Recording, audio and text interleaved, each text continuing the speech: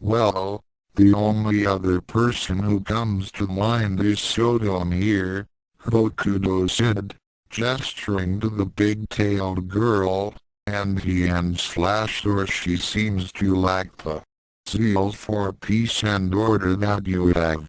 Then the student council president tilted his head to the side. Also, it might set a bad precedent to hand the position to the person who barged in through the front door and simply beat the current committee comatose.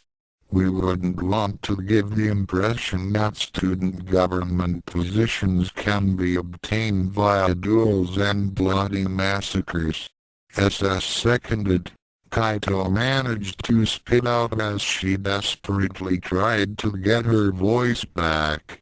This situation was already a dozen kinds of bad, but at present she could at least agree that it would be best not to put Ranma in a position of such authority. Then I'll know it is, Hokuto said brightly, finally letting go of said student's hand. Congratulations. I look forward to working with you toward making our campus the best it can be. Tsukune didn't respond, but rather stood perfectly still as he stared into space, a small wisp of white smoke leaking from the corner of his mouth. Look at that. He's so excited that he's speechless, Hokuto said. Looking skeptically at her roommate and noting his obvious unease, Ranma walked over and poked Tsukune in the side. Thud. The younger human promptly fell over onto the ground, apparently comatose. Look at that. He's so excited that he's unconscious, Hokuto said. Ranma shrugged and turned toward the student council president. Can I be vice captain? Sure. End chapter 11. Big human on campus. Extra. So much snow. Mizore mumbled happily to herself as she walked through the knee-high snowdrifts, marveling at the long stalactites that decorated the otherwise barren trees. The snow woman very nearly had a spring in her step as she navigated the remains of the sudden blizzard that had apparently engulfed about half a square mile of forest on the edge of Youkai Academy's administrator buildings. She didn't know the cause of the sudden snowstorm, although it was very obviously magical in nature. Snow that was created by magic simply seemed different from that which rained down naturally from the sky. It was harder, and the flake structures more chaotic and unnaturally similar to each other, like some semi-omnipotent force was trying to construct a perfect snowflake but just couldn't get it right. Well, those were her observations, anyway. Mizore doubted that most people spent so much time looking at or thinking about snow. The forest was calm now, with no more snowfall at all, but the usually gloomy, overcast weather that surrounded Youkai Academy wasn't in any hurry to melt down the storm's leftovers. Mizore figured that there would be at least several inches of snow on the ground for at least 2 days. Pushing through another snowdrift, Mizore suddenly stubbed her foot on something, and she promptly fell forward onto the ground. She stayed like that for several seconds, sighing in pleasure at the freezing cold that cradled her body and wrapped around her like a blanket. Eventually she managed to push herself up, and calmly looked behind her to see what she had tripped on. Mizore cocked her head to the side. It was a man. A man in an enforcer's jacket. A man in an enforcer's jacket with long, platinum blonde hair and pristine white gloves. She couldn't see his face because he was currently face down in the snow, and it looked like he had been lying there for some time. Ms. Orr frowned as she rolled the sucker in her mouth from one cheek to the other. A lot of people had problems with sleeping in the snow, because apparently their bodies stopped working or something if they lost too much heat. She'd never really thought too hard about it.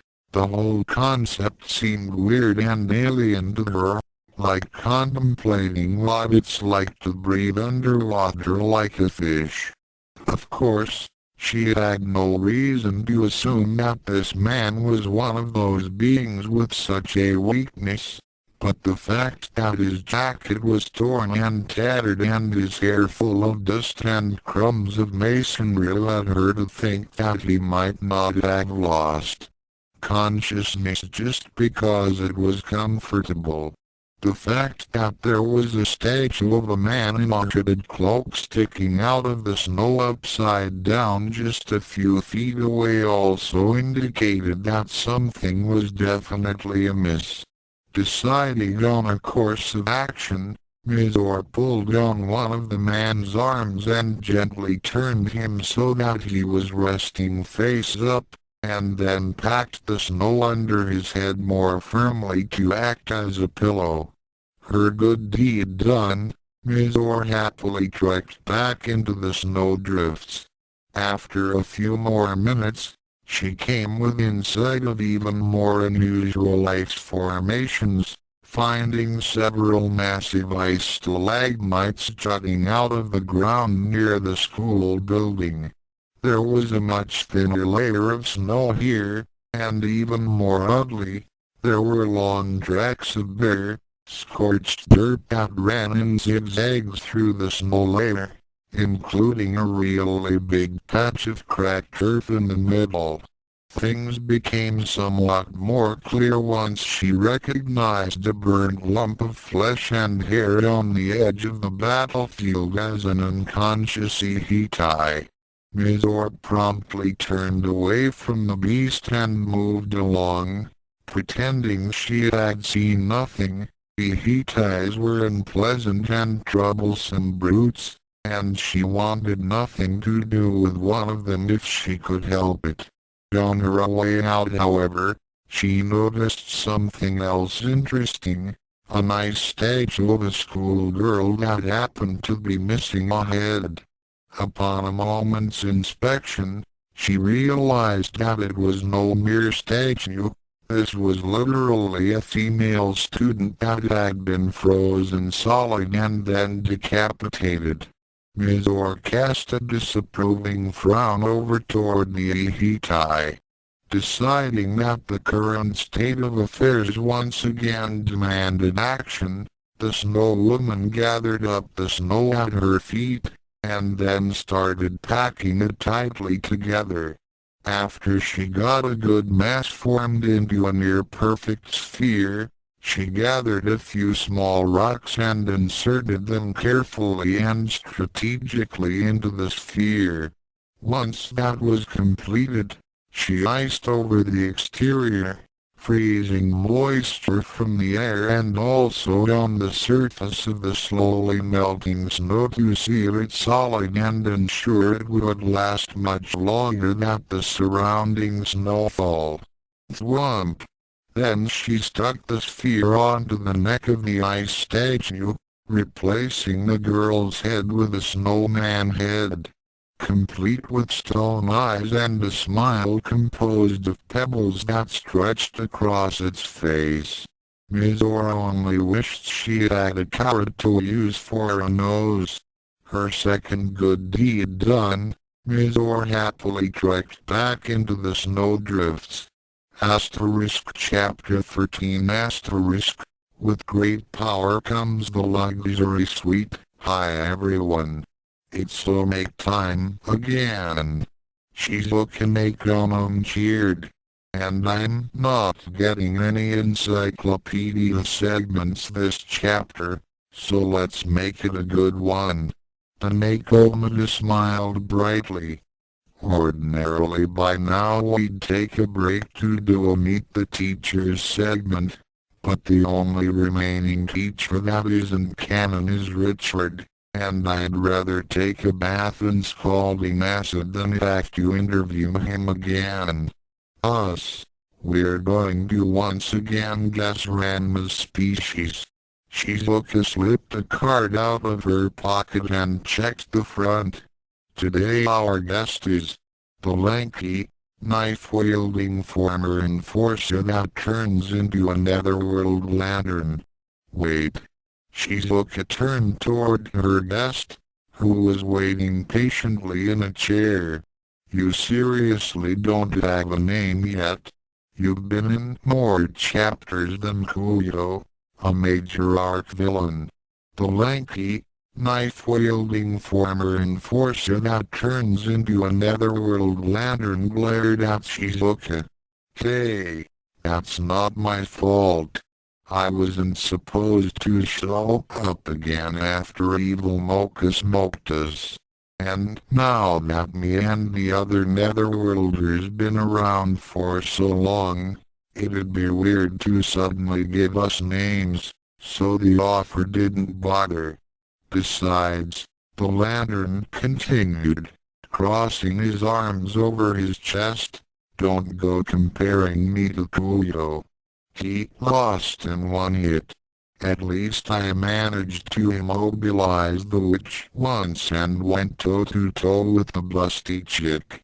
I did way better than him.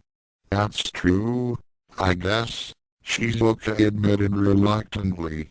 I'd rather have to deal with a nameless loser than a huge disappointment. And where do you get off lecturing me for one of the writer's decisions? The lanky netherworlder continued angrily. You think it's fun being constantly demeaned and smacked around for comedy relief? Professor Richard seems to enjoy it, Shizuka mumbled. Warlocks are undead wizards. The lantern shouted shrilly. They don't feel pain. I had to have gourd surgery after that winged slut slashed me across the face. Gourd surgery. I'm pretty sure that wasn't even a real procedure until Miss Madaraki figured out how to fill up the gouges in my face. Shizuka's tail swished irritably from side to side as the tufts of hair on her head twitched. Are you going to guess Sodom Ranma's species, or what? The lantern started to come down, and once again crossed his arms over his chest. Well, my first thought is Magian. Pika, Magian. Got it. Great, Shizuka said as she turned away. Is he a Magian? Nope. Now let's get on with it. Black Dragon Productions proudly presents a Ranma and Rosario plus vampire crossover disclaimer. Apparently if you read this story from beginning to end all night without sleep, given for a certain level of delusional, exhausted stupor, it'll play in your head as an online. Try it. Key, writing/emphasis. Sounds, thoughts, speech, comments that you can freely ignore. Inner Mocha Big Human on Campus Chapter 12. With great power comes the luxury suite. Me, Captain of the Enforcers. There's no way, Tsukune said, shaking his head emphatically. Oh, why not? Hokuto asked from where he lounged in a throne high above Tsukune's head. Didn't you want to reform the campus? Didn't you want to make the school safe? I wanted to help, sure, but Tsukune's protest was cut off as a feminine snort came from behind him. Kaito was seated behind a table behind where the human was standing, and Tsukune noticed that the layout of the room resembled a court of law, with Hokuto in the judge's chair. Tsukune noted with considerable annoyance that Kaito was seated in what would usually be the prosecutor's table. "So you think you can upend our school's institutions, destroy our leadership and then just walk away while someone else cleans up the mess? Disgusting." "That's not what I'm saying," Tsukune protested. "I'd be happy to help. I'd even join the protection committee. But lead it? That's ridiculous." At the defendant's desk, Ranma was lounging around in girl form while wearing a daring mini-skirted suit. "Don't worry so much about it, man. I've got your back." Tsukune turned around toward Ranma, looking even more distressed. "Ranma, you don't understand. Keeping Youkai Academy in order isn't as simple as just beating up bad guys. And even if it was, how can we police the whole school with you as the only one strong enough to stop an offender?" Ranma blinked owlishly. "Oh, I guess I hadn't thought of all that. But you did, hey no," Hokuto said brightly, clapping his hands together. "See? You do have what it takes to be a leader." "Objection!" Kaito suddenly snarled, standing up. "Why am I here as the representative of the old enforcers anyway? Shouldn't it be Kuyo?" "Overruled!" Hokuto shouted. After being beaten by Sodom before he was even formally introduced, this court rules that Kuyo can't expect to be taken seriously anymore. As Kaito cursed, Tsukune tried to organize his thoughts. "There has to be someone better. I can't lead the police squad. I have no power, no talent, and yet this powerless and talentless young man organized a resistance movement that overthrew the enforcers," Hokuto said, steepling his fingers. "Sure, others did the heavy lifting, but Sodom didn't know or care about the state of justice in the school. You are the cause of all this. You must take responsibility. Take responsibility. Take responsibility," shouted the spectators that had so far managed to go completely unnoticed until now. "Hey, Pris," Ranma said suddenly as she straightened up, "I've got an objection, too. Why am I a girl right now?" Hokuto shrugged as he plonked the gavel at Tsukune. "Overruled. It's his dream sequence, after all." The redhead narrowed her eyes at Tsukune. "What the hell, man? Hey, don't judge me." Tsukune snapped back. "I'm under a lot of stress right now." Bang! Bang! "Order! Order!" Hokuto demanded as he slammed his gavel down repeatedly. "It's time to wake up." "Gah!" Tsukune groaned weakly as his eyes fluttered open, feeling a weariness in his body and mind as the contents of his dream lingered fresh in his mind. Such was his exhaustion that the fact that he was once again staring into the eye-riddled, poison-fanged face of a spider as big as his head didn't even register immediately, and when it did he felt only disappointment rather than shock. "Ranma, I thought you got all the spiders to keep to the corner of the room," Tsukune mumbled, hoping that the older boy was up already. Ranma, who was getting pressed next to his own bed, spared his roommate a glance. "He's just bringing you your shoes. Relax." Tsukune shifted slightly even if he was used to the spiders. He didn't want to risk startling them and was quite surprised to see that his shoes had been tangled up by webbing and were being dragged behind the housebroken arachnid by a thread.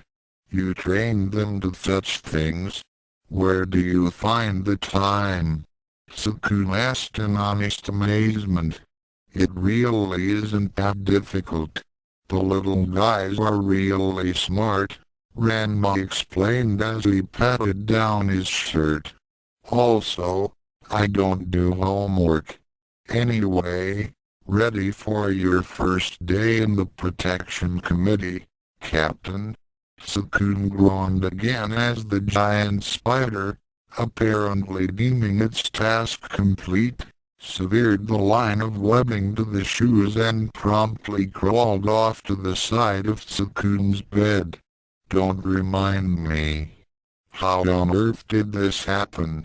the younger boy grumbled as he checked his shoes over and started to untangle them. "I wasn't expecting anything like this." Ranma picked up a slip of cloth from his dresser. It was white, and boasted the kanji for enforcement, followed by the symbols marking him as a vice captain. "Well, if you really don't want to do it, why don't you refuse? I mean, can the priest really make you take up as captain if you don't want to?" "Believe me, I thought of that," Tsukune admitted with a sigh. "But I don't really think I could do that. After going as far as I did, and putting you and the girls and the entire fight club in danger, I couldn't just refuse to take responsibility for the upheaval. I just wish I could do so in a less visible way." Ranma smirked. "Well, that's a good attitude, at least. Here." Tsukune cupped his hands in front of him and caught the slip of cloth Ranma had thrown, noting that it was just like Ranma's save for the red print and the absence of a vice symbol. "So how do we start?" Ranma asked, shutting his hands in his pockets. "Oh, and how do I get one of those neat black jackets?" Tsukune finally got out of bed and started dressing. "Well, first we need to fill out the committee so we can dismiss all the current enforcers and take over their jobs as soon as possible." Ranma raised an eyebrow. "But isn't one of your main complaints that they never do their jobs?" "Well, at least that'll make it easier," Tsukune grumbled. "But we still need as many recruits as soon as possible, don't it?" Ranma said, flashing his roommate a thumbs up as he headed toward the door. "See you later." "Wait, really?" Tsukune asked as he finished dressing himself. "Are you sure you can do it?" It seemed to Tsukune that appealing to people to help out the school while at the same time explicitly denying themselves the privileges and perks that used to be associated with such authority would be precisely the task that Ranma was least sweet for. "No problem, man. Leave it to me," the big-tailed boy said as he opened the door. Ranma was reasonably surprised to see Hokuto Kenshiro standing in the hall outside, himself looking ready to knock on their door. "Ah, Shodan. Payono. Good morning," Hokuto said, bowing deeply while holding a thick folder close to his chest. "You're wearing the appropriate armbands, I see. It's so good to see you jumping right into your duties in the protection committee." Yeah, about that, Ranma said as he scratched his chin. I've actually got a question for you, Chris. Got a minute? You to go ahead, mumbled Tsukune as he walked into the bathroom. I'm going to wash up first. Tsukune brooded silently as he washed his face, thinking about the sudden appearance of the student council president in his dorm room. Isn't he being a little too enthusiastic about all this, dumping these responsibilities in my lap and now showing up at my room to make sure I get right to it? We've barely had time for the dust to settle, and he just met me yesterday, but appointed me without a second thought. What's with this guy? Tsukune glowered at his reflection for several seconds before he suddenly slapped his cheeks repeatedly. Stupid. What am I thinking? Why the heck did you do all this in the first place? He sighed as he started to dry his face. Of course he'd be excited. The student council has probably always been under the thumb of the protection committee, so he's probably desperate to have anyone else in power, even if he can't trust them yet. Who knows how long he's been waiting for a chance like this. His gaze hardened as he kept staring into the mirror, and Tsukune held up a fist. Maybe I've been taking this the wrong way. Isn't this a great opportunity? He asked himself. If someone other than me or Ranma were appointed, there's every chance that they wouldn't change a thing. Maybe I could use this chance to really turn the school around.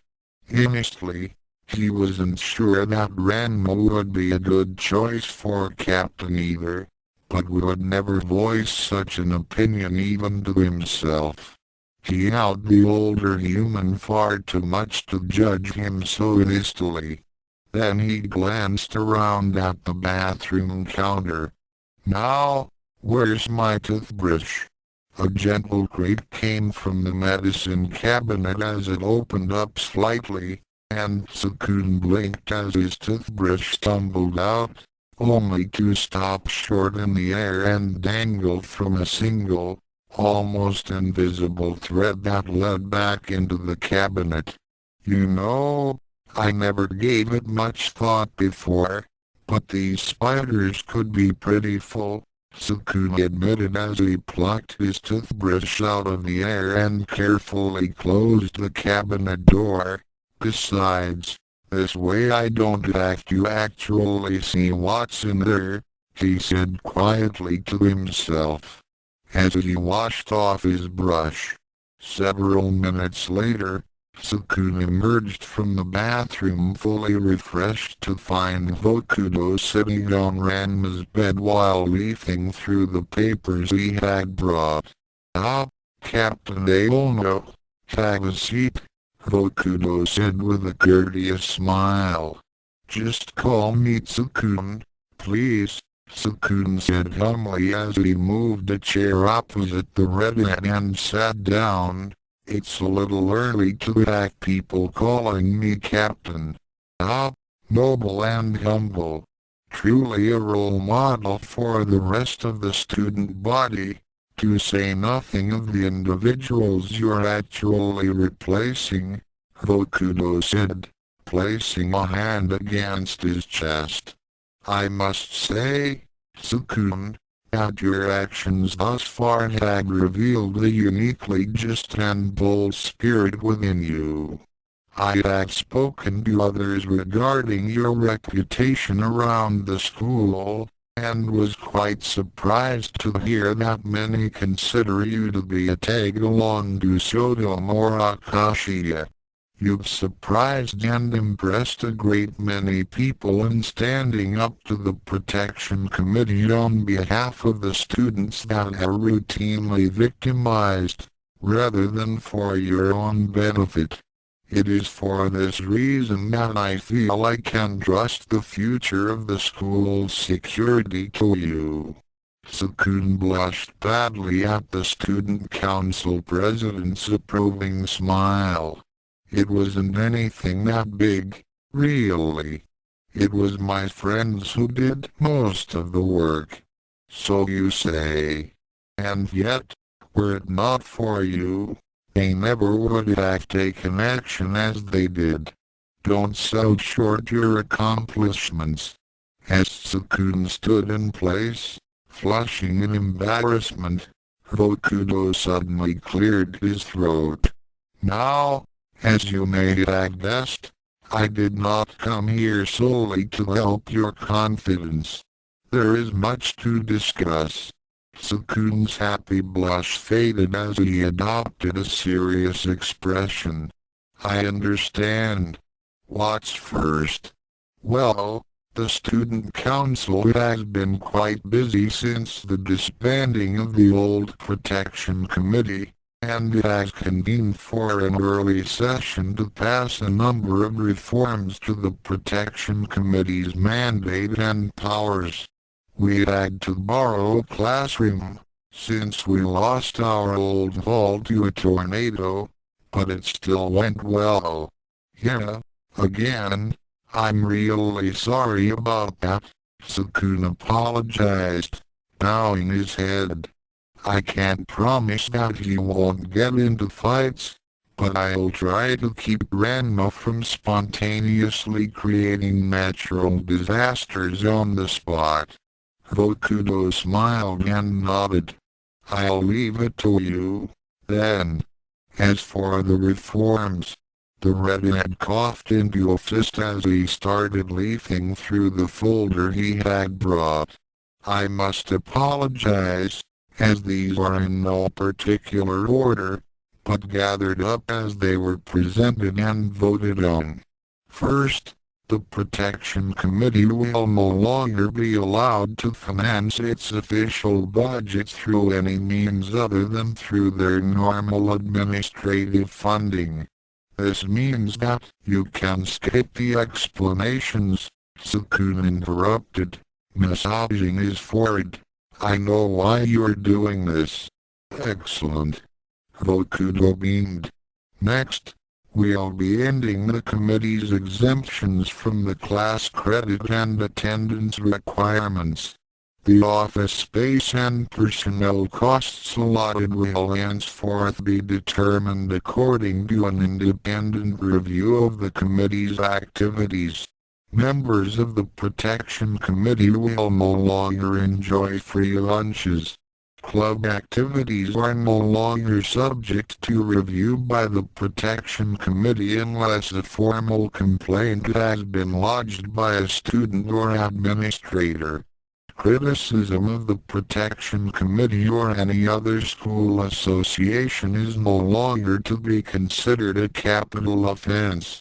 Tsukune waited patiently as Hokuto continued rattling off decrees that ranged from the cheap and petty to those that would have stunned Tsukune were he any less jaded to the old enforcer's corruption and abuse.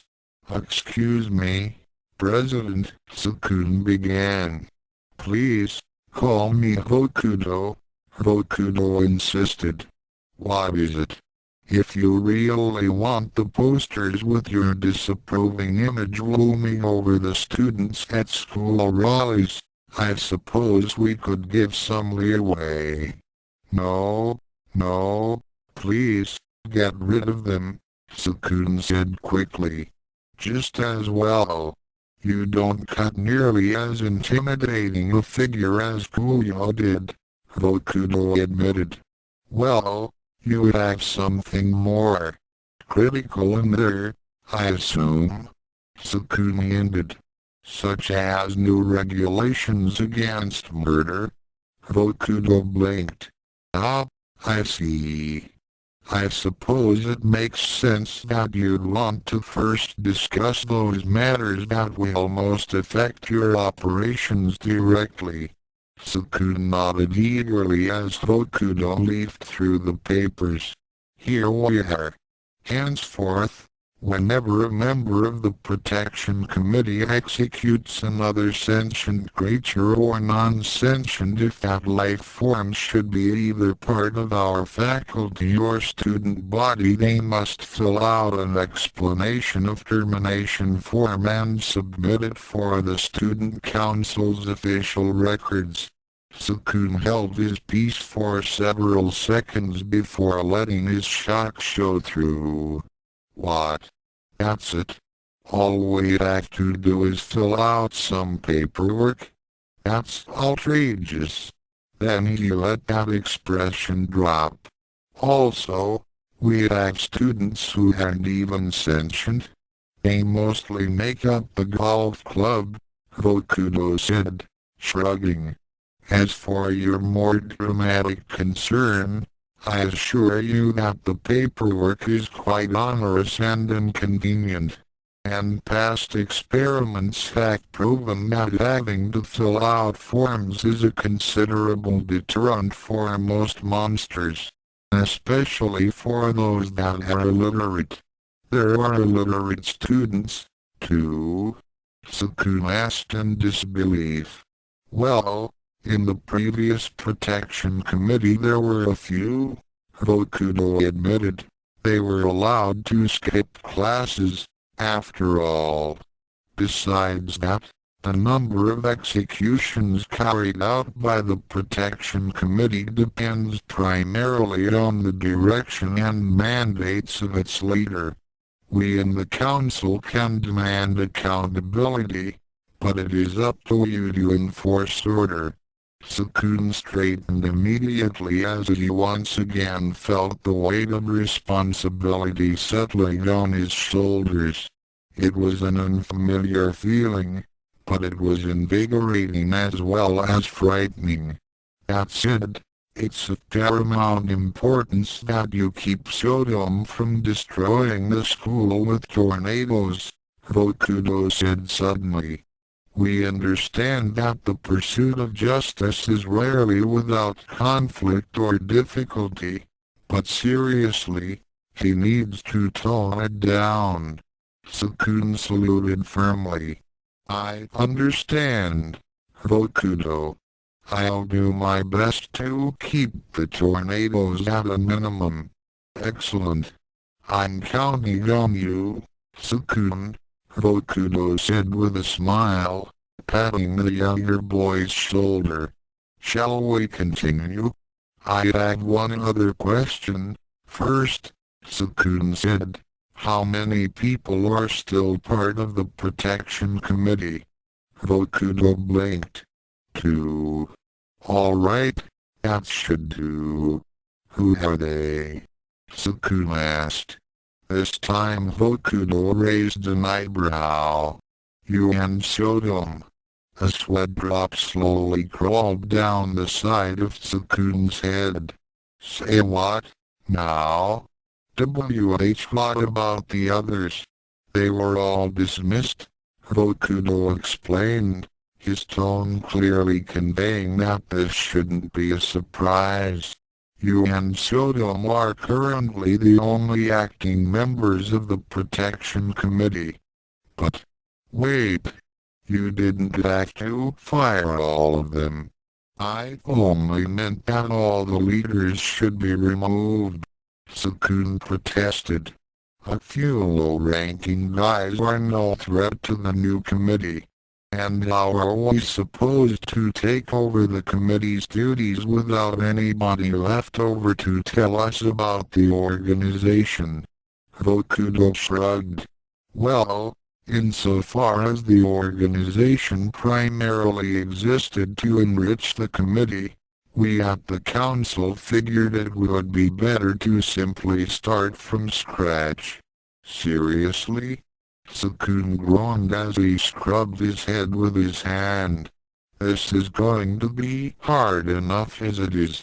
Well, it's not like most of them are in any condition to help. Most of the dismissal notices are being distributed in the nurse's office, the redhead reasoned. Tsukune paused mid-groan. Wait. Most of them? Ranma and the girls only beat Volos, Kuyo, Jin, and that white flying dog thing. And maybe Kaito might need some medical attention, but that can't amount to even half the old enforcers. Even Haruos should be okay by now.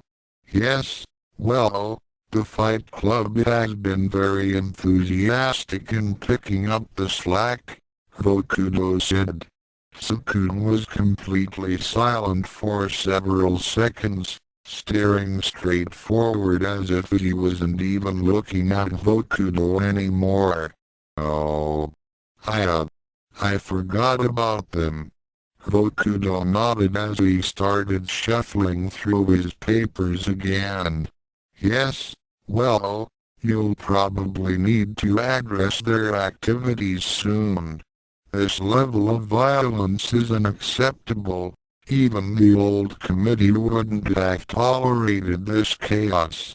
They've even been harassing the members of the student council, loitering around our offices and telling us to call for help if we want to get rid of them. Hokuto sighed as he flipped through his papers, not noticing how sweat started to drip down Tsukune's disturbingly pale face. But anyway, there will be time for that later. Let's talk about which buildings and vehicles you can and cannot commandeer. So now we're going to build a new protection committee to take on the duties of protecting the school, Ranma said as he stood behind a teacher's podium, gesturing grandly with one arm like he had seen in a movie once. And to do that we need new people. Together we'll hammer this place into shape and protect the students from the different dangers they face at Youkai Academy, from bullies to psychotic murderers to giant spiders. Yukari promptly raised her hand. Does that include the giant spider on your shoulder? No. Ranma replied immediately, idly petting the aforementioned arachnid with his non-gesturing hand. I'm talking about the giant DR spiders that might eat something bigger than a house cat. As Yukari resigned herself to the continuing presence of Ranma's large, hairy pets, Mocha raised her hand. Yes? You have a question too? Ranma asked as he plunged to the vampiress. I do, Mocha said, sporting an unusual expression of annoyance. You said new people, didn't you? So what is this? It was quite obvious what she meant. The only occupants in the classroom that Ranma was using for his recruitment, besides the martial artist himself, were Mocha, Kurumu, and Yukari. Even if we wanted to join the enforcers, do you really think the three of us could help you protect the school? The vampiress asked. It's not just three of you, Ranma pointed out. Mizora's eyeing us from inside the broom locker. The three girls glanced towards said locker, watching mutely as a sweat drop rolled down the side of it. Kurumu was the first to dismiss the stalker and voice a new question. I've got lots of questions and concerns about all this, but I suppose first I'd have to ask, if you only gathered us here, why are you giving this big speech rather than just asking us? Mostly for practice, Ranma admitted bluntly. I'm not much of a speech person, so I thought I'd try it out on you guys first before I'd have to try and convince someone for real. Okay, well, then that brings us to my next concern, Kurumu grumbled. Enforcers? Us? Are you serious? Ranma blinked, not having expected any resistance from the succubus. Why not? Tsukune's the chief.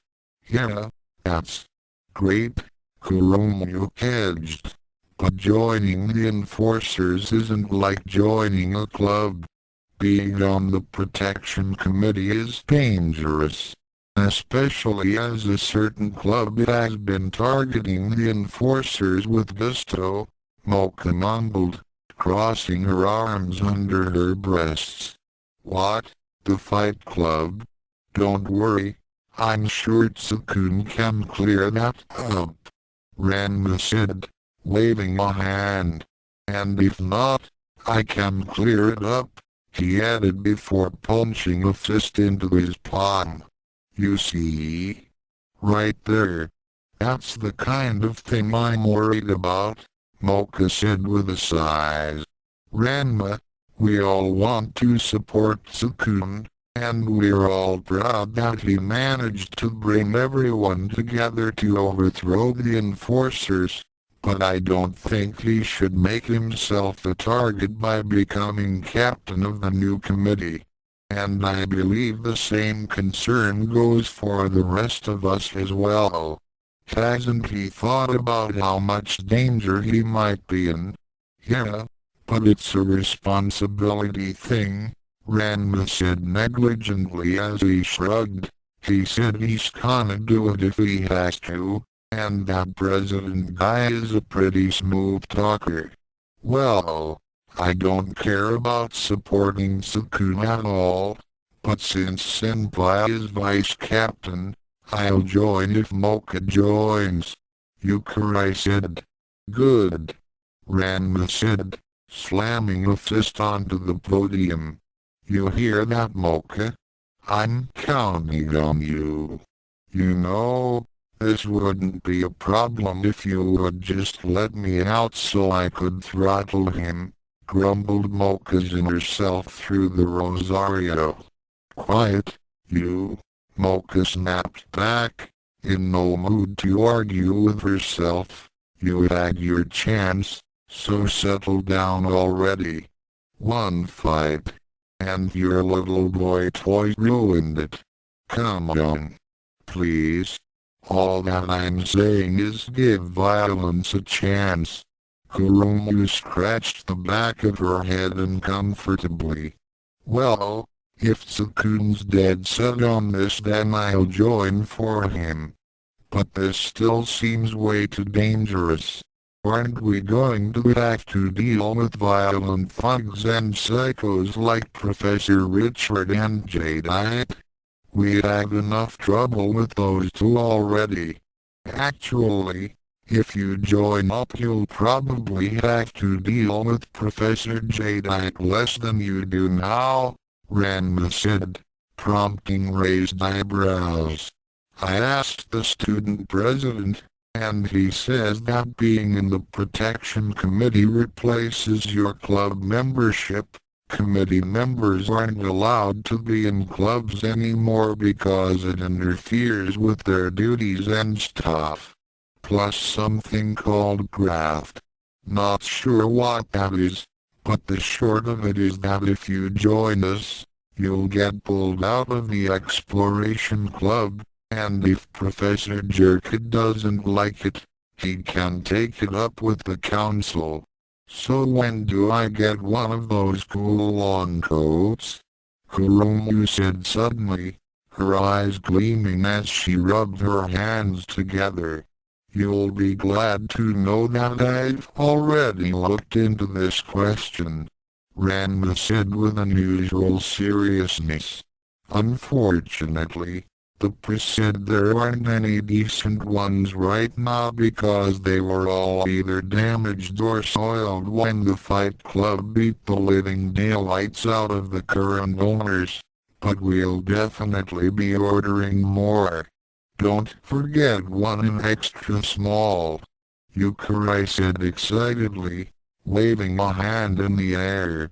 Now that I think about it, protecting the innocent students of this school is definitely worth more risk than helping Professor Jadeite capture magic weapons, Mocha said suddenly, only looking slightly embarrassed about the quick change in attitude, and I'd hate for Tsukune to have to bear so much of the burden on his own.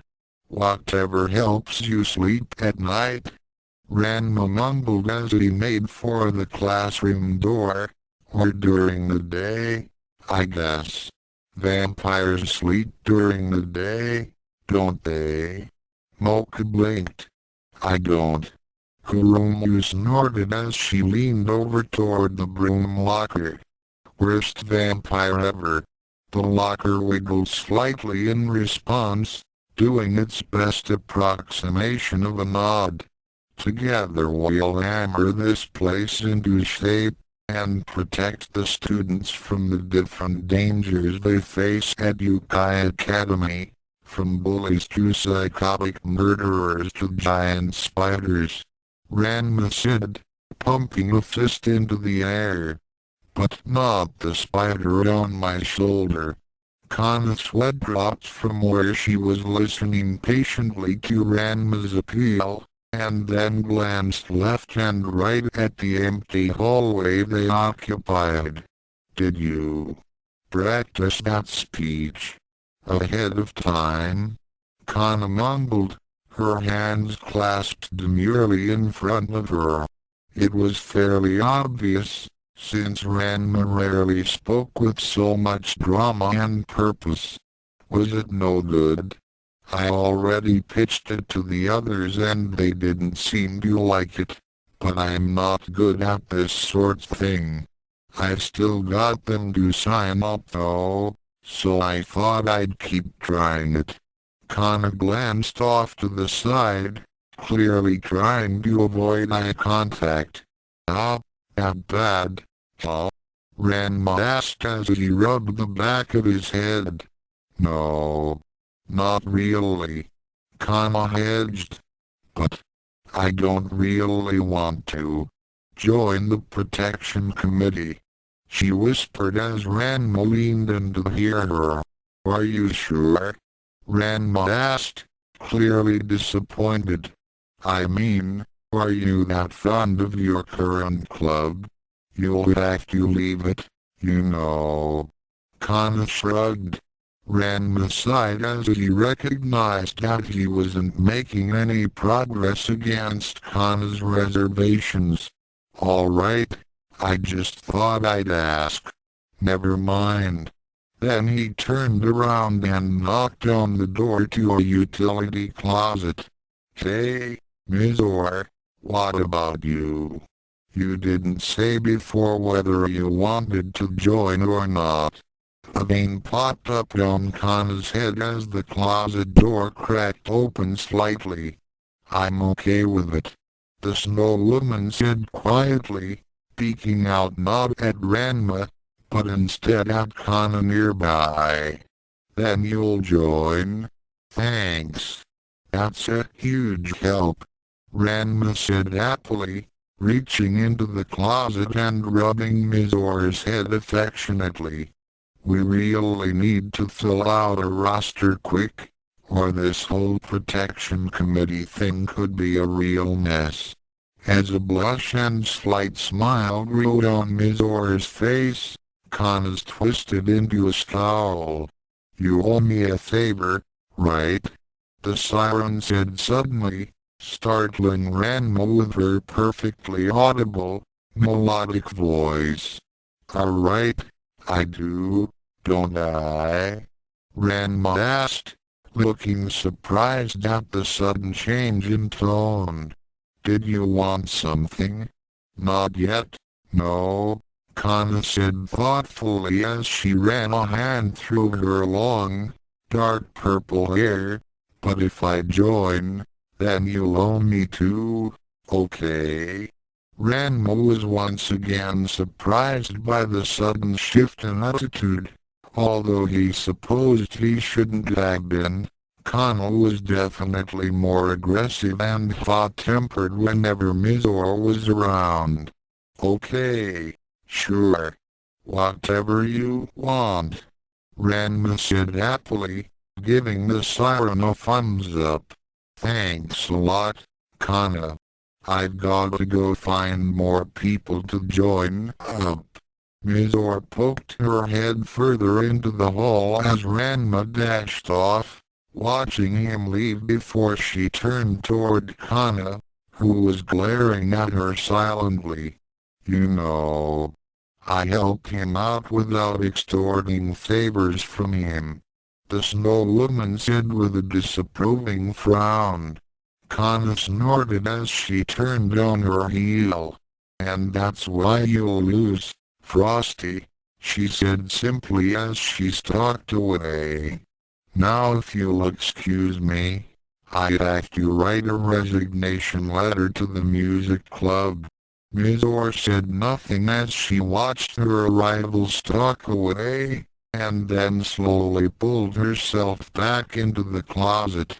Together we'll hammer this place into shape, and protect the students from the different dangers they face at Youkai Academy, from bullies to psychotic murderers to giant spiders. Ranma said, pumping a fist into the air. Chopper Raichi raised an eyebrow as he plumped to Ranma's shoulder. No, not this one. The kind that eats people, Ranma added with far less enthusiasm. Why does everybody think my spiders need to be stopped? Well, they are kinged all over the place. And I heard that some people have lost pets and familiars and such. The rest are reasoned, shrugging. But you mean that huge spider that jumped the enforcer dude a while back, right? I've kinda been wondering where it got off to. Might be interesting to take it down. Exactly. We need to stop the boss spider before it goes and hurts someone who doesn't deserve it. Ranma said, crossing his arms in front of his chest. So join up with the protection committee, and you'll get to fight it. Chopper rubbed his massive chin for a few seconds. So, what's stopping me from just finding Boss Spider and squashing it on my own? Absolutely nothing. Ranma said with largely unnecessary energy and passion. Chopper frowned. So why should I join up with a group and follow your orders? Ranma was silent for a few seconds. Well, you'll get to fight a lot of enemies, not just Boss Spider. And what'll stop me from doing that on my own? Chopper asked, crossing his thickly muscled arms over his chest. The Protection Committee, of course.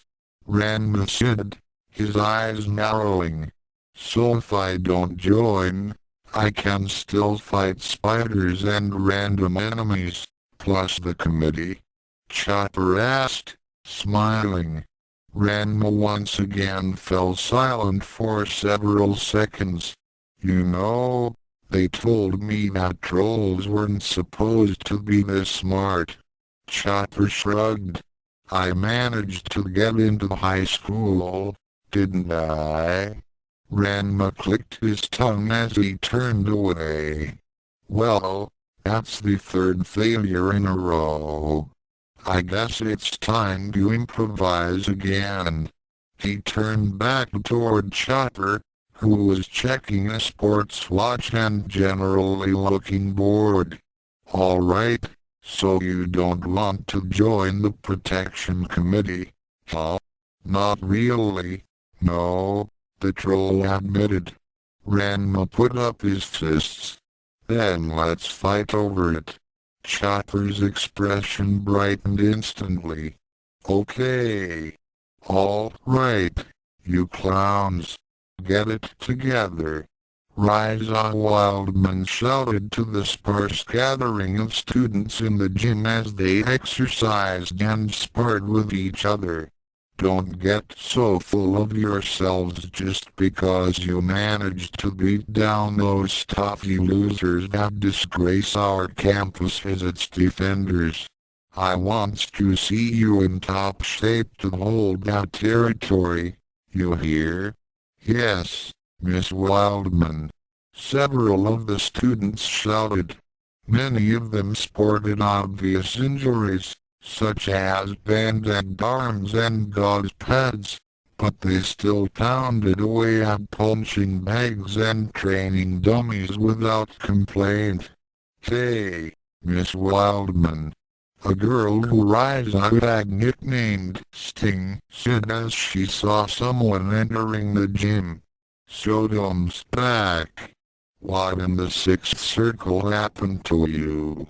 Kuma asked as Ranma approached him with an obvious limp and a large bruise on his cheek. Just doing a little recruiting for the new protection committee, Ranma said, brushing at his cheek as if it was nothing. I just became its vice captain, and now Tsukune's the captain. This took Kuma by surprise, and he wasn't the only one. Whoa, human, you serious? You're one of the stuffy losers that disgrace our campus as its defenders?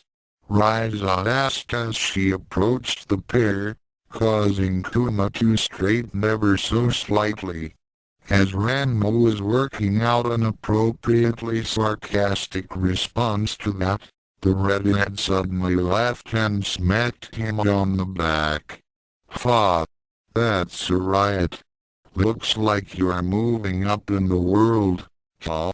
Ranma staggered a bit from the friendly gesture, silently marveling at Ryza's fantastic strength and the way it seemed to rattle all the spinal damage Chopper had managed to inflict before the troll had been sent to the nurse's office with his arms swinging limply from his shoulders again.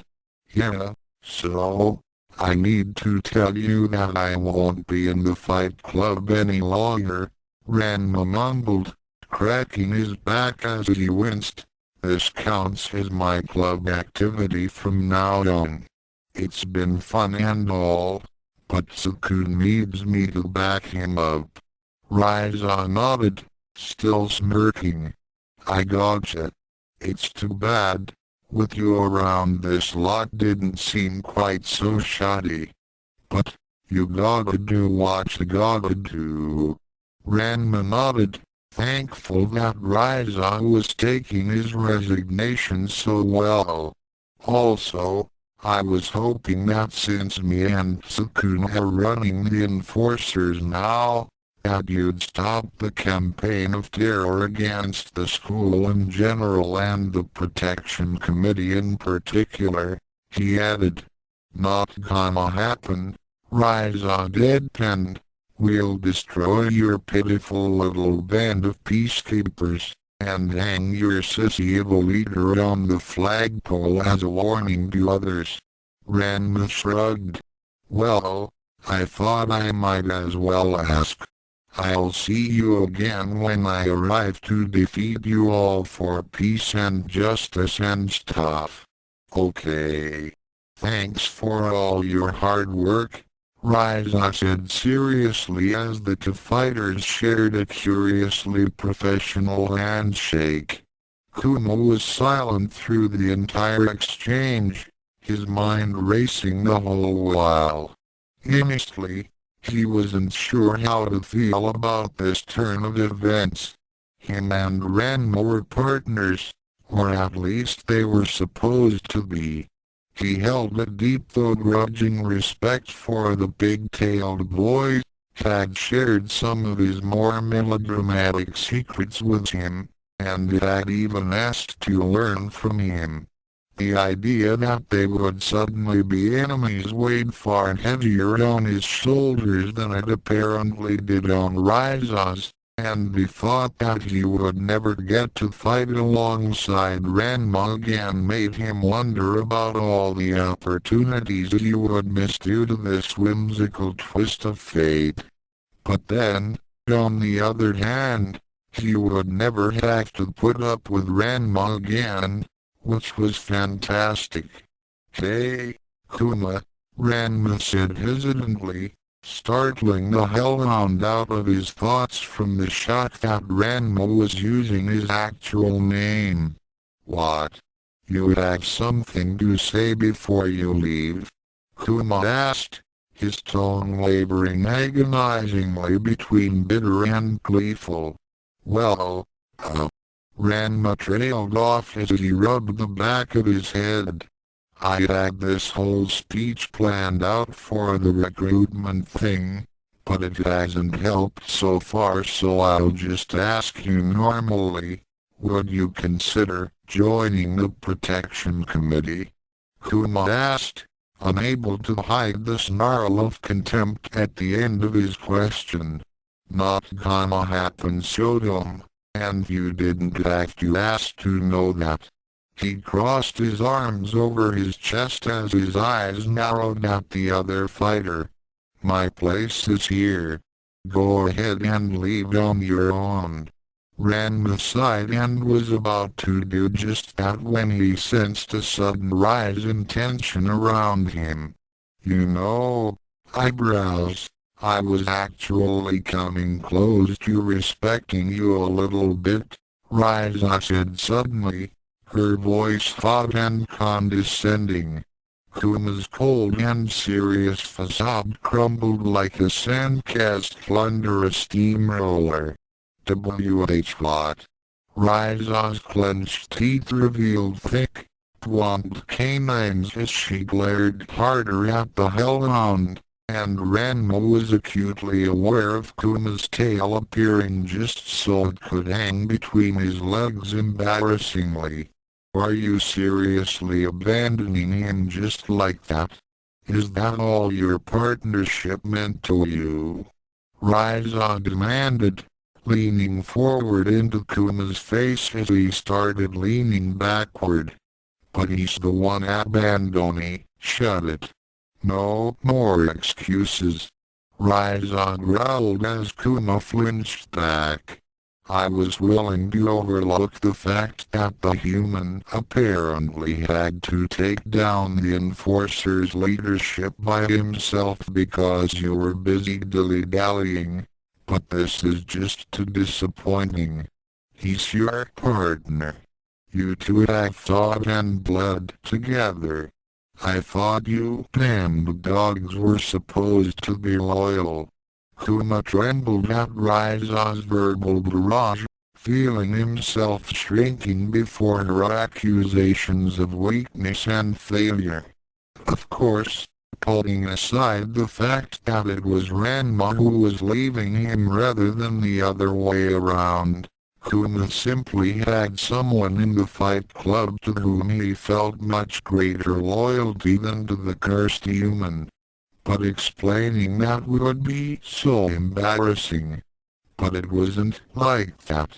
I was busy fighting off a high-level enforcer too. He was really tough to beat. Kuma tried desperately, trying to at least throw off any accusation of being ineffectual. That's true, Ranma confirmed, raising his hand. If not for him, Kurumu and the others would be crushed ice now.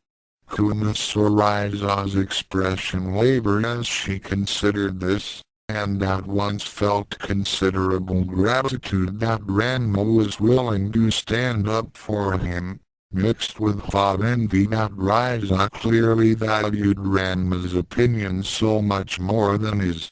Yeah, I crushed that damn Hitai, Kuma said, standing up straight as he gripped his hand into a fist, and damn near opened up a new volcano in the forest doing it.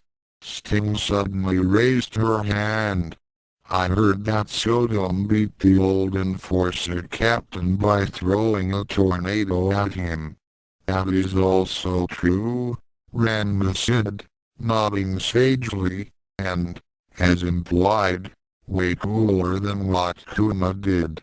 Say, Riza clicked her tongue as she shook her head sadly. Human, take care of the idiot, will you? I know he may not be worth much in a scrap, but you'll need all the help you can get when we arrive at your doorstep to beat you down. And maybe under your wing he'll actually improve a little. Kuma started to whimper pitifully. Well, I was kinda hoping he'd actually join us of his own free will and everything, but since you're pretty much handing him to me. Ranma clapped a hand on the hellhound's shoulder. Welcome to the Protection Committee, buddy. How did things turn out like this? Kuma asked, his voice a choked whisper as Ranma started to drag him away. Apparently it's because I'm awesome, Ranma said, shrugging his shoulders as if it were meaningless. Come on, let's go meet up with Tsukune. Tsukune. I'm back. Ranma called as he entered their shared dorm room, still dragging along Kuma by the back of his shirt. I got those recruits you wanted. Tsukune looked up from where he was looking over some papers, being flanked by Kurumu, who was trying to feed him cookies, and Mocha, who looked like she was trying, against great temptation, not to bite into Tsukune's neck. Youkai was in the room as well, lying on Ranma's bed while flipping through a large book titled, How to Summon Friends and Dominate People. Senpai. Did you find? Youkai trailed off as she quickly rearranged her immediate questions by order of urgency. Why is Kamaroshi crying? I think one of his dreams just died, Ranma said without actually explaining anything as he propped the hellhound up in a chair. You mean the dream of beating you and becoming champion of the Fight Club? Kurumu asked as she tried to push Mocha away from Tsukune's neck. Atu, the big-tailed boy mumbled. He'll get over it. The important thing is that he's now a member of the Protection Committee. Youkai smirked. That'll teach the dumb pup to have a life that doesn't revolve around Senpai, she said under her breath. Well, every member helps, Tsukune said as he wearily pushed away the stack of papers he had been given by Hokuto. We should draw up some posters to advertise for more recruits too. He seemed largely oblivious to the scuffle going on behind him as Kurumu practically wrestled Mocha to the floor to keep the vampiress from touching him. Good idea. Where do we get paper and stuff? Ranma asked. They probably have everything we need in the Protection Committee's main offices, Youkai volunteered, and we should head over there to check them out and make sure they're secure anyway. Plus I want to claim my room early. Youkai. Tsukune muttered with a sweat drop on his head. We're not in this for the power and the perks, remember? If we're going to form a new Protection Committee, we're going to do it right and make this school a safe and productive establishment.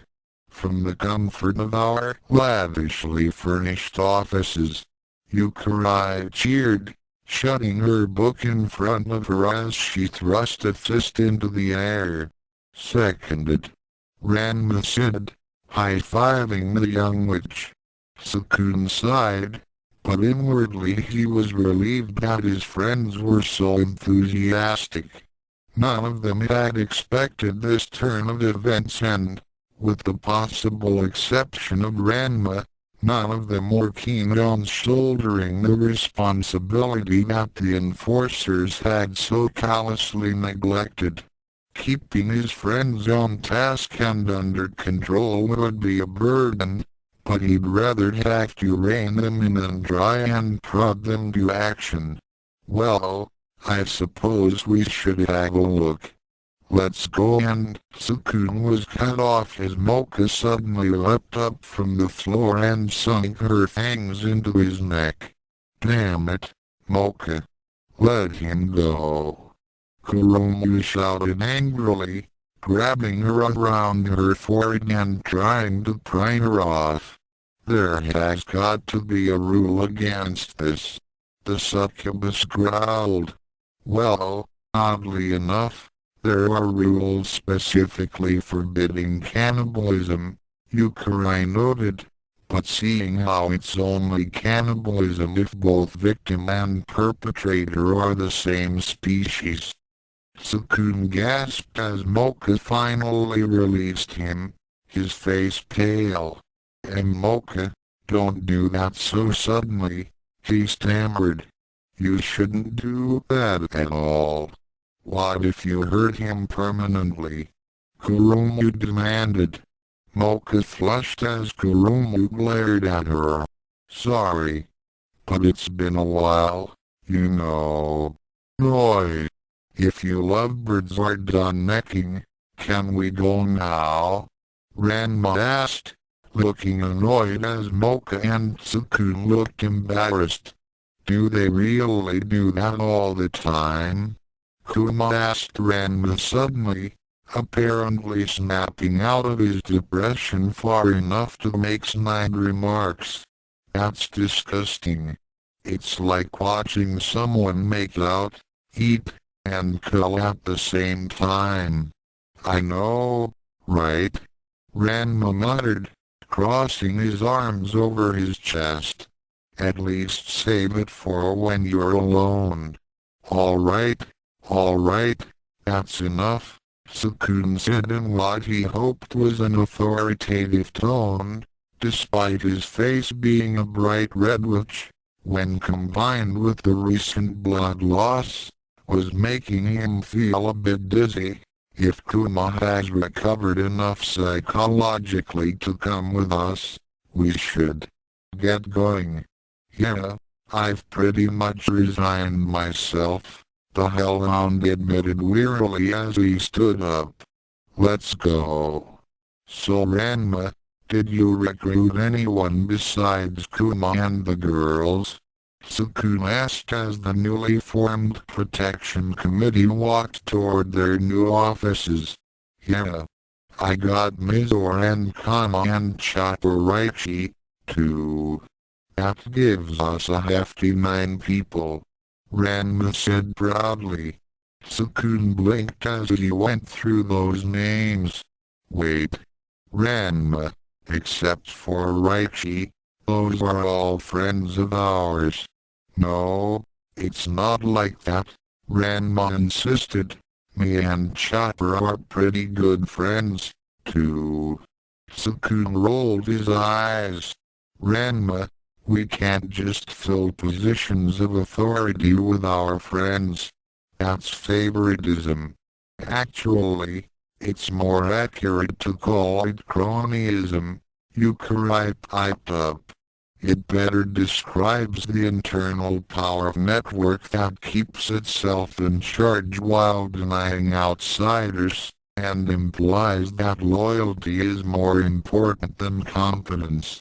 Ranma mulled that over for a moment. So what's your point? No point.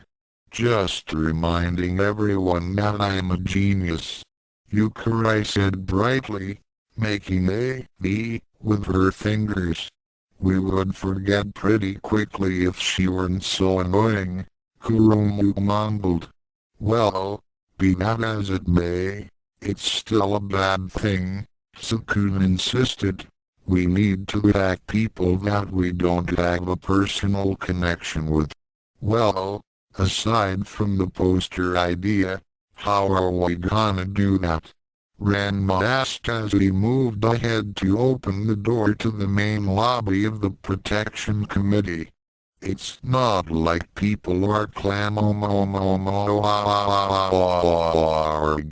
Everyone present was shocked to hear such a wail of terror come from Ranma's mouth, and each one of them froze in place behind the gibbering martial artist as they tried to imagine what kind of deadly horror had infiltrated their new office ahead of them. Tsukune was the first to remember that Ranma only seemed scared or wary of people and things that didn't frighten anybody else, and bravely ducked under the older boy's arm to see what was in the room. G-Y-H W-H H-Y-H Ranma continued screaming as he remained rooted in place, blocking everyone else's view of the lobby. It didn't escape their attention, though, that Tsukune hadn't joined him. "Ranma, calm down, please," the younger boy said suddenly. Ranma promptly did so, gasping painfully for breath as his eyes remained locked on something in the lobby. As Tsukune had expected, it was nothing that would have frightened anybody else, though he recognized that this didn't necessarily make it safe. But still, why all the fuss about some cute elven girl? She was short, only about half a head taller than Youkai, with chocolate brown skin and long, sharply pointed ears. Despite her height, she had a good bust and hip line, though Kurumu certainly wasn't impressed once she and the others finally shouldered their way past Ranma to see what all the fuss was about. The elf, for her part, simply remained silent throughout the debacle with a bemused expression on her face, obviously waiting for the moment of panic and confusion to pass so that they could start with the obvious questions. Tsukune didn't disappoint. "I'm really sorry about that.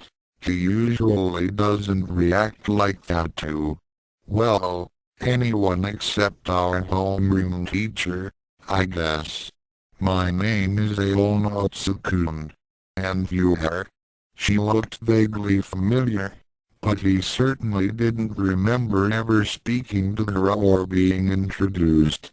The girl's lip twitched into something approaching a smile, though she was obviously still put off by Ranma's reaction.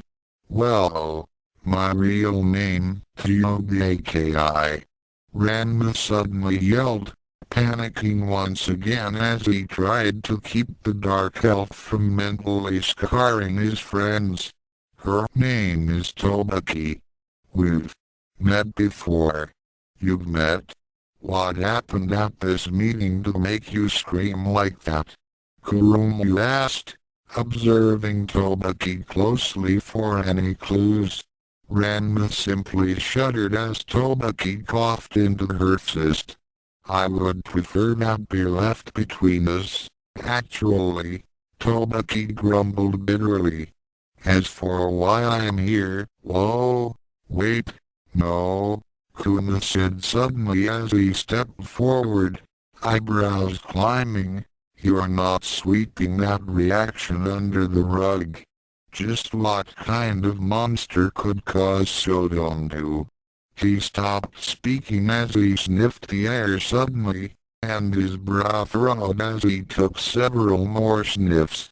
"Hey, what's that smell?" Tobaki quirked an eyebrow. "Does it smell like blood and raw meat?" "Half the damn school always smells like that," Kuma mumbled as he continued to sniff at the air, stepping closer to Tobaki. "No, this smells more wrong. Like, maybe." He stopped speaking once he realized that he was now standing right over Tobaki, who was staring up at him blankly. "Sniff! Sniff!" Sniff. Then he cringed, and slowly crept backwards toward Ranma, who was still standing stock still in the doorway and sweating. "Ah, I see," the hellhound said, clearly nervous as he stood rigidly next to Ranma and tried not to make eye contact with their new acquaintance. "Well, carry on. I'll just be over here out of tentacle range." "Out of what?" Tsukune thought briefly before he decided to just move on with finding out why the girl was here. "I'm sorry, you were going to explain why you were here?" Tobaki sighed. "Right. You're the new captain of the protection committee, right? I'm the committee treasurer. As Vice Captain Sodom said, you can call me Tobaki." "Ah, I see," Tsukune mumbled as he nodded. "Then I guess you haven't heard. The old protection committee has been completely disbanded." "No, I heard," Tobaki said. "A member of the student council stopped by earlier to hand me a formal dismissal notice. Which means there's an opening now, I suppose. Right. Youkai, would you like to be treasurer?" Tsukune asked, turning to the young witch. "I figure since, no, I'm treasurer," Tobaki said, her tone now more insistent. Mocha shared Tsukune's look of confusion and exasperation. "But you just said there was an opening," she replied. "There is. On the student council board," Tobaki explained. As Tsukune's suspicion slowly turned to horror, the dark-skinned elf took out some papers from her book bag and handed them to Tsukune. "I also heard that we have to fill these out now whenever we kill someone. So here's a completed termination explanation form, or TITA form, for your approval." "I'm not going to approve this," Tsukune shouted, his patience breaking as he snatched away the papers and then flung them over his shoulder. "You're telling me you actually killed a member of the student council just for doing his job?" Tobaki jumped back in surprise, apparently not expecting a reprimand. "Yes. So? I filled out all the necessary paperwork." "That's not the point," Tsukune growled. "Forget it. I'm dismissing you myself, then. That's within my authority, right?" Ranma flinched at this, and more sweat started beading on his forehead. Tobaki, meanwhile, did not look amused at the suggestion. "I refuse your dismissal. I like my job. You can't just... I mean, my authority has..." As he floundered for several seconds, Kuromu silently came up behind him and rubbed his back encouragingly, helping soothe his frustration. "Fine then. Ranma, can you?" Tsukune started to say before the big-tailed boy suddenly grabbed him by the shoulder, pulling him away from Kuromu. When the two roommates made eye contact, Tsukune was shocked to see real desperation in Ranma's eyes as the older boy spoke. "Look, Tsukune, I don't do this often, but can I call on a favor? Or, like, all the favors from the stuff I've done for you?" Ranma whispered, despite the fact that they were right next to everyone and everyone could hear them. "I know that you're really mad at her, and you're right. Totally right. But please don't make me fight her. Putting aside whether we can or should remove her by force," Youkai added, Wouldn't keeping around solve your earlier complaints about all the current members being our friends and there being no one from the old committee to help us start off? How are we going to explain this to the student council? Tsukune asked, clearly frustrated by the idea. I believe the box on the T2 form asking for justification of execution orders should take care of everything, Tobaki said, crossing her arms under her breasts. I really don't see what the problem is here. Tsukune spent considerable effort in holding back a scathing rebuke, and felt queasy as he considered Yukai's proposition.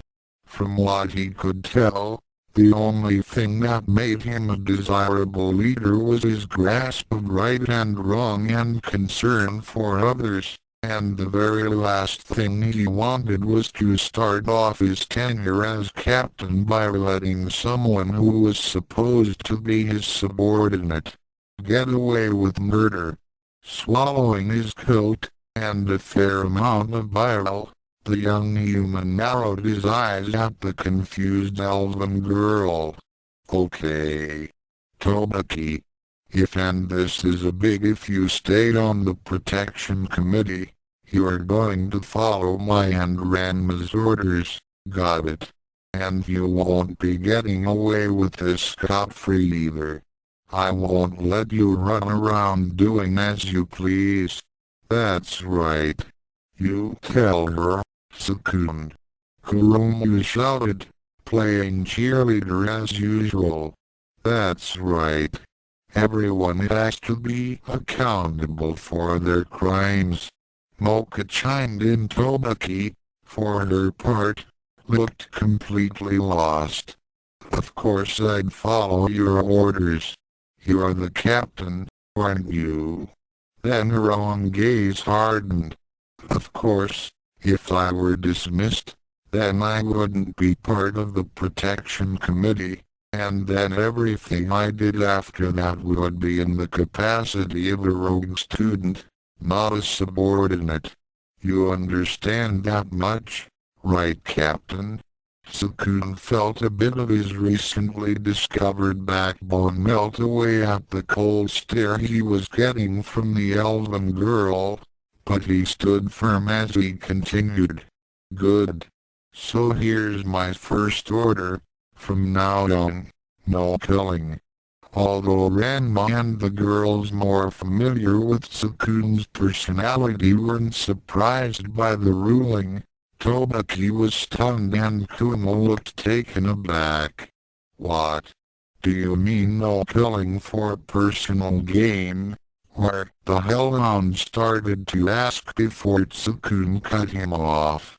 I mean no killing at all, Tsukune clarified firmly. There might come a time, maybe, when you find yourself in a situation where you have absolutely no choice but to kill someone in order to save yourself or someone else, and when and if that happens I'll give you a chance to explain yourself. But until that happens, nobody takes a life, understand? Tobaki was still obviously shocked by the demand, and the sincerity of her surprise left Tsukune unsure whether he should be more horrified by the circumstances or less. After a few seconds though, she held up her hands. All right, fine. So you have a problem with murder. Sorry. I didn't know. I can't read your mind. She seemed to stop and think about that last statement. At least, I can't read your mind without tearing your soul out and stripping your thoughts one by one. Which is a rather gruesome and permanent measure to take just to be able to predict your edicts. As the others were busy trying to think of something to say to that, Ranma snapped his fingers. That reminds me. I should remove that body right away. In Professor Richard's class they can start to stink pretty quickly. And sometimes their souls escape and start bugging the psychics. Eyebrows, can you give me a hand? Yeah, yeah. Kuma grumbled as he withdrew a bandana from his pocket and wrapped it around his face to cover his nose. Oh, that's very considerate of you, Tobaki said brightly, pointing behind her. It's in the second room on the left. As Ranma and Kuma quickly scurried away to their unwholesome task, eager to leave the presence of the sprightly abomination, said abomination turned back to Tsukune. Well, I can already see that I'm going to like this new committee, she said with curious satisfaction. I swear, the old guys were so lazy, they'd just leave the corpses of their hapless victims just sitting out in the open. And then I would have to budget a janitor to clean them up. It's like they had no idea how much union labor costs. Mocha, Kurumu, and Yukari all stared in morbid fascination as they witnessed the unusual sight of Tsukune slowly boiling over with barely contained disgust and fury. And sometimes the morons didn't even loot the bodies first. Once Haruo actually ordered Emi to do it and bring his cut to him. What does he think a treasurer's job is? Tsukune, it's okay, Kurumu said with deep concern as she started giving her quaking beloved a shoulder rub. Everything's going to be fine from here on. All right. You can fix this. We all believe in you. By Satan's cursed goatee, what did you do to this man? Kuma suddenly screamed from down the hall. Dog, are you serious? It's everywhere. At least Professor Richard keeps the mess small. Ranma complained. Tobaki flushed as the other girls took a wary step back from her. What? I was going to clean up. That paperwork is time-consuming, you know. Excuse me, Tsukune said sharply, pulling away from Kurumu and stepping past their new or old, depending on how you look at it, member without a backward glance. I have something to discuss with the vice captain. Well, I hope it has to do with ordering more of the committee's trademark long coats, Tobaki said as her superior stalked off. I need a new one. I don't know what kind of blood that guy had, but it does not wash out. You know, you should really stop talking like that if you want to keep your position, Kurumu said, planting her hands on her shapely hips. Talking like what? The dark-skinned girl asked, perplexed. Does he have some other pet peeve I should know about? No, actually, it's the same one, but you keep aggravating it, Mocha explained, herself looking more than a little disturbed. Tsukune is a kind and sensitive person, and doesn't like to see or hear about people getting hurt. Nor do the rest of us, for that matter. Internal company excluded, of course, Mocha thought with some bitterness. Was that sarcasm? That was sarcasm, wasn't it? That's rude, you know, her inner self responded indignantly. Seriously? I'm sorry, I had no idea, Tobaki said, flushing and looking honestly embarrassed. I'm really sorry. I'm a bit helpless when it comes to reading the mood. No, this isn't about the mood. It's about murder, Kurumu started to protest before Youkai cut her off. Whatever, I want to hear what happened between you and Senpai. The young witch demanded. What did you do to make him so frightened of you? Tobaki flushed even darker, which the girls would have considered irresistibly cute if they were not horrified and slashed or repulsed by the demon posing as an awkward elven girl. Do I have to say it? Tobaki asked timidly, a tear welling in the corner of her eye. It's really embarrassing. And painful. Mocha's first thought was to ask if Ranma had done something horrible to her, but she quashed it before it had a chance to escape her mouth. Tobaki had already confessed to casual murder and theft, and had assisted massive quantities of both that were committed by others. Ranma could definitely be offered the benefit of the doubt in this case. Well, now I really wanna hear, Kurumu said, her expression trying to show concern while failing to disguise anticipation. Come on. Tell us. Tobaki sniffled as she wiped away a few stray tears. Well, the first time we met, I tried to take him. She sniffled again, her emotions threatening to flood out like a burst dam. The other three girls were stunned. Tried to take him? Mocha squeaked. You mean, like, yes? Tobaki interrupted, her sniffles building up in light sobs. And he got away. She finally admitted, tears pouring freely down her chocolate-colored cheeks. Mocha staggered backward, her face pale. I think I need to sit down. In a different room. Far away, the vampiress said, quickly walking out the front door. I'll join you. Kurumu mumbled as she scurried after her friend and rival, casting only the barest of a glance over her shoulder at their horrific new acquaintance. Tobaki continued sniffling as Youkai watched the others leave silently. What? It was really painful. Tobaki insisted, wondering why the taller girls were leaving so quickly. He can punch at the speed of sound, you know. This didn't seem to warrant a response from Mocha and Kurumu, who if anything sped their flight from Tobaki's presence.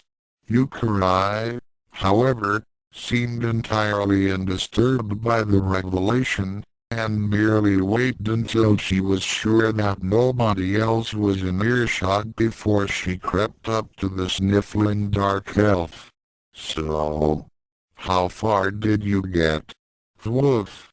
Kuma blasted a thin stream of flames from his mouth and swept them over the piles of torn flesh and oozing ichor on the floor, each clump lighting a flame instantly and quickly burning down into a drier, more sanitary form.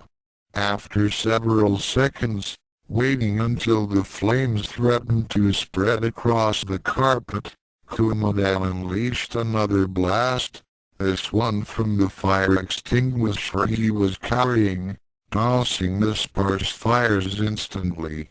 Yeesh! This guy is everywhere. Whatever he was, what he lacked in power he made up for in mass, grumbled the hellhound as he sucked up air to purify another pile of corpse. Ranma was behind him, gingerly sweeping up the ash and burnt flesh with a broom and dustpan. Actually, I think a fair bit of this is Tobaki. A lot of that yellow sludge comes off when she's on the attack. Both fighters shuddered briefly at the imagery, or in Ranma's case, the memory at about the same time that Tsukune entered the room and calmly shut the door behind him. Ranma, can we tell? Whoa! What is that smell? The younger human gasped, clamping his hands over his nose. It's mostly raw, undiluted hate, Kuma explained as he blasted another small blaze with the extinguisher. The rest is just burning flesh. You'll be fine if you don't breathe too deeply. Hey eyebrows, didn't you see you used to live in hell? Is this sort of thing normal to you? Ranma asked while Tsukune got his breath back. No way. Hell has devils, not demons. Psychotic freaks like her are on a whole other level of violent, the Hellhound explained before he moved to the next mess. Ranma, we need to talk about this. Tsukune managed to mumble once he felt like his lungs weren't trying to suddenly breathe needles rather than air. You can't be serious about wanting that Tobaki girl on the team. Ranma immediately whirled around. Whoa, hold it. I didn't say nothing about wanting her around. I don't want anything to do with her. But I never want to fight her again. But Ranma, if Tsukune suddenly trailed off, wait, fight her again? You two have thought? Ranma, surprisingly, fell silent briefly as he looked away uncomfortably. Well, I was fighting, anyway. Not sure about her. Please, don't, Kuma grumbled.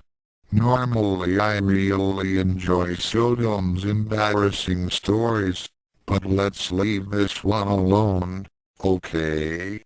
There are things even a denizen of hell doesn't want to hear about. Seeing Ranma nod rapidly, Tsukune finally forced himself to abandon his curiosity. Alright, fine. We'll leave that part alone. But as for her joining, or rather, remaining on, the committee, the younger human bit his lip as he considered how to make his next point. Well, to be perfectly honest, I'd rather have the old captain, Kuyo, with us than this girl. At least we know that you can keep him in line if you need to. I totally agree, Ranma said as he started sweeping again, but I wouldn't say that to Tobaki's face, much less try to replace her. As Tsukune stood silently, Kuma spoke up again. Can't you do something about it? Tsukune gave him an annoyed glance. Like what? Kuma gazed up at the ceiling as he leaned back against a wall, deep in thought. Well, you seem pretty well versed in acting like a human, so, no, he is a human, Ranma said suddenly. I told you to stop telling people that. Tsukune shouted. Kuma looked confused, but was apparently engulfed by the fact. Really? Weird. Anyway, you might have a good grasp of morals because you grew up with them, and I know right from wrong because I grew up constantly viewing the endless torment that people suffer because of their sins. But people like Tobaki and Sodom don't, because they grew up in a pit of abyssal ooze containing nothing but rage and malice manifest. More than not knowing right from wrong, they don't even realize there is a right or wrong. Ranma nodded eagerly. Yeah, I mean, it's not like hey. He suddenly turned on the Hellhound, slapping Kuma over the head with the broom handle. Don't box me in with that freak. I'm a human. and a heroic one at that. PFT. Whatever, Kuma mumbled as he swatted the broom away. I must have missed the class where we learn all about how humans can make tornadoes. It's not like I do it all the time. Ranma protested bitterly. Putting aside spontaneous tornado making, Tsukune said, trying to interject and hopefully stop the brewing argument. Do you really think I can teach her not to be evil? Kuma shrugged his shoulders. I don't really know, but so long as she says she'll listen to you, you may as well try. Frankly, it's surprising that she even recognizes things like rules and hierarchy, so she's probably a lot more reasonable than most demons. Tsukune mulled that over briefly. So, she's a demon, not an elf. Ranma and Kuma both shuddered. Definitely not an elf, they said in unison. Well, all right, Tsukune said, his earlier frustration now replaced by hope and determination. If the new protection committee is going to maintain actual law and order around here, actually defining law and order isn't a bad place to start. We'll teach Tobaki and anyone else who needs it exactly where the line between right and wrong lies. Yeah, good luck with that, Kuma said before he turned around and spat a jet of flame onto the last filth pile. I need to go write up a plan, Tsukune said as he walked out. Ranma, I'll leave the posters to you. See you tonight. Kuma glanced behind him as Tsukune walked out, and then shook his head as soon as the new captain was out of earshot. Only a human would try to reform a walking pile of malevolent sludge. Poor sap's gonna get himself eaten. Ranma frowned as he swept up the last ash pile. It was your idea. I just wanted him to stop whining, Kuma admitted. Besides, my definition of reform involves pits of hot coals, rusted barbs and whatnot. Then the hellhound looked more concerned.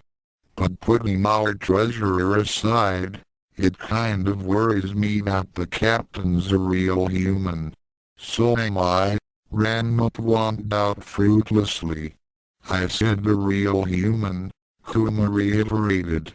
I mean, it's great to have the real thing around for reference, but how does he think he's going to be able to act as an authority figure? That's where you and I come in, Ranma said, thumping his chest. Tsukune's good for dealing with rules and keeping order and all that touchy-feely stuff. But we're the ones who have to crack heads.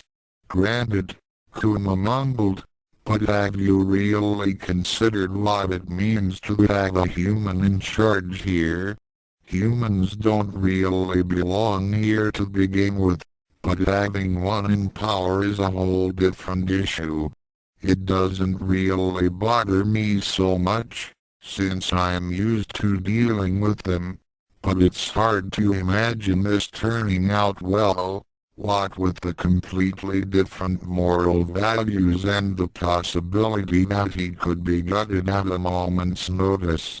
Kuma glanced at Ranma for a reaction, but saw that the martial artist was just glaring at him. I'm a human too. Stop talking about us like there isn't one standing right in front of you, Ranma demanded. Kuma rolled his eyes. You know, I'm starting to think you're serious about that. I am serious, Ranma insisted, hoping that his insistence was finally getting through to the hellhound. So you have some kind of brain damage or memory alteration that makes you think you're a human? Kuma asked. Do you really not know your true form? Or is that curse actually GH? Ranma immediately broke the broom over his knee as Kuma flinched back. Alright, fine, I won't bring it up again, Kuma grumbled as he walked briskly toward the exit, just trying to help, geez. Let's drop it and do those posters. Must not throttle Kuma. Must not throttle Kuma. Must not throttle Kuma, Ranma chanted in his head as he followed the hellhound out the door. As the school's new protectors were sorting themselves out, there were, of course, many significant forces still at work within the school, going about their business either unaware or uncaring of the sudden power shift.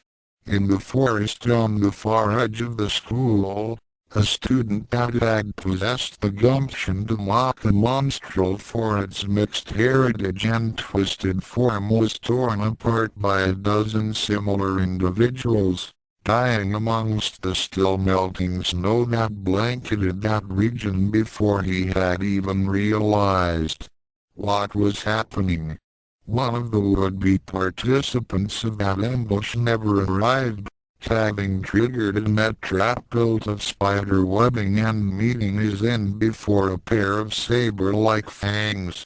In one of the many rooms in the academy abandoned and given over to loose storage and random magical experimentation, a young-looking Phoenix King underwent harsh and largely pointless training at the hands of an insane sorcerer, all the while suspecting that nobody cared at all that he was gone.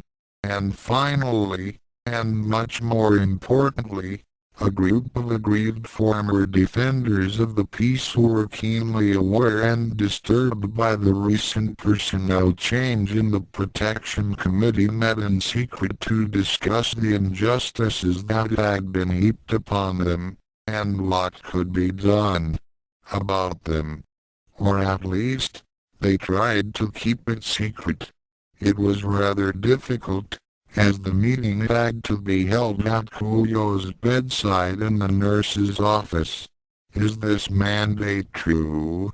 Kuyo asked, his voice almost a whisper as his hands trembled in rage.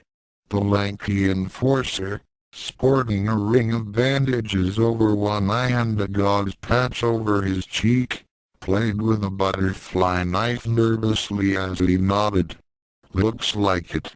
I asked everyone who would know who isn't on the council itself. Or, on the new committee. Kaito's right after all. Table noising and we're out. FWOM. The paper notice of Kuyo's dismissal vanished into a wisp of white ash as he turned his furious gaze on his former underling. There must be some mistake. The student council cannot replace me, he rasped. Well, you see, the boy with rings under his eyes mumbled from behind his fellow Netherworld minion, they Kinda-kan.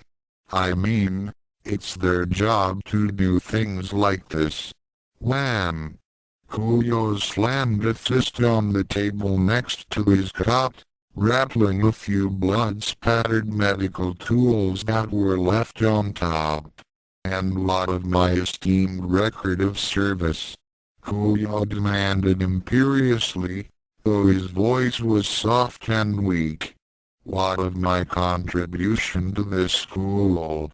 Has that been forgotten completely? One of the curtains that blocked off an adjacent cot was swept out of the way, revealing the shaggy-haired youth with a neck brace and cast over one arm. No, Lord Kuyo, the holy dragon murmured, speaking the honorific with slow sarcasm. I don't think the council has forgotten the extent of the corruption that you presided over, nor the chaos that regularly took place on your watch. Watch your tone, you little fool, Kaito snapped, causing the nameless minions to flinch back. The Spider-Woman was the only one present who didn't bear any visible injuries, and was currently slicing an apple next to Jin's beside, where the bearded man lay completely wrapped in bandages like a mummy. Kaito, something must be done about this, Kuyo whispered harshly as he turned his head on the pillow. We cannot allow this travesty of justice to continue. Of course not, my lord, Kaito cooed, crossing her legs as she put the sliced apple down next to Jin's head. We still have many tools yet that we can use to leverage Firm. Leverage justice against the usurpers. Speaking of tools, where's Tobaki and Haruo? The gloomy-looking netherworlder asked. Neither of them were targeted, right? They should be perfectly healthy. Kaito glared harshly at the bone dragon, but considering the boy was already on crutches with both his feet in casts, she didn't feel like making any threats. Haruo's should be coming soon. He has been exceptionally careful in traveling around the school with the fight club still active, and unlike me, he's not very good at it, either. Then her expression soured further. Treasurer Tobaki does not intend to give up her position on the committee. Whoa, wait, so she just says she doesn't want to quit, and she doesn't have to? The lanky boy asked incredulously. Why don't we just do that? Kuyo snorted, and then coughed several times before speaking again. Aono has made it clear that he intends to remove all of us from power so that he can seize it for himself. I'm sure our treasurer will be here with us soon enough when she learns that she has no recourse. Eventually, yes. Kaito mumbled. Anyway, we still know that Aono is human. That information is extremely valuable. We could use it to discredit the new committee, try to turn its new recruits against him, or simply keep the knowledge to ourselves. The knife-wielding boy raised an eyebrow. Why would we do that last one? Kaito smirked. If it is not common rumor that Aono is a weak, fragile human, then his subordinates have no reason to be careful protecting him, as most would assume he's the strongest of them all. If we wait for them to grow complacent, we can behead the serpent in one fell swoop. The large minion near the back, who had been silent until now, scratched his head. But wouldn't that make Sodom, as vice captain, the new captain? The enforcers' faces darkened as they each digested that prospect, each one coming to the conclusion that it would be far, far worse than the present scenario. Since when is there a vice captain position, anyway? Asked the skeletal dragon. I don't remember any of us holding a position like that. It was unnecessary, Kuyo rasped. As the post is only of real value in the case of me, the captain, being removed or unable to perform his duties, it is thus useless, as there is obviously no chance of that occurring. As most of the others sweat dropped, the shaggy-haired boy sighed. Lord Kuyo, do you know what irony is? Unfortunately, My dictionary was among my many belongings that were unduly confiscated along with my position, Kuyo hissed. Why? Is it like investigate? I remember what that means. Let's put that aside for now, Kaito said. If it's true that Sodom would simply take Aono's place, then it would be wiser to have them all removed at once, if possible. I recommend. Kaito halted as she felt heavy footsteps approaching, and her eyebrow quirked in askance as Volos, who had been guarding the entrance to the nurse's office despite the brace around his neck and each wrist, approached with two others in tow. None of them could see who was in the back with the two bulky men in the way, but the man immediately behind Volos was definitely Haruo. Ah, Haruo. I'm glad you made it, Kuyo whispered. Yeah, hi, the gargoyle said nervously. Also, guess who else showed whoop? Volos suddenly sang with a broad smile on his face as he suddenly pulled Hokuto out of the way.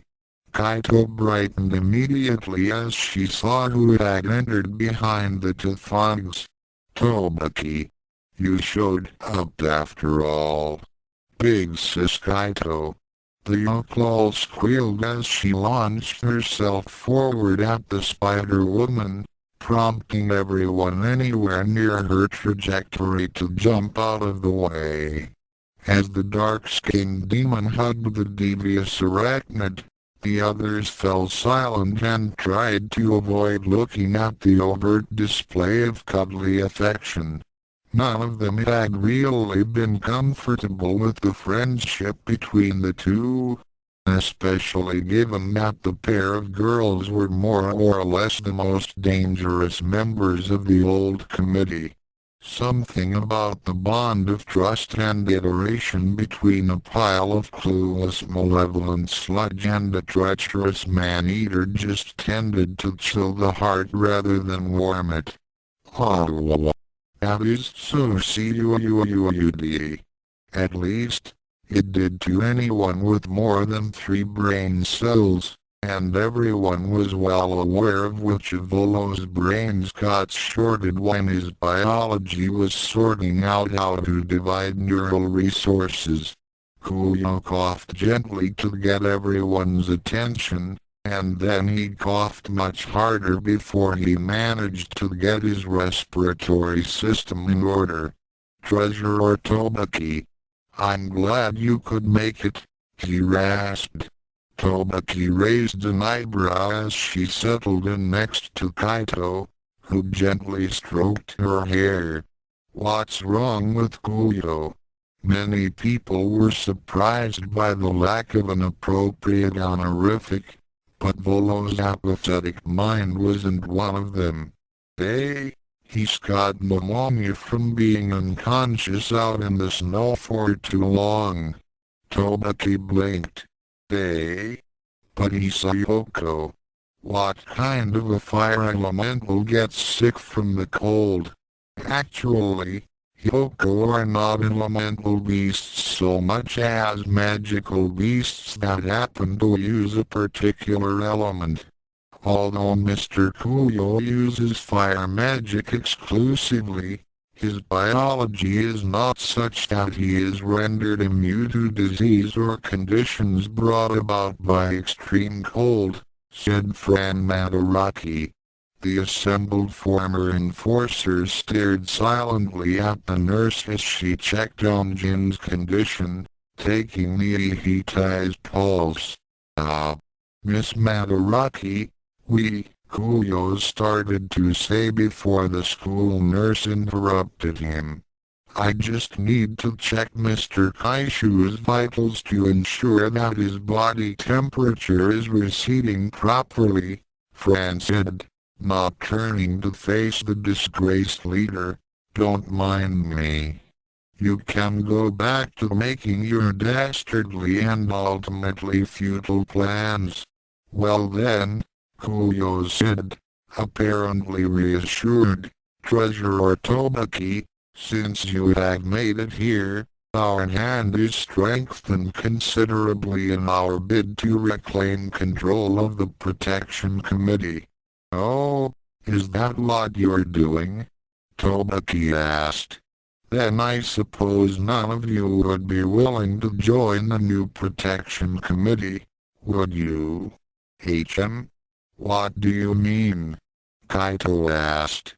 Haruo timidly held up a scrap of paper. It's this.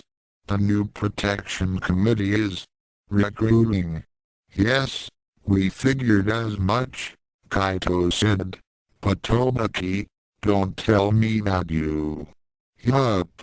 The elven girl made a V with her fingers. Captain Aono has officially endorsed me as treasurer, so I get to stay. I was just stopping by to make sure you guys knew about the recruitment so you could try out too. As everyone else stood stunned at the revelation, Kuyo shook his head. How foolish. As if there were any among us proud and noble souls that would take orders from a human. Silence greeted his remark, and the injured Yoko glanced around suspiciously. Isn't that right? Oh, right. The lantern said, jumping to attention as the others rushed to grant their own reassurances. Of course. Totally. Human. Yeah. Screw those guys. Not that I'm in any way considering joining the new committee, Kaito said as she leaned forward. But can I get a better look at the poster? I need to, adjust my evil plot to account for this new information. Yes. Let's go with that. Speaking of plans, mumbled Jin as he started to push himself up. My new one involves being mobile by the time the recruitment meeting occurs. When and where? It's tomorrow at 4 p.m., Kaito noted as she looked over the poster. At Kraken's Bluff out behind Dorm Unit E. Are you planning an ambush? Kuyo asked hoarsely, sitting up. In the sense that someone will probably be very surprised to see us all there.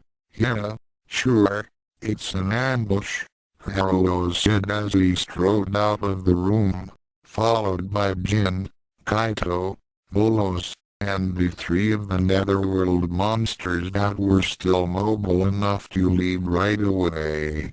Miss Madaraki, can I get some crutches or something?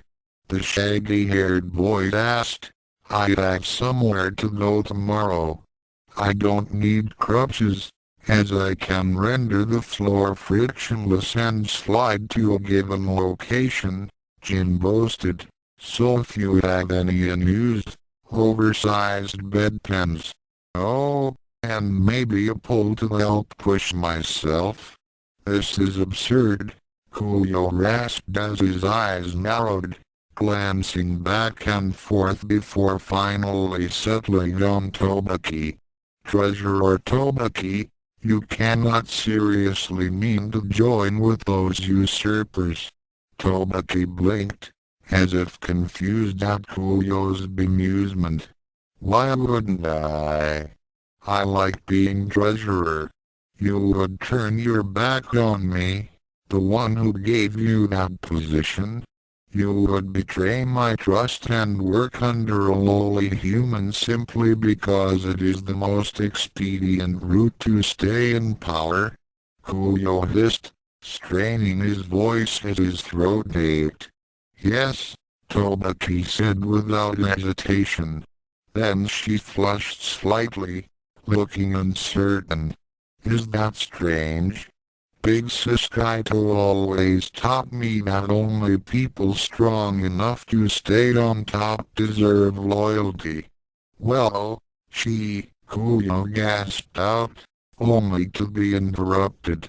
This is also consistent with your own thoughts on the nature of authority and power, that neither is worthy of respect without the other, Tobaki continued, as your current lack of official title would effectively make you no more worthy of loyalty than Vice Captain Sodom when he challenged us. Even less, perhaps, since his power at least exceeds yours. Tobaki. Kuyo managed to shout before suddenly descending into a coughing fit. After clearing his throat sufficiently, he wheezed, "This isn't just about power and authority. It is about justice." Tobaki nodded slowly as she considered this, and then scratched her head as she thought hard about the topic. After several seconds, she turned back to Kuyo apologetically. "Sorry, but I don't think you ever taught me anything about justice. If it's important though, I'll ask Captain Aono about it later." Kuyo tried to give a response to that, but found that after his last outburst his lungs didn't seem to have the strength to manage words anymore. "Well, I'll see you around, Kuyo. Get better soon." Tobaki chirped as she walked out, waving to the bedridden malcontents. "This does not bode well," Kuyo grumbled weakly. "You should be more careful, Mr. Kuyo," Fran chided as she stepped up to the injured Yoko. "You're in no condition to exert yourself." Kuyo wilted slightly under Fran's curiously ambivalent gaze. "My apologies," he croaked out as he glanced over the side of his bed, having heard a strange scraping noise. Next to his bed, Jin huffed mightily as he blew frost over another stretch of floor before slowly pushing himself seated semi-comfortably in a metal wash bin over the ice with a steel pole. "I'll get your next dose of antibiotics," Fran said as she walked off, writing notes down on her clipboard as she went. "After that I'll see if we have any more wing splints left." "Thank you," the shaggy-haired ex-enforcer called out. "All right," Tsukune said excitedly as he headed toward the Protection Committee offices to start their first day of official campus safety work. "Now we can finally start to turn this place around. This just might work out." Walking behind him were Mocha and Ranma, and while the pink-haired vampire looked quite pleased and seemed to share some of Tsukune's energy, perhaps literally, as Tsukune had a fairly recent pair of puncture wounds on his neck, Ranma seemed despondent and subdued as he trudged along behind the younger boys. "Tsukune." A bright and happy shout was all the warning the new captain got before he was tackled from the side, his head locked behind a pair of deceptively strong arms and his face smothered between two warm, dangerously soft mounds of flesh. Mocha's mood dipped instantly as Tsukune started flailing his arms, utterly failing to extract himself from Kuromyu's erotic ambush. "Kuromyu, stop that. I think you're hurting him." "Oh, really?" the succubus drawled, immediately pinching the side of Tsukune's collar and tugging it down to more clearly expose a pair of holes in his skin. "Yeah, I'm just terrible, aren't I?" As Mocha descended into embarrassed silence, Kuromyu finally let a gasping and red-faced Tsukune go before noticing Ranma. "Hey, did something happen?"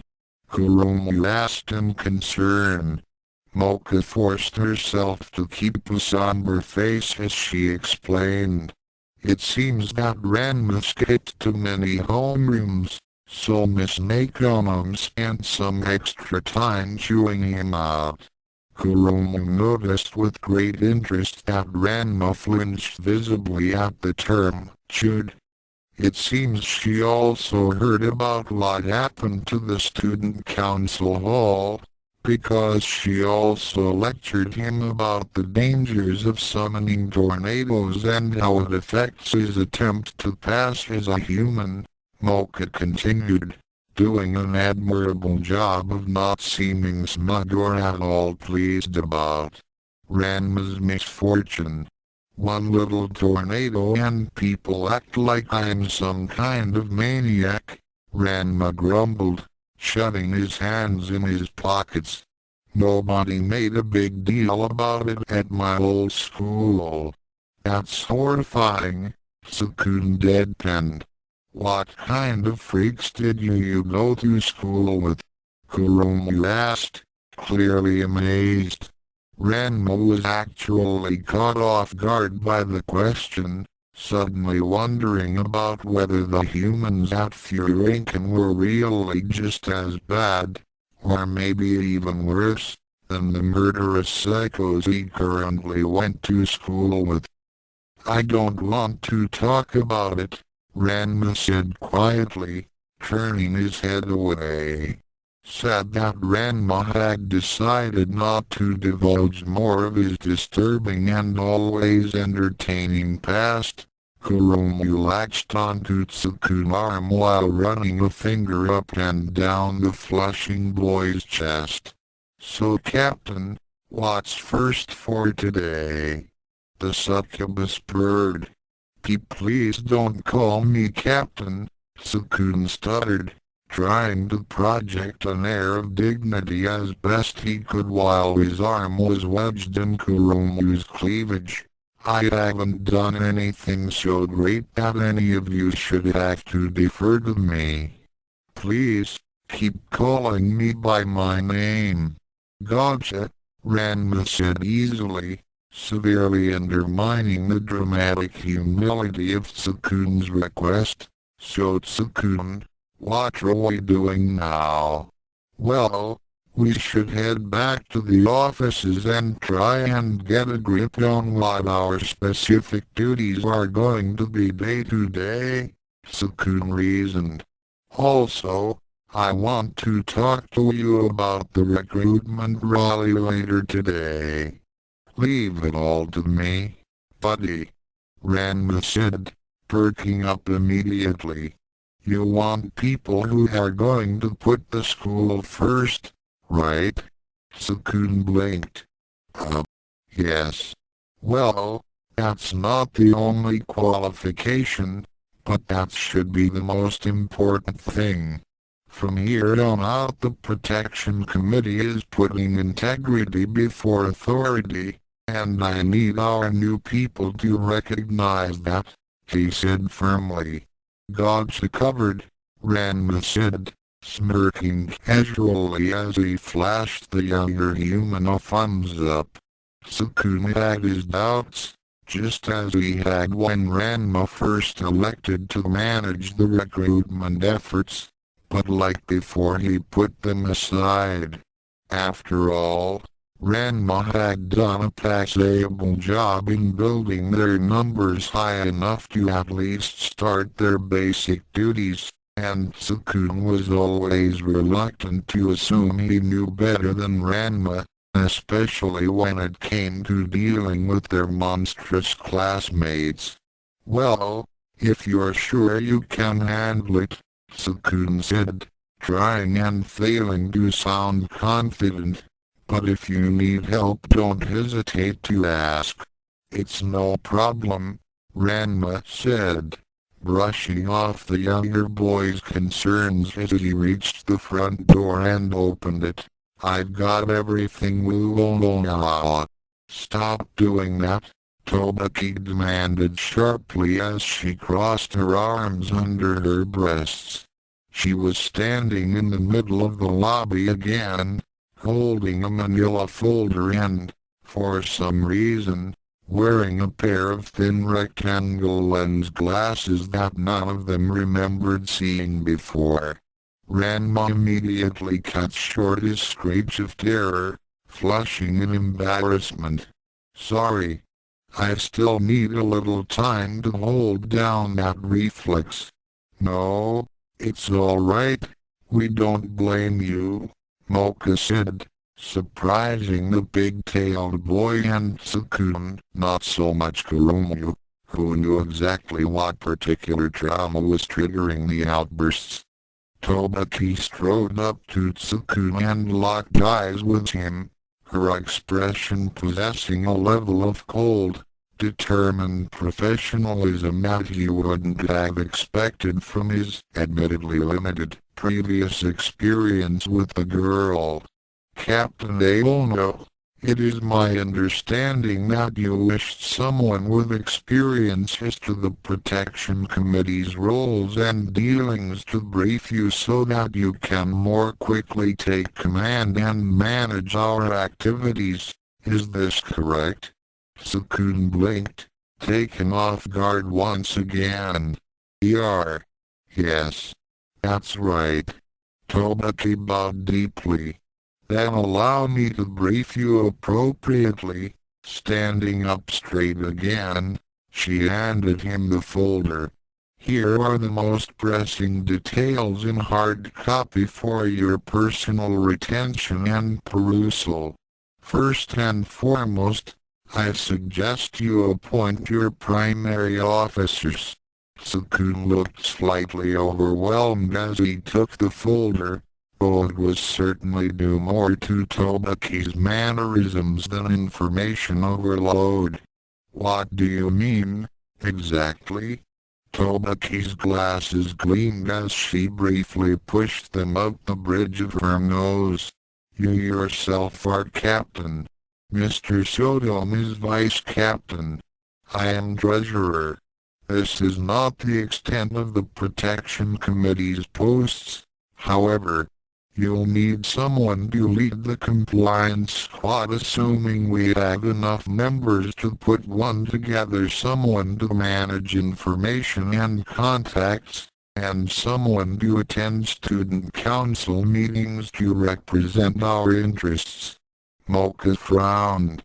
"Isn't that last post the one that the committee used to keep themselves in power even as they abused it relentlessly?" "Yes. As you might imagine, abusing power is very difficult without a proper campaign of intimidation and a constant presence among those who might defy us," Tobaki explained as her glasses gleamed again. "Thus it's important that the appointee be adequately fierce and too dim to get embroiled in actual council business.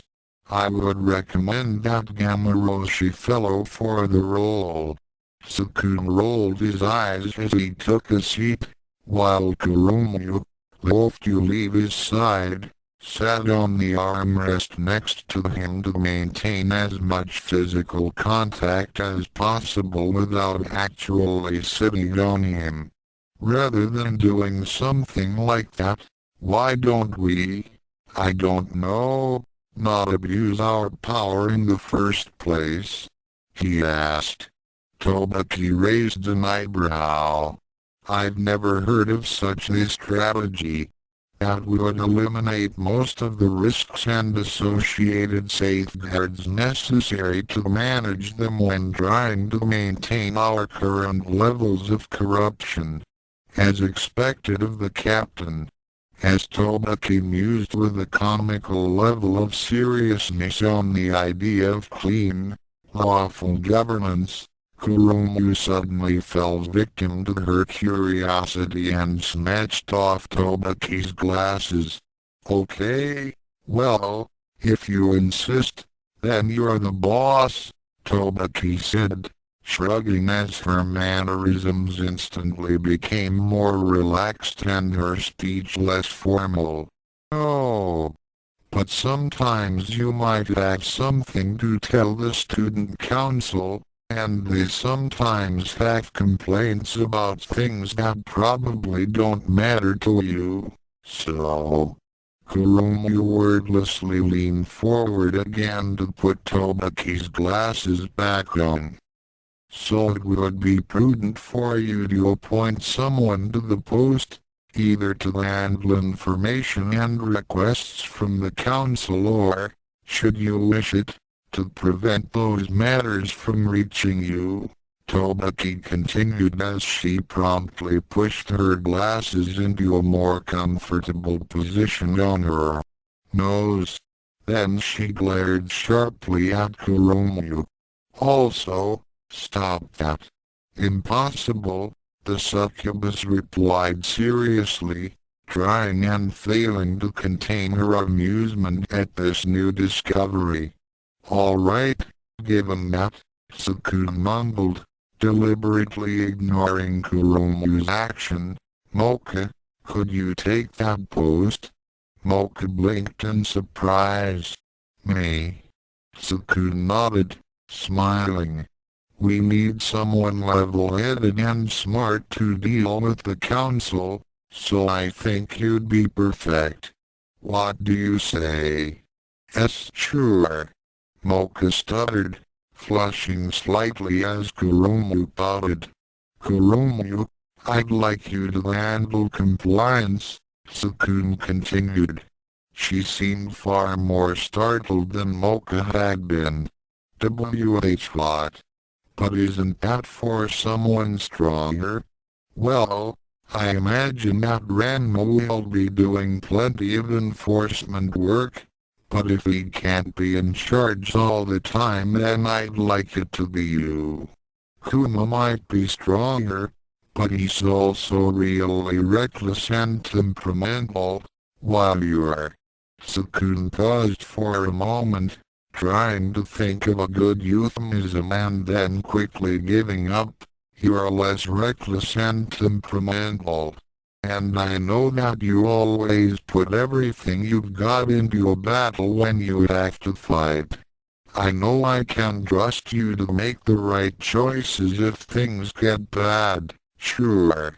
Anything for you, Tsukune. Kuromu beamed as she snuggled him again. Alright, Tsukune mumbled as he tried to think of anything except how Kuromu's pillowy breasts felt against his cheek. As for information and management, I think that should be Yukarai's area. Accepted. Youkai said as slid into the room from between Ranma's legs, making a B with her fingers as she skidded to a stop. Leave it to me. Tsukune stared at the young witch awkwardly. Where did you come from? I've been here all morning, via an official waiver to skip homeroom. Yukai explained cheerfully. I've been setting up my office. Wanna see? As she gestured to the room behind her, Tobaki's glasses gleamed again. That's the captain's office, not yours, Tobaki said firmly. Correction, that was Kuyo's office, and was then free space, and is now mine, Yukai said smugly. That's fine, Tsukune said, holding up his hands. It's not like I need, unacceptable. Tobaki shouted suddenly, turning toward the young witch and glaring down at her. Hierarchy must be respected. For the captain to cede the master office to a simple underling would undermine the authority of the committee head and corrode the Yukai. Did you call dibs? Ranma suddenly asked, tiring of the argument. Yukai nodded solemnly. Of course. I even have it in writing. Before Tobaki could respond, Ranma snatched her glasses away in half the blink of an eye. Okay, show her. Yukai promptly shoved a single paper into Tobaki's blinking face. Oh, Wow, it's notarized and everything, Tobaki mumbled. Well, I guess since you have dibs, it's yours. You seem to be adjusting very well to bureaucratic life, Kurumu deadpanned. Genius, Youkai quipped smugly.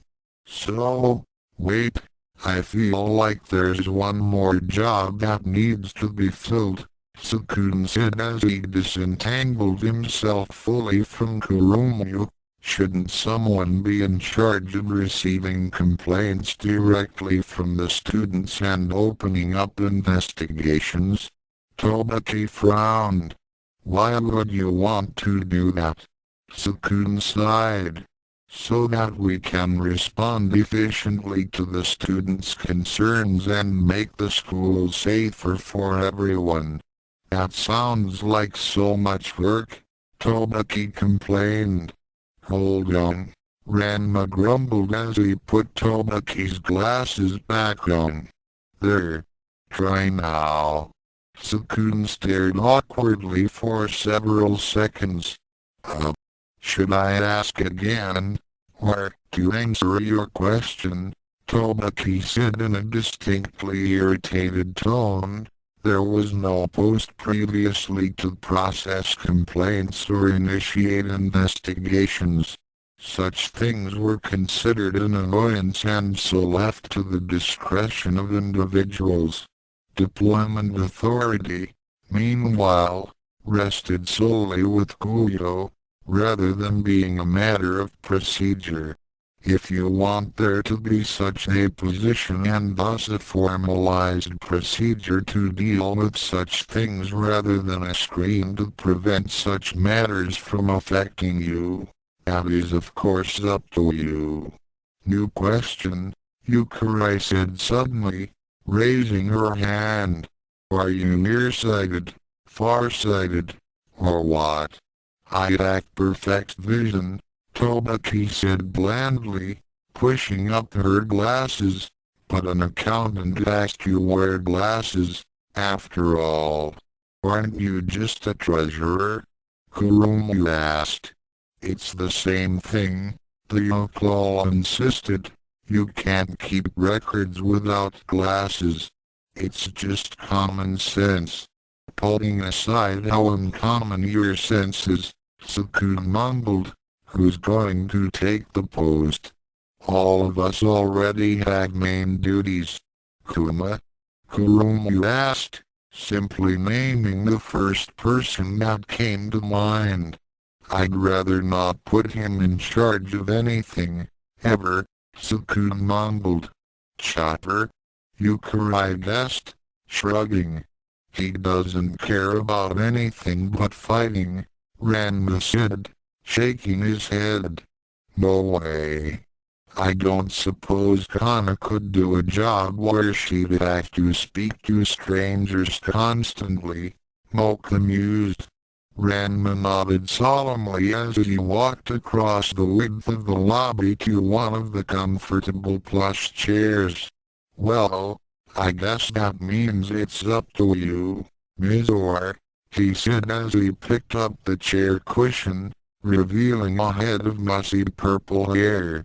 Everyone else seemed quite surprised to see her, despite Mizor's antics having become commonplace among them. Who is that? What are you doing here? Tobaki demanded, pushing up her glasses.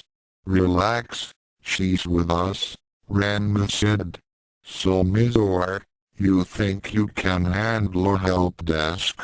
Mizor looked apprehensive as she slowly stood up, leading most of those present to wonder how she had fit herself in the chair in the first place, but nodded as she gazed lovingly at Ranma. If you want me to do it, I'll try. Well, we might have more people this afternoon, so there might be someone else better suited to taking the role eventually, Tsukune offered, holding out his hand for Mizor to shake. In the meantime though, we'd all appreciate your help, Mizor. Okay, sure, she mumbled, still staring at Ranma and making no move to take Tsukune's hand. Whatever. Tsukune cleared his throat as he finally withdrew his hand. Okay, well, I guess that means we all have duties and responsibilities to take care of, which I assume are all listed in this folder, of course. Tobaki interjected as she adjusted her glasses again. Thanks a lot for that. By the way, it's very helpful, Tsukune offered. Well, it was necessary to make amends for my earlier actions in disposing of the student councilman, Tobaki explained. I hope that with this I've proven my worth and cleared any misgivings you may have about me. There were about 5 seconds of awkward silence before Tsukune finally managed to come up with a proper response. No, not really.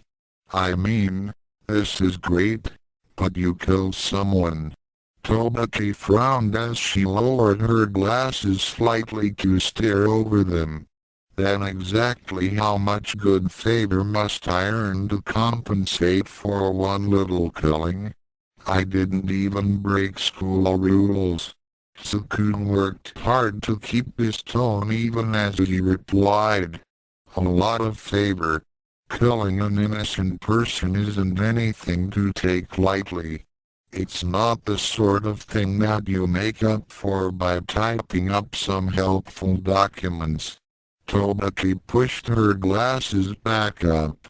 Well, what if I told you that the student councilman who was sent here to inquire about the first one is safely restrained in my office right now awaiting your decision on his disposal rather than dismembered and scattered all over the floor?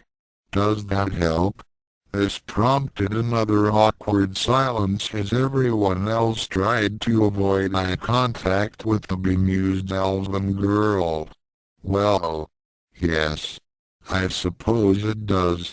Ultimately, Tsukune said with as much delicacy as he could muster at the moment. Can I see him now? Right this way, Captain, Tobaki said respectfully as she bowed and gestured to her office. Ranma kept silent as Tsukune and Tobaki left, trying to keep his nervousness from showing. Hey, shouldn't you go with him? Kuromu asked, you know, in case she tries to kill him. Or do something else to him. If you're that worried, why don't you go? Ranma grumbled. Besides, Tsukune'll be fine. He's pretty good at handling anyone who's willing to actually listen to him. Resistance to rhetoric is a very rare trait, Youkai agreed, and Tobaki has already established that she's a subordinate.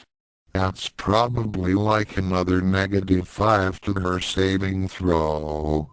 Mocha blinked. What? Saving throw? What are you talking about? Magic stuff. Don't worry about it, the young witch said dismissively. Mocha reluctantly did so, instead focusing her attention back toward Ranma. So, what exactly are your plans for the recruitment session? Ranma snorted as he crossed his arms over his chest. I've got it all worked out, don't worry. I am worried, Mocha deadpanned. The last speech you gave didn't exactly impress. Ranma recoiled slightly from the blunt criticism of his efforts. What was wrong with my last speech? You all joined, didn't you? We joined because we're your friends. Kuma joined because he was humiliated into it. Shirayuki joined because she'd follow you anywhere. and I'm guessing that Kana joined once she found out that Shirayuki was joining, Kurumu said as she sat down in one of the lobby chairs and crossed her legs. So the only one you actually impressed enough with the speech to convince his chopper. Ranma twitched as his eyes drifted away from everyone else. Actually, well, I kind of forced Chopper to join. He didn't really want to. As Kurumu chuckled and Mocha shook her head, Yukurai's hand darted up. All right, Senpai. I'll help you out. Oh, wow, that just fills me with confidence, Kurumu drawled. Why don't you let Tsukune handle it? Tsukune has his talents, but I agree that picking out talent officers and kicking a bunch of unruly power-hungry monsters into line is a job most sweet for Senpai, Yukai said, not responding to the sarcasm. I can help him mix in an appropriate amount of Tsukune's nammy-pammy truth and justice nonsense to make it sound inspirational while at the same time laying down the law so that we don't have anyone else murdering someone just because they didn't know that it's frowned upon.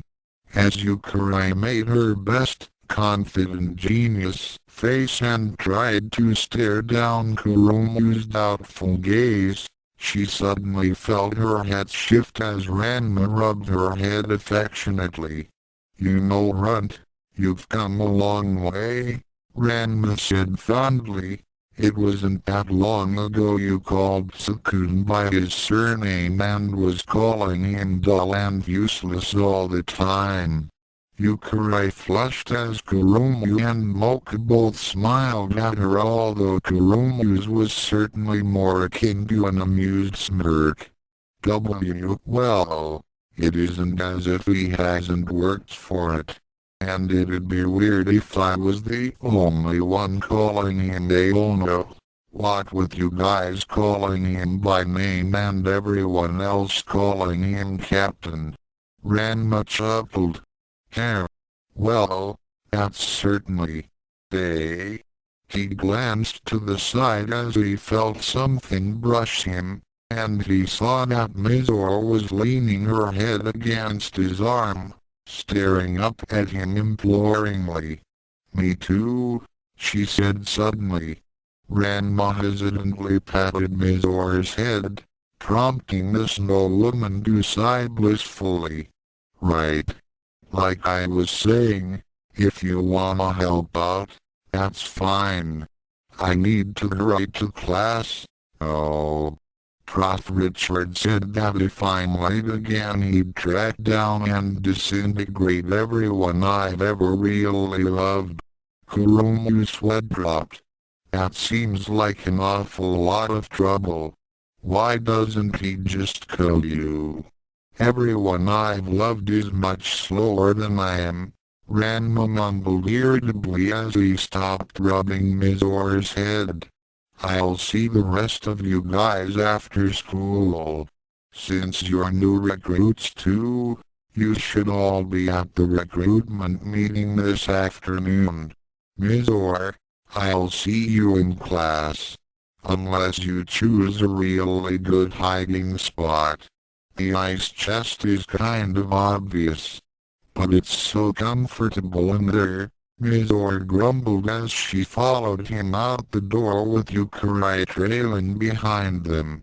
After Ranma, Mizore, and Yukai were gone and well out of earshot, Mocha started to massage her forehead. I'm still worried. Yeah, actually. Having Yukai help out kind makes things more volatile, not less, Kurumu agreed as she let herself sink into her chair. But hey, if Tsukune's willing to leave it to them, we might as well wait and see. Before Mocha could respond, the door to Tobaki's office suddenly opened, and an unfamiliar boy stepped out while scrubbing his hair with a towel. Like I said, there aren't words to express how sorry I am that things ended up like this, Tsukune said as he followed the man into the lobby, followed by a mildly bemused Tobaki. I know there's no way you can forgive us, but I swear that I'll put a stop to things like this.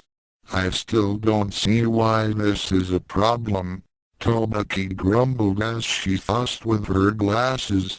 I didn't kill anyone this time, just as you asked. Tsukune put considerable effort into ignoring the girl behind him as he continued pleading to the student councilman. I have a long ways to go, obviously, but I won't give up. In the meantime, if there's anything I can do, so let me get this straight, the stranger said suddenly as he tossed away the towel that was filthy with yellow gunk.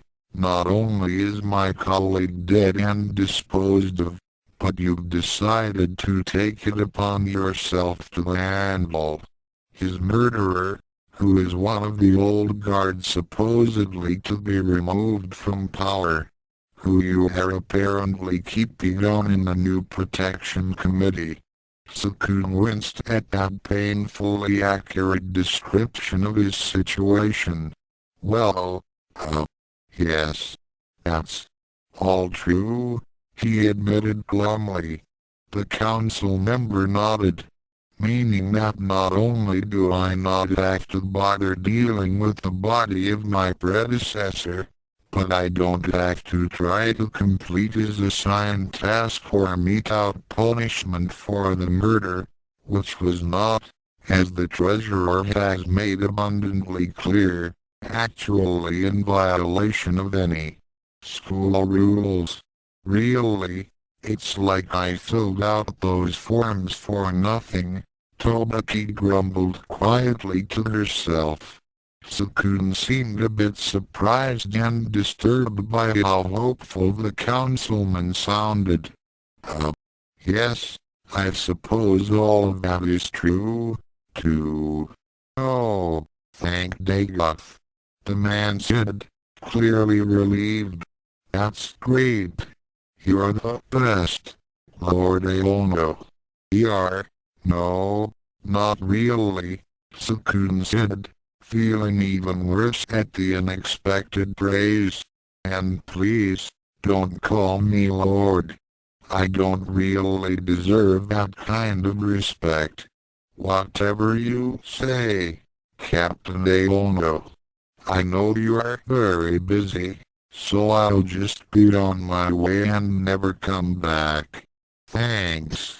Tsukune's face darkened as the councilman bolted for the lobby door with a speed born either of continuing fear for his life or enthusiasm for his lack of further responsibilities within the territory of the new protection committee. The door was flung open and then slammed shut, and Tobaki sighed wearily as she took off her glasses and smiled at Tsukune.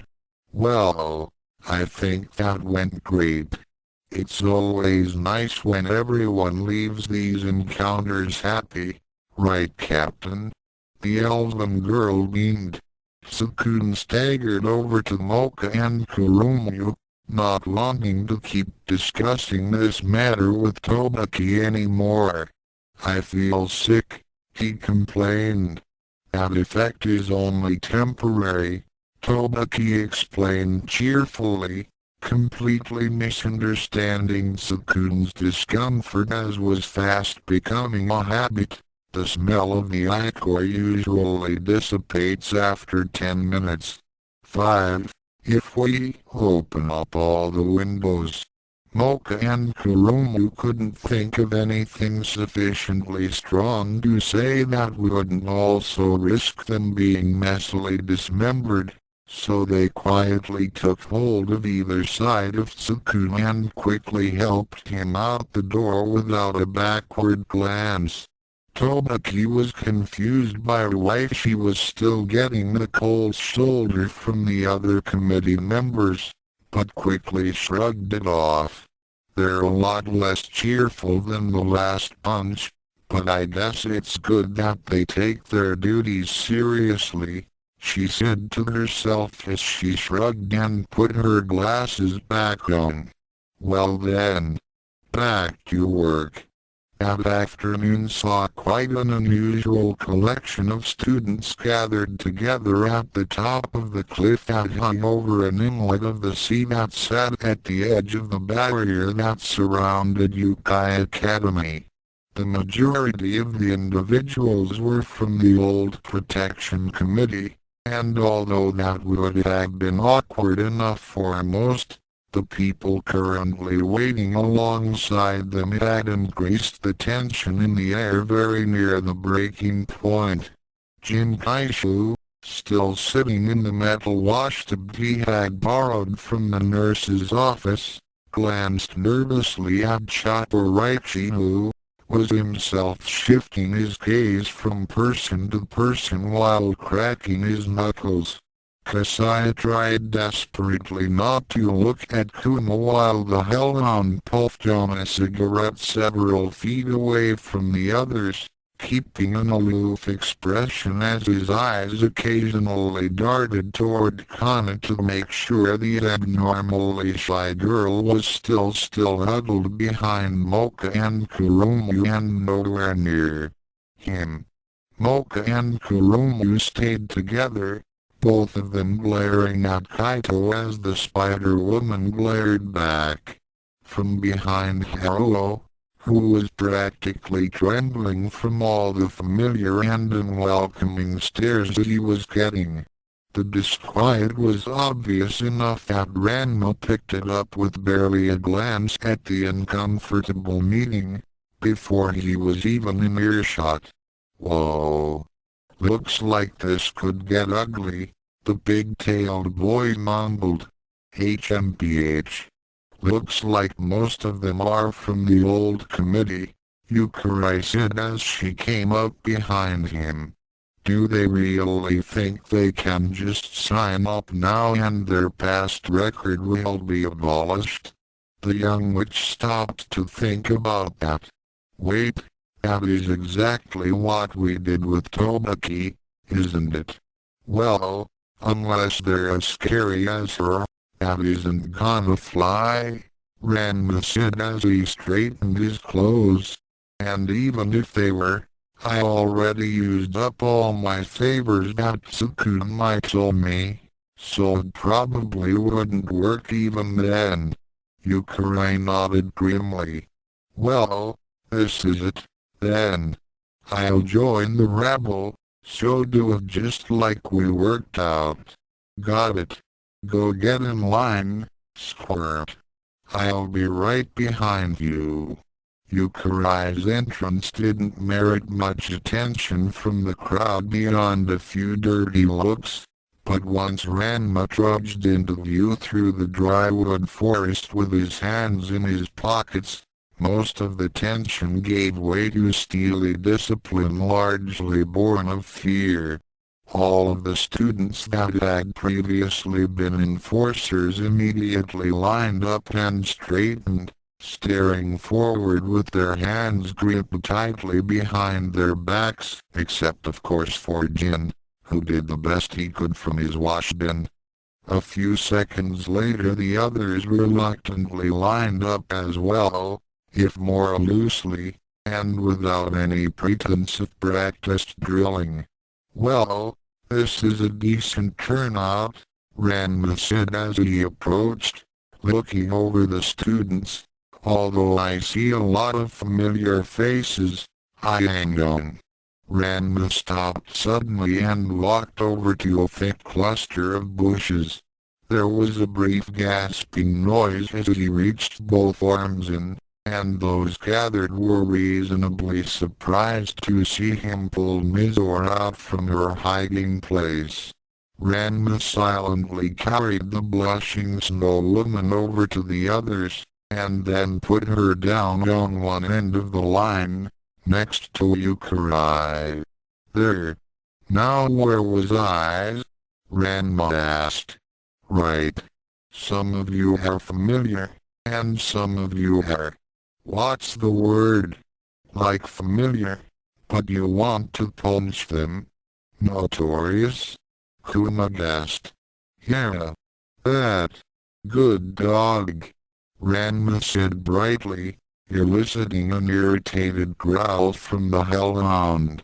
Anyway, let me be honest with you all.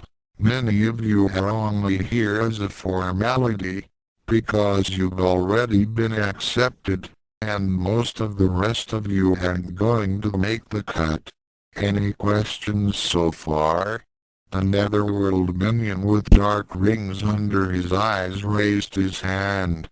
Why are we holding this meeting on the edge of a cliff? Ranma promptly kicked him in the chest, sending the monster flailing over the edge and into the sea. Yay! Sploosh. Any more questions?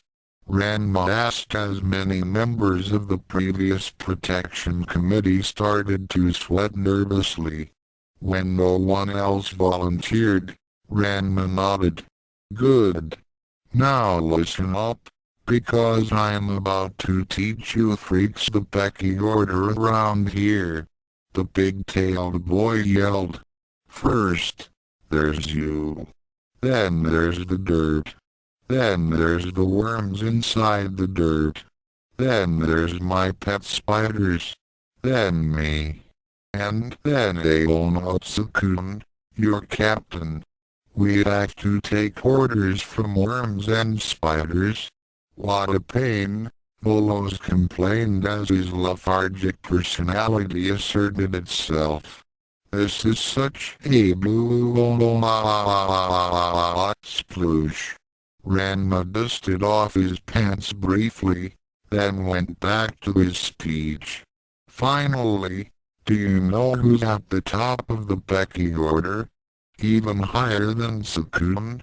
There was considerable confusion regarding this, as most of the students had no idea who Tsukune would answer to. Jin cocked his head to the side. Is it the headmaster? Ranma promptly stepped up to him, and Jin held his hands up. Wait! I'm injured already. You can't kick me off a cliff. Ranma stopped short as he stood right in front of the Ihitai. Yeah, actually, I guess that is a bit cruel. Ranma then grabbed one side of Jin's wash bin and tilted it upward, spilling Jin out into the sea. HWA sploosh.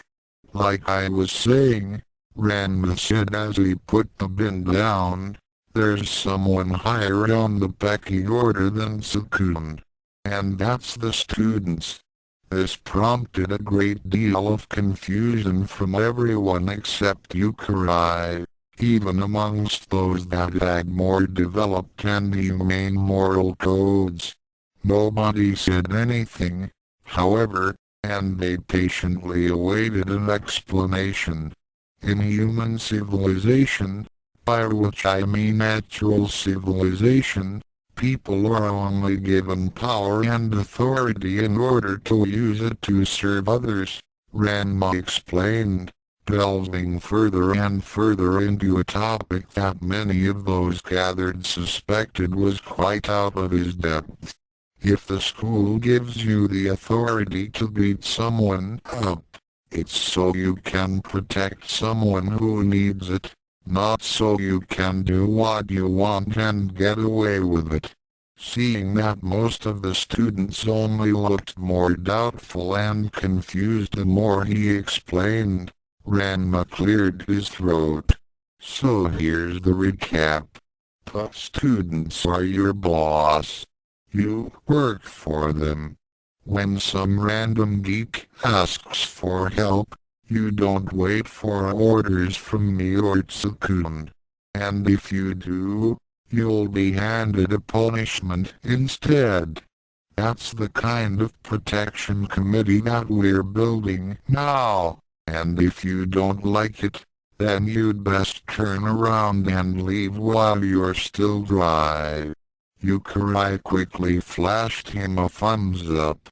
Many of the former enforcers, briefly mulling over this curious new mandate, did precisely that, quickly leaving the lineup and walking away grumbling. Ranma snorted as he watched Haruo lead a couple others away from the bluff, all of them looking annoyed and disappointed. He was quickly joined by a few other former enforcers whom Ranma didn't recognize, plus Volos, who had only just managed to climb up from the sea. "All right then," Ranma said, his expression grim as he looked at the remaining candidates. "It looks like everybody left except for the people that were already selected to join us. And two other chicks.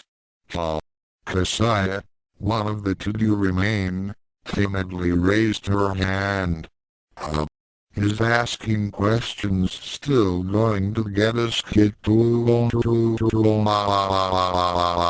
Sploosh. Ranma backed away from where he had booted the elemental over the edge, and then turned toward the only remaining person who wasn't merely attending the recruitment meeting for the sake of spectacle. Kaito stared back evenly, expertly masking her fear at being now surrounded by unfriendly peers and facing down the man who had more or less dismantled the enforcers single-handedly. "Aren't you that nasty spider chick? The one who jumped us from Bolo's office?" Ranma asked as his eyes narrowed. Kaito considered the question carefully before she answered. "If I said no, would that help my recruitment chances or hurt them?" Ranma answered her by planting his shoe in her face and surrendering her to the cold, merciless waves. "Okay. It looks like that's all taken care of," Ranma muttered as he dusted off his hands. "So what was the point of us gathering here?" Kuma groused. "You drove or kicked off everyone who you didn't recruit already." "Well, there were a few people I didn't know who weren't with the old enforcers," Youkai said. "But I guess they didn't like the part about serving the students." "Well, there's not too much we can do about that," Mocha admitted, "and it's better that we don't, anyway. We need people who aren't going to try to subvert Tsukune's rules." Kuromu nodded. "And really, there's no point in overthrowing the old committee if we just let them sign up again in the new one." "Surely it doesn't make that big a difference," Kaito said as she crossed her arms over her chest. "If you can keep down Tobaki, why not me?" Ranma immediately turned on the Spider-Woman. "Hey, Tobaki's a special case. But there isn't anything stopping me from taking you out." Then the martial artist frowned. "Speaking of which, didn't I already knock you off the cliff?" "Spider," Kaito said simply. "We're not keeping on another one of you corrupt goons," Kuromu said, planting her hands on her hips. "Especially not after what you personally put us through." If Kaito seemed intimidated by the glares she was getting from Mocha and Kuromu, she didn't show it. "At the time you were miscreants acting against the official authority, and I was under orders to detain you. Everything I did, whether you think it was ethical or not, was completely within school rules and allowable according to the operational procedures that Kuya put in place." Chopper started cracking his knuckles.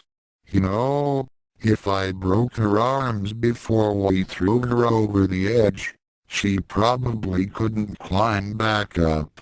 Kaito, having heard all of the rumors of Chakuraichi's activities and knowing his reputation didn't include idle threats, started to break out in a cold sweat. Wait, don't you think she has a point? Oh? Youkai asked. She was doing what would have only seemed fair and reasonable to her at the time. If that sense of fairness and reason was a bit warped, yeah, that's her fault. But if she wants to join us, she must be willing to follow orders. Why are you always rushing to the defense of these creeps, Runt? Kurumu asked suspiciously. This isn't like Tobaki. We don't have to let her hold on to power because Ranma's terrified to fight her. Shodom's afraid of Tobaki. Fascinating, Kaito thought while appearing to take no particular notice of the tidbit. I don't know why you decided to allow Tobaki to stay with the committee, but I'll match whatever efforts she made to earn your approval.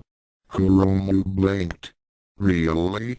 You'd be willing to force yourself on? The succubus was suddenly silenced as Ranma clamped a hand down over her mouth, sweat beading over her forehead. All right.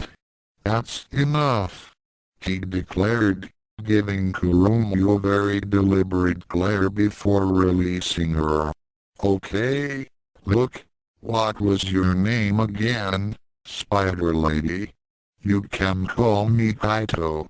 My surname is Aramara, but that's a clan name that extends to thousands of individuals, so it typically isn't used, she explained as she bowed. I am at your service, Vice Captain. Kaito. Right, Ranma grumbled as he scratched the side of his head. Well, I wasn't planning on recruiting any more of the old enforcers, but you stuck around even after your lower than dirt speech and even climbed back up the cliff to get another chance. I can see you want the job way more than the others did. Or at least you're way better at climbing crags than they are, Kuma quipped as he rolled his eyes. Ranma continued as if the hellhound hadn't said anything. So I suppose the very least I can do for you is give Tsukune the final word rather than letting Chopper break all your limbs. Kaito's sweat dropped as her nervousness crept up another notch. I thought it was just my arms. Sorry, Ranma's higher on the pecking order. Chopper apologized as he crossed his arms over his chest. If he says your legs have to go too, then I'm gonna have to break your legs as well. The amount of sincere regret in his voice did nothing to make Kaito feel better about the prospect. Well, I suppose we can leave it to Tsukune, Mocha said.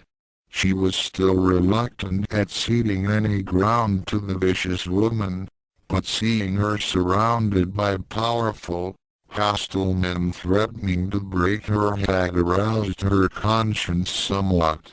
Ostensibly she was opposed to violence against girls, although she gladly relaxed such standards when the girl in question had attacked and tried to kill her closest friend. Finally, I made it. Everyone turned to look at the shaggy-haired youth staggering toward the bluff, his torso wrapped in bandages and his right leg encased in a thick cast. He only managed to walk with the aid of a crutch, and even the relatively short walk from the school had left the boy gasping for breath. I'm here to try out for the Kuma snorted and cut the boy off.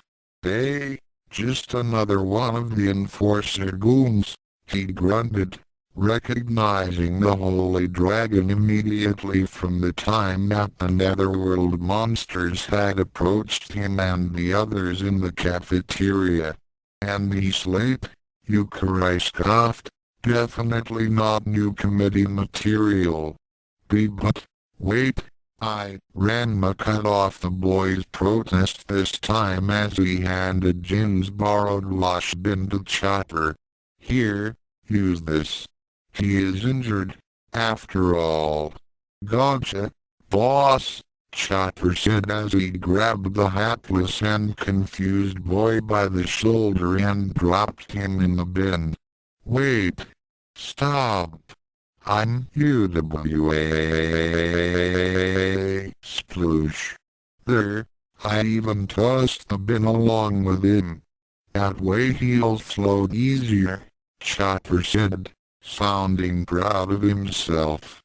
Very humane. Good job, Ranma agreed, prompting a sigh from Mocha and another thumbs up from Youkai. Now let's go see Tsukune. The new protection committee that Ranma led back to the committee's offices was quite tense and awkward long before they had entered the main lobby.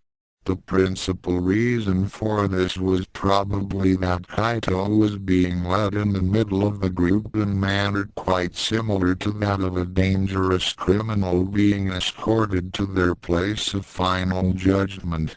Kuma and Chopper, two of the strongest monsters there and by far the biggest, flanked the Spider-Woman on each side, both of them occasionally casting her disdainful looks like people sometimes did right before squashing a normal spider.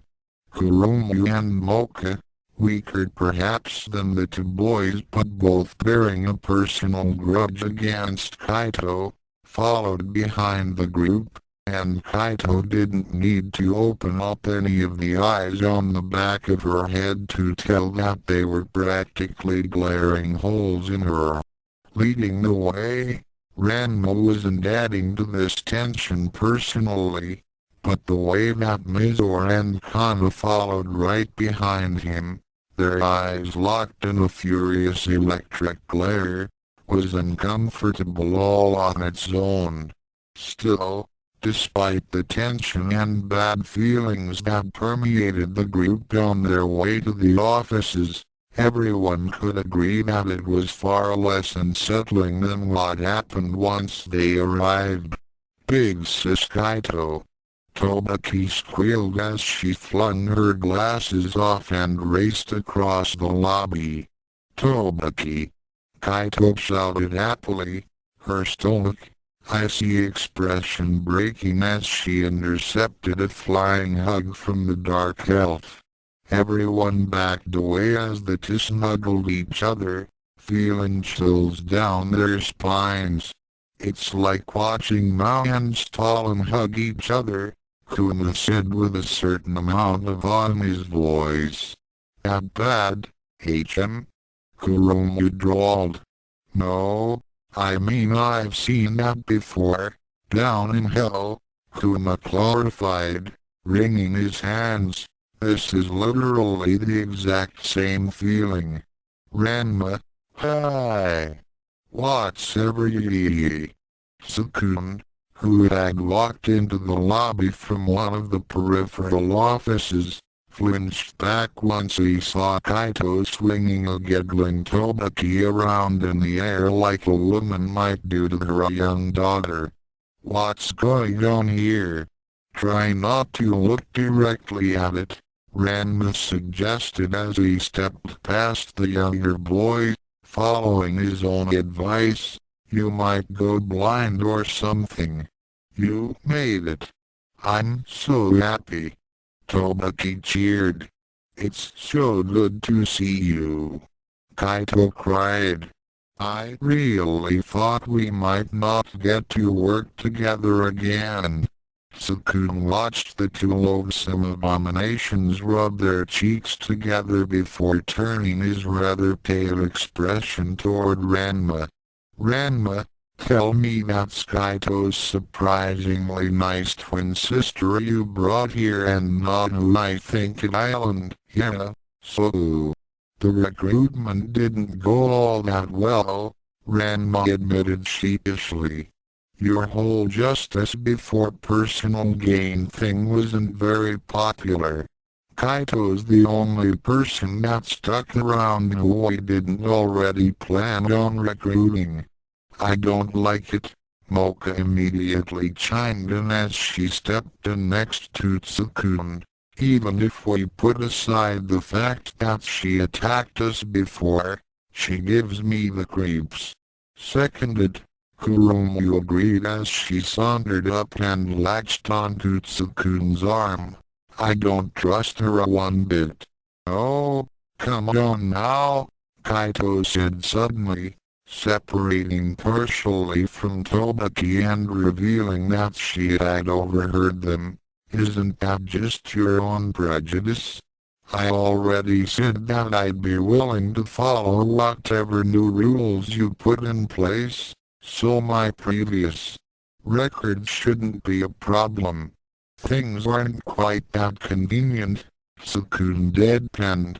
You can't just claim you're willing to play nice from now on and have your old job back. Oh, but isn't that exactly what others have done? Kaito asked, only barely managing to hide her smirk. Right, she is a well-known brute who is responsible for brutalizing dozens of other students for no other reason than because he enjoys it. Chopper scratched the back of his head. Is that not a good reason?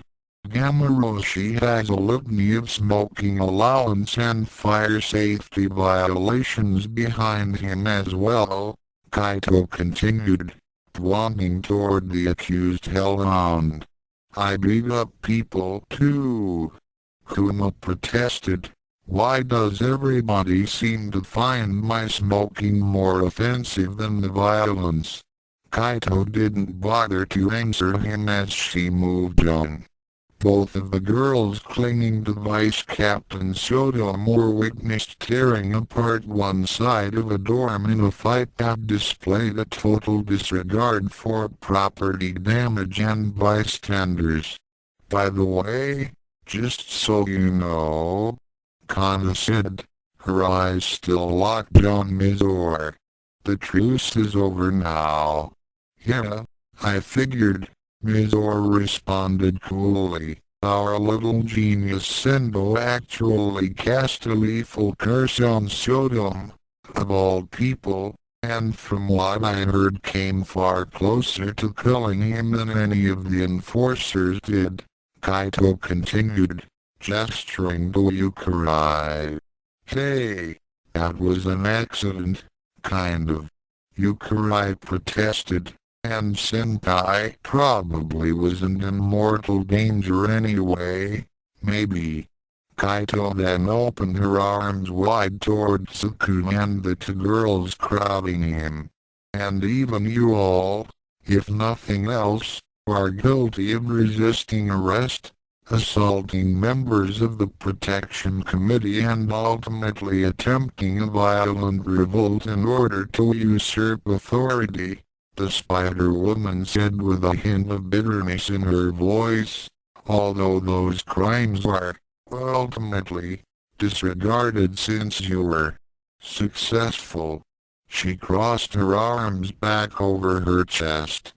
I see nothing but miscreants and thugs all gathered and given a chance to serve our school properly under your moral guidance, Captain.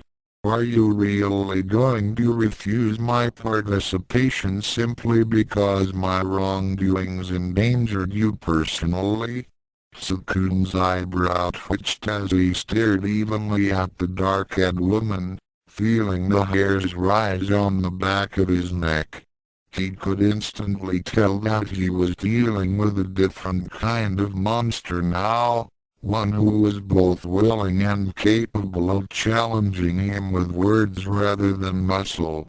By attacking Tsukune's moral superiority, she threatened to undermine the very thing that supposedly made him a better choice of leader than Kuyo. It was also something that the others would have a hard time helping him with, as most if not all of them he thought the world of Mocha. But feeding on your friends was hardly an act of higher morals, had dubious ethical records at best.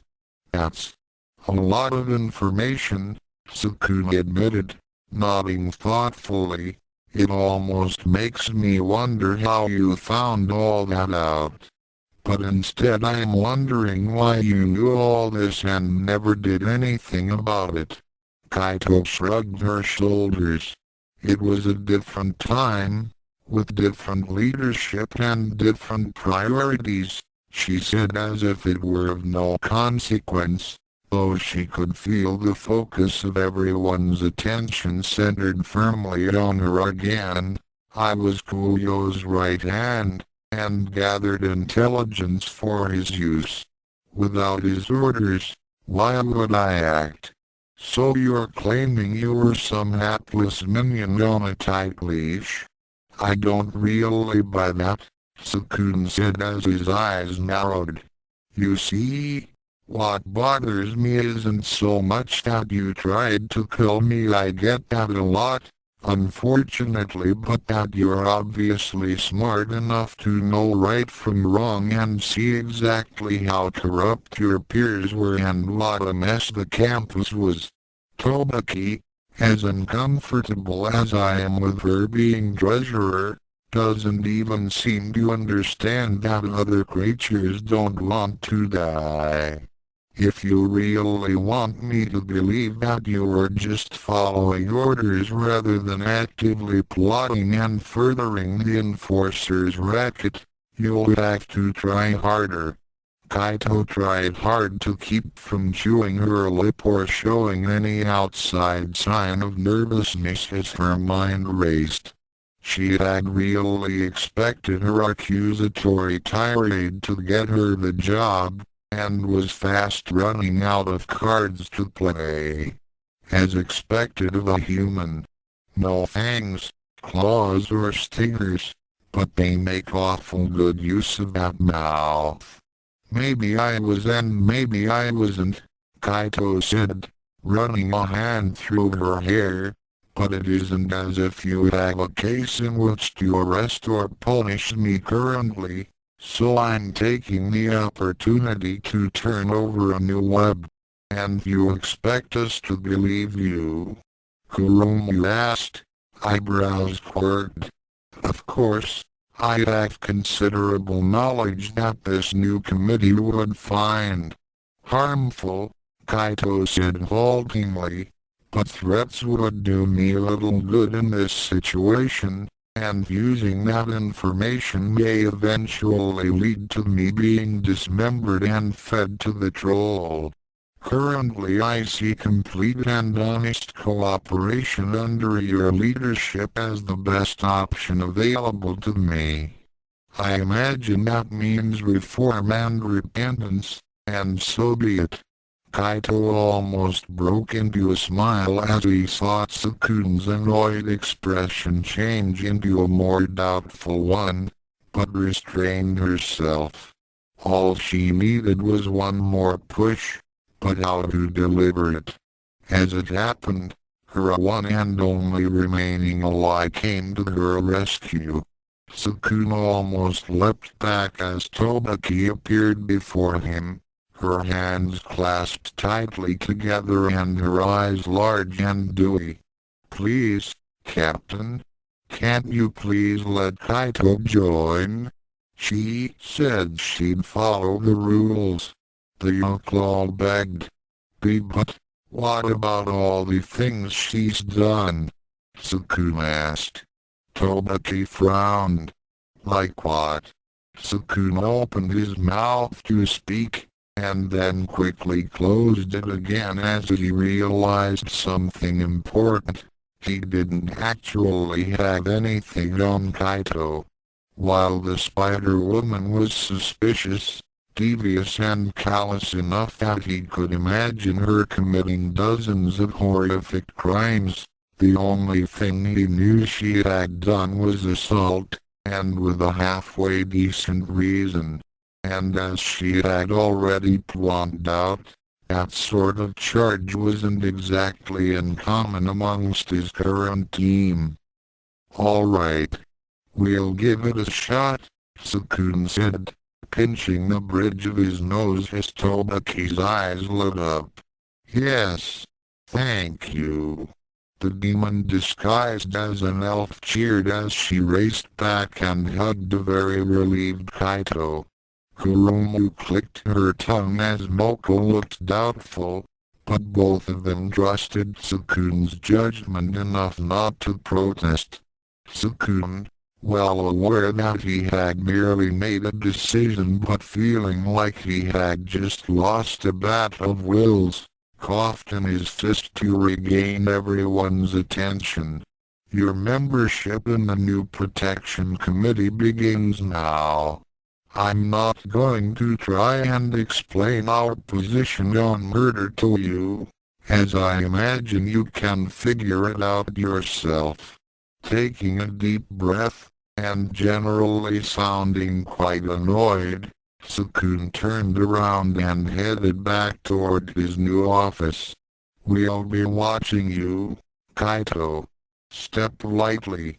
"Stepping lightly is a spider's specialty," Kaito said, fiercely holding down a smug expression as her new captain left with his women in tow. "This is what happens when you put your ideals above your own judgment. You'll live to regret such weakness, Paolo." "All right, people, show's over," Ranma suddenly called out.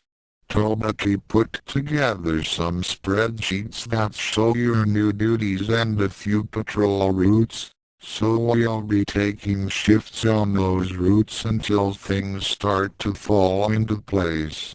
As Chopper, Kuma, Kana, Yukari and Mizora all moved to check on the papers, Ranma turned toward Kaito. "As for you, since you seem to be pretty good at the whole sneaking and information dealing thing, you can be Yukari's assistant from now on." Kaito smiled wickedly. "Whatever you say, Vice Captain. Call me Ranma. Or at least use a disrespectful nickname or an insult or something," Ranma demanded. "Having you call me by a title just makes my skin crawl." The Spider-Woman snorted. "As you wish, you human coddling brute." "Better," Ranma said with approval. Then he leaned in a bit closer. "By the way, why didn't you mention me at all when you were running through the list of crimes and stuff? You really couldn't think of anything?" "Please," Kaito scoffed, "you blasted the roof off of the student council hall with a tornado. Do I really need to bother pointing that out?" "Always the tornado," Ranma grumbled. "All right, thanks, fine. But even though you may have talked your way around Tsukune, smooth talk isn't going to get you very far with me." "I know," Kaito admitted. "I have a different strategy for getting my way with you." She then turned slightly so that Tobaki was between her and Ranma, and then turned the shorter girl around to face the martial artist. Tobaki blinked innocently as Ranma recoiled. "HM? What's wrong? So that's how it's gonna be, is it?" Ranma grumbled as he backed away. "Fine. But I suggest you take Tsukune seriously. Underestimate humans and you'll regret it," the martial artist warned before walking off.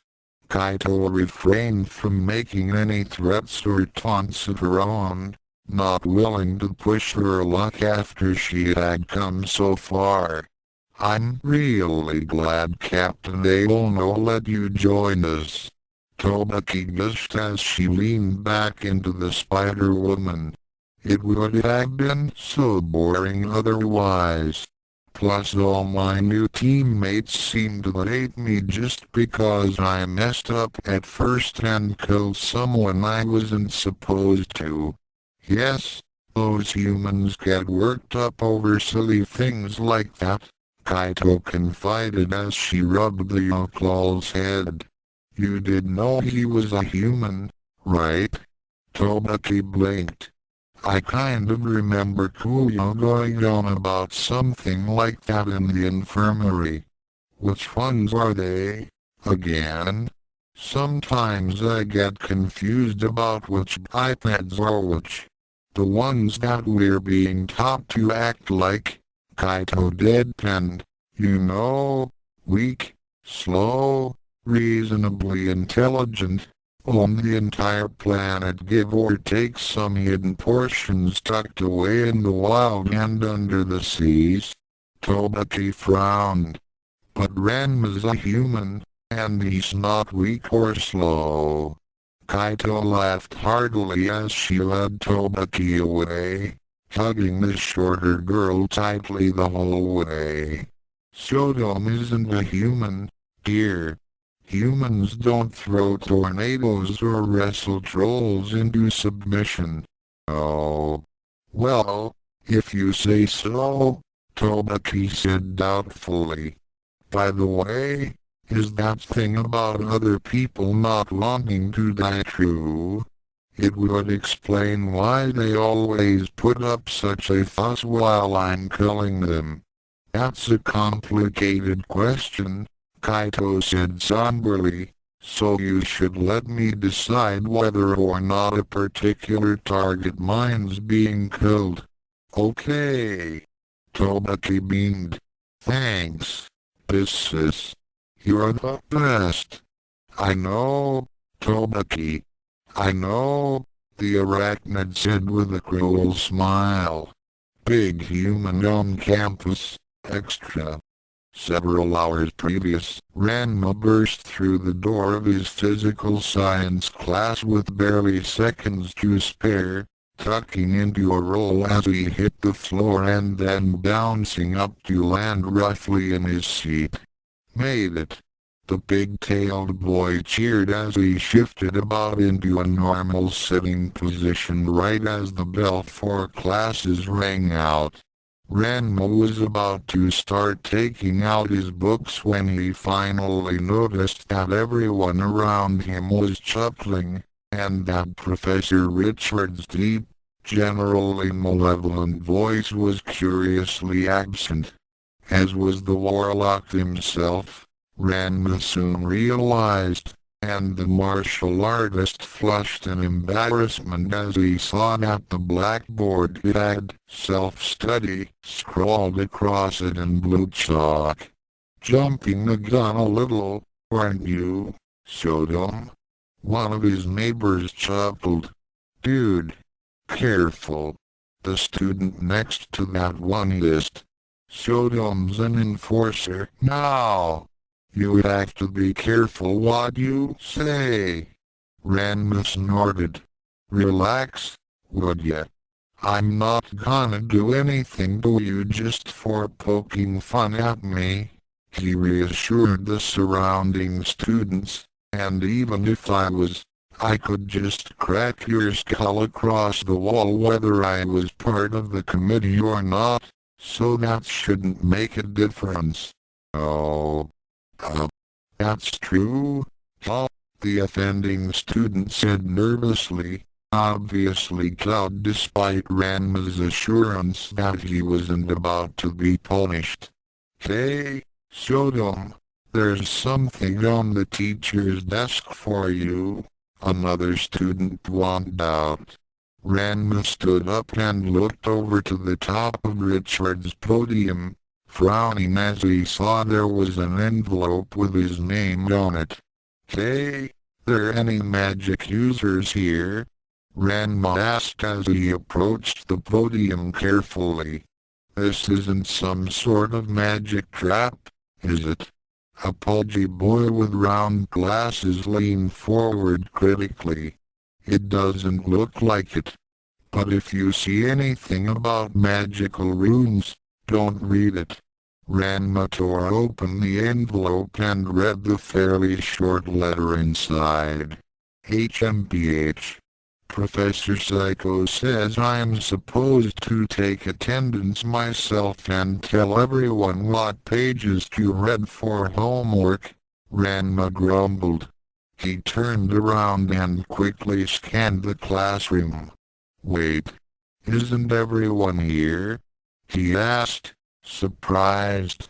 He wouldn't have shown up if he'd known that Richard wasn't going to be there. And he was surprised that his monster classmates were more diligent. Nobody left after seeing that class was pretty much cancelled. We can't be sure he wasn't necessarily honest to check who was actually here, mumbled a girl from the front. The pudgy student raised his hand. Speaking of which, what is the penalty for being late? Ranma glanced down at the note he was left. A slow, painful death, same as everything else. Apparently he expects me to do that while he's busy wasting time on his own.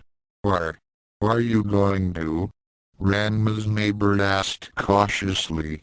Ranma tossed the note over his shoulder, and it slowly fluttered through the air before landing in the trash bin. It's a moot point if everyone showed up on time, right? What about that guy that sits next to you? The student whined out, gesturing to the empty desk. Who? Ranma asked. You know, the little kid, pink hair, resurrects from death. The student continued. Ranma was silent for several seconds. I got nothing. You tossed him in a dumpster once after he was killed. Before he finished resurrecting, a different student deadpanned. Like I can keep track of all the dead bodies I've lugged out of here, Ranma murmured, slouching against the podium. Whatever. If he's not here I can't exactly punish him anyway, even if I wanted to. Let me write down the homework, and then I'm out of here. Saffron's breath came unsteadily as he lay in the middle of a vast ring of intertwining magical runes. His shirt shredded to almost nothing while his arms were stretched to either side by ebony chains crackling with black lightning that sparked from the links as they writhed like living things. Saffron was covered in small wounds, cuts and abrasions that flared and trembled with magical power straining to repair the damage even as malign forces from beyond the physical realm continued to hold them open. The Phoenix King glared hatefully at his tormentor through the pain, minor as it was compared to the suffering he had endured in the past. Richard stood above the battered immortal, seemingly oblivious to Saffron's unwavering gaze as he flipped through an old, yellowed tome.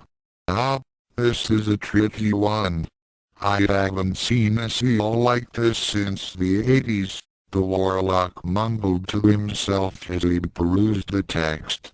Then he looked up. That's the 3rd century 80s, mind you. Oh, where does the time go? Shut up. Saffron rasped painfully. Richard seemed to be in no mood to listen, and continued flipping through the ancient book. All right, I think I'm going to try to interact with the spell directly, he said, still looking at the book as he moved one hand toward Saffron's chest. This won't hurt at all. Saffron gasped in agony as Richard's claws plunged into his chest, causing the phoenix's skin to evaporate into a caustic black cloud as the hard, bone fingers dug deeper into his flesh. "Oh, look at that. I guess I was wrong," Richard said pleasantly as Saffron grit his teeth against the pain. "Oops." Then the warlock leaned over to speak directly into Saffron's ear. "By the way, don't tell anyone that I chained down a young boy, stripped him, and then forcibly entered him. People might think I'm a pervert or something. You're a twisted, sadistic psychopath." Saffron snapped, his eyes flaring white. "Exactly. I wouldn't want anyone to get the wrong idea," the warlock said as he backed away. "All right, let's see if that did it." Saffron howled in pain and fury as the chains over his arms started to rattle and crack, and Richard's eyebrow rose as the Phoenix King's body started to swell amidst a pyre of white flame. "Ha ha ha! Success!" Richard said as he raised his fists in the air. "Now He lowered his fists. "I forget exactly why I was doing this. It really doesn't seem like the next several minutes are going to turn out ideally for me." "No," said Saffron as he staggered to his feet, his voice rich and deep as he finally stretched the arms of his fully matured adult form. "No, they won't." Chapter 14 Evil is subjective. Hi everyone, and welcome to the next chapter and the next wild guess at Ranma's species. Tsukune cheered. Today we have one of our lessons table instructors to give us her theory. May I present Ryza Wildman? The red-headed half-werewolf gave a lazy wave as she stood behind Shizuka, one hand in her pocket. "So what observations have you made about the ex-star of your club?" Shizuka asked eagerly. "Well, my guess would have to be a dragon," Ryza murmured, crossing her arms over her chest. Shizuka looked surprised. "Oh, my. That's more than a cut above the guesses we've had so far. That alone would probably make him one of the 5 most powerful creatures on campus." "I know, right?" Ryza said, nodding. "Specifically, he'd be a Chinese dragon. The clothes, the fancy martial arts, and even the tornadoes make sense that way." Then Ryza smirked. "It also explains why he's so in line with the rule about disguises. If he transformed even once, he'd be able to completely destroy anyone short of a few of the faculty. None of the other students could even pretend to stand a chance, and then, hey, I have a question," Shizuka said suddenly. Ryza blinked. "Huh? What? You're a half-werewolf, right?" the Nakomata asked. "So you're a quarter wolf?" Ryza raised an eyebrow.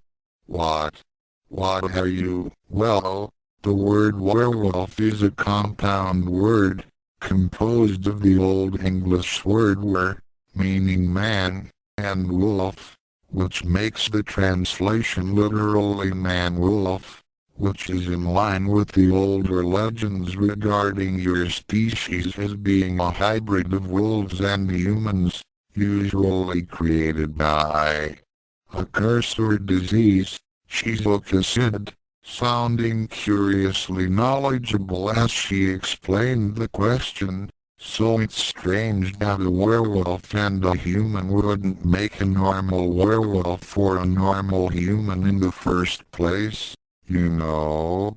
So does that mean you're a quarter wolf and the rest of you is human? Or is werewolf really a unique species on its own? Ryza stared at the Nakomata, her expression utterly perplexed.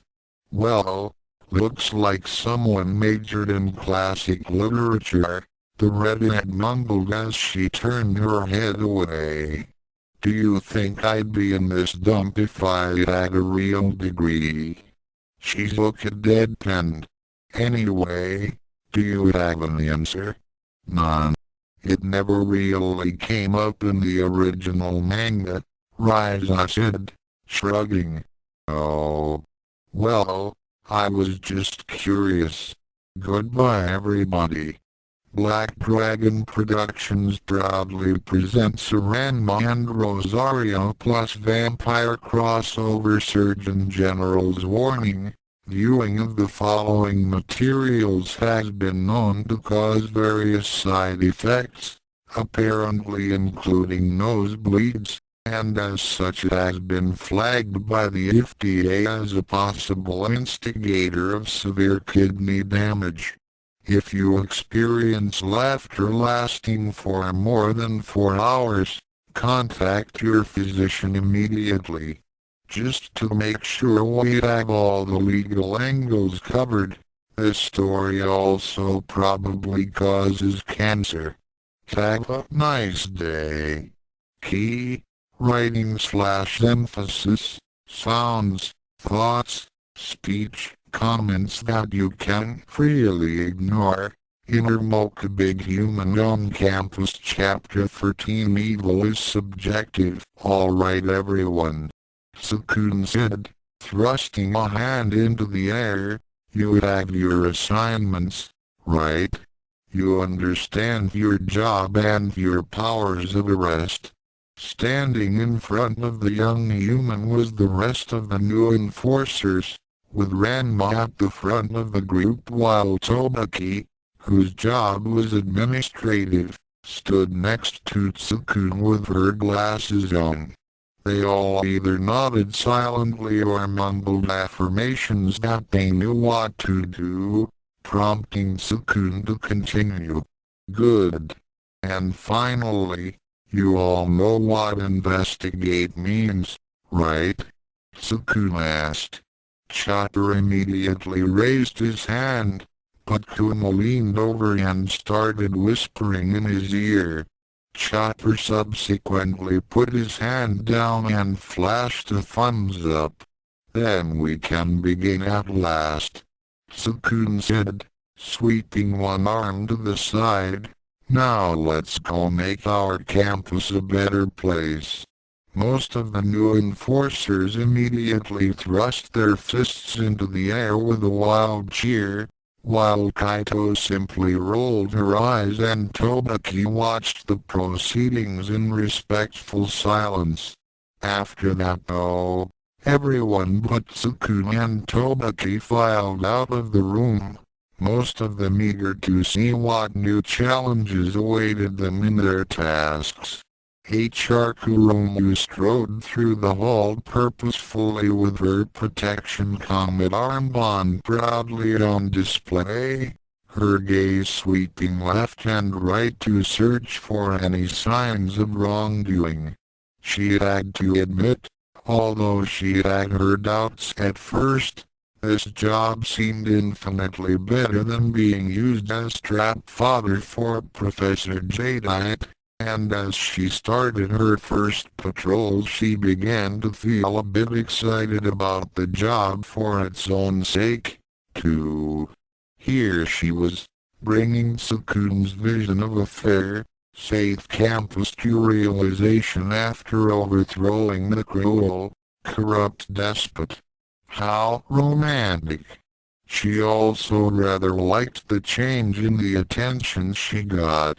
While Kuromu normally turned heads wherever she went, the attention usually came with a few off whistles or lewd comments as well. and although she didn't exactly dislike such shallow attention, tagging people straight nervously as you walked by and keep a fearful silence gave the same boost to her self-esteem without the slightly scummy feeling that she got whenever random boys were undressing her with their eyes. Not that she expected they had stopped doing that, but at least they seemed to be discreet about it now. Kuromu frowned as she saw what looked like a confrontation going on down the hall. A large male student who was almost the size of Chopper was standing over a much smaller boy who seemed to be rooting nervously through his pockets. "Hey, what's going on here?"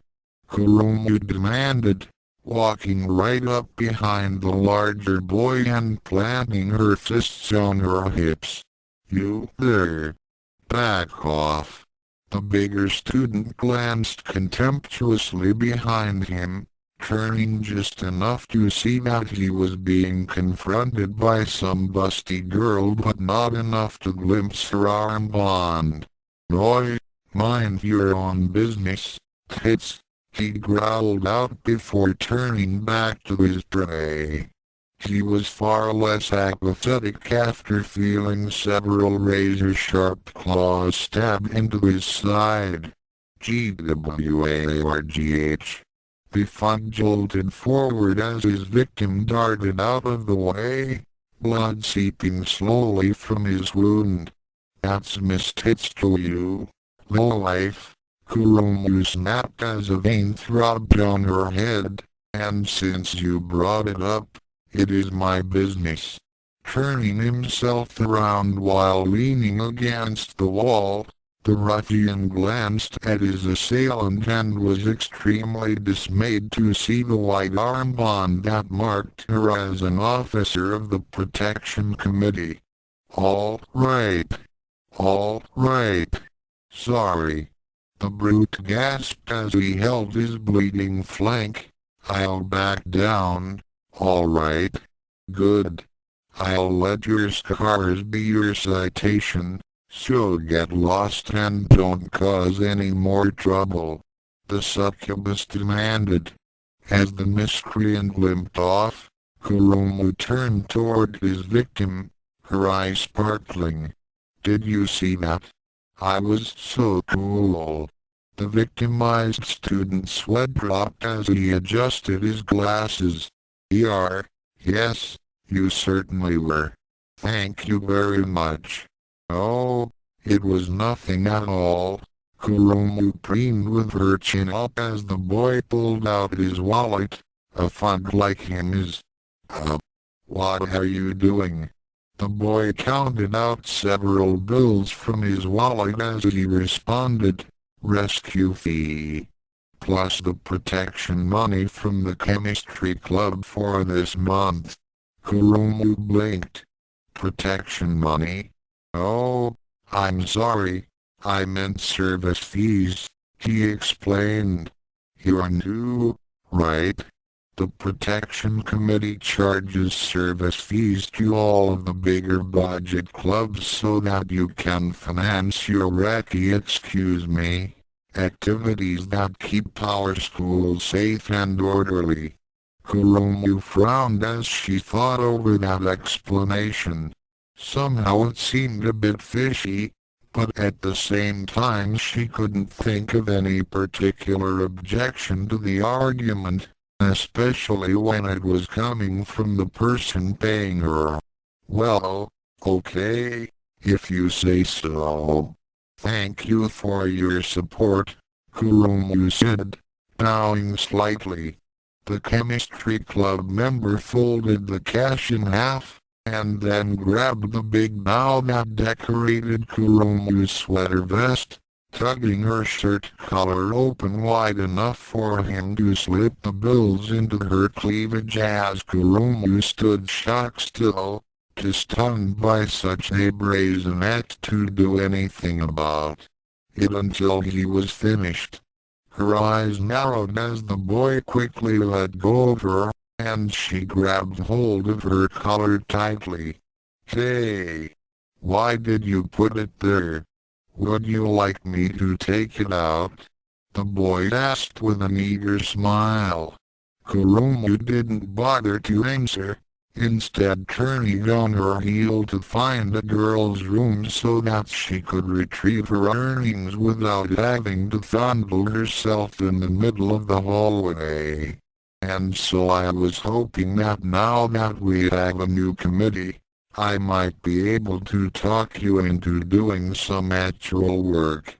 Mizore tried to fight off a yawn as she sat behind her new desk in the lobby of the Protection Committee, overseeing the line of students that had come to register complaints and open investigations with the new enforcers. At least, the line was composed of students. The person currently ranting at the rather sedate young woman and her temporary partner was the Dark Liege, a member of the faculty.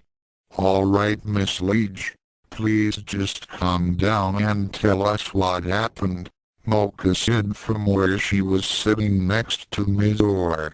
She had been assigned to help Mizore with her new task, partially because they expected a deluge of work after it was announced that there was a new committee, and partially because Mizore didn't strike anyone as being interested in or well suited to her assigned task.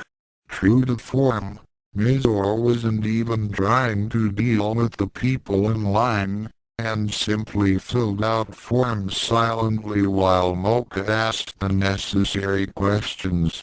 At least, Mocha hoped she was filling out forms, given that Mizore sometimes kept writing on the same sheet of paper as 2 or 3 students took their turns to offer their complaints. The vampiress was starting to suspect Mizore was just doodling the whole time. It's my soul shards. There are 5 pieces of extremely valuable crystal that were stolen from my desk several weeks ago, the buxom teacher said, her hands planted petulantly on her hips. Mocha nodded. I understand. Do you have an estimate for how much the shards are worth? The Dark Liege frowned. Well, imagine all the money on the entire planet. Mocha blinked. Now imagine all that money burning, because if my soul shards fall into the wrong hands it could result in worldwide catastrophe, and cash will only be full as kindling and toilet paper. The blonde insisted, slamming her hands flat against the table as she leaned over the 2 teenagers. Incidentally, this gave the pair of schoolgirls a perfect view down her blouse. Not that Mizore was paying attention or that Mocha appreciated the vantage point. Mocha's sweat dropped as Mizore continued scribbling. So they're quite valuable, then. We'll work out an estimate later. You said they were stolen from your desk? Yes, that was the last place I had them. The Dark Liege groused as she placed a slip of paper on the counter. Here's a few sketches and notes on what type of gems they are. I expect you'll open a case. Mocha nodded as she took the paper. This is very helpful. Thank you. We'll get right on this and let you know the moment we have any information, Miss Liege. That's Dark Liege, dear. The name is its own honorific, the Dark Liege explained as she straightened. Well, you've been far more helpful than the last few bozos doing this job, so you have my thanks. Good luck. As the curvaceous devil sauntered off, Mocha leaned over toward Mizore. Did you get all that? That was a teacher, so it's really important that we get all the details right. especially if the world might really hang in the balance. Mizore mutely held up the paper she had been working on, revealing that she had, in fact, been doodling, though it seemed the topic of her doodles had been the case being described to them. To an extent, the drawing featured the entire world sitting upon a burning pile of money while two extremely cartoony figures exchanged mighty blows atop the globe. One was the Dark Lady, her oversexed if not quite perfect human form boasting wings and massive claws, while the other seemed to be Ranma, who was encircled by glowing jewels. It was actually a pretty good art piece, although Moko was in no position to appreciate it. "Why are you drawing? We have a serious duty to take care of," Mocha scolded the snow fairy. "Also, what does Ranma have to do with the missing jewels?" "Secret," Mizore mumbled as she put the form away in the files folder and pulled out another blank investigation case form. Before Mocha could continue lecturing her current partner, the next student walked up and slammed a piece of paper down onto the desk, instantly securing her attention. "Yes. How can I help you?" Mocha trailed off as she stared up at the student. It was a female student, that much seemed obvious, with a perfectly normal-looking body wearing a perfectly normal uniform. The girl's head, which appeared to be composed of snow with small pebbles to make a pair of eyes and a smiling mouth, was decidedly not normal. Mocha silently took the note as Mizore started scribbling again. "So, it seems like something was lost or stolen." Mocha couldn't make out much more than that, as the writing was extremely haphazard, but the girl nodded mutely. "Okay, but you're aware of the rules concerning human disguises, right? Is there a reason your head is like that?" Bam! Bam! Bam! The aggrieved student started slamming her hand down next to her note noisily, finally disturbing Mizore enough for her to look up to see who was making such a racket. "Ah, I remember you," Mizore said suddenly as she sat up, startling Mocha with her sudden participation. "You do?" Mocha said in surprise, glancing at the note again. "Ah, it seems she lost her head somewhere." "Yeah," Mizore confirmed, "out during that freak snowstorm the other day." Suddenly Mocha's eyes widened. "Wait. Were you that girl who Jin froze and then decapitated?"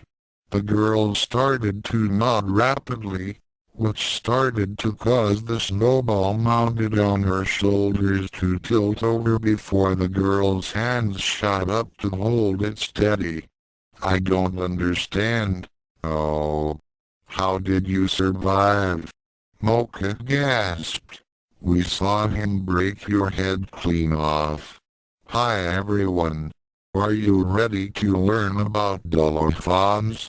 Tsukune masked brightly as she slapped a hand against a long chalkboard. Dolorphans are European monsters known as headless knights or headless horsemen owing to their most obvious trait. Their head isn't attached to their necks.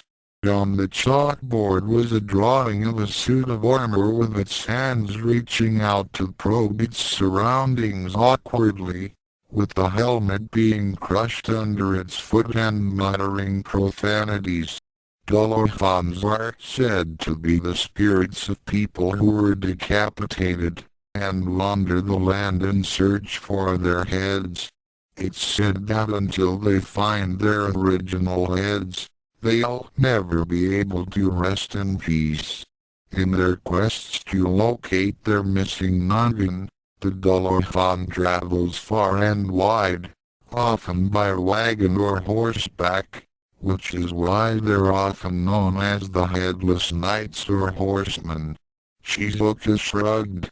While that's more or less true, most of those who've encountered a Dolorfan note that they do, in fact, tag ahead, although they often carry them under their arm rather than on their necks as is traditional.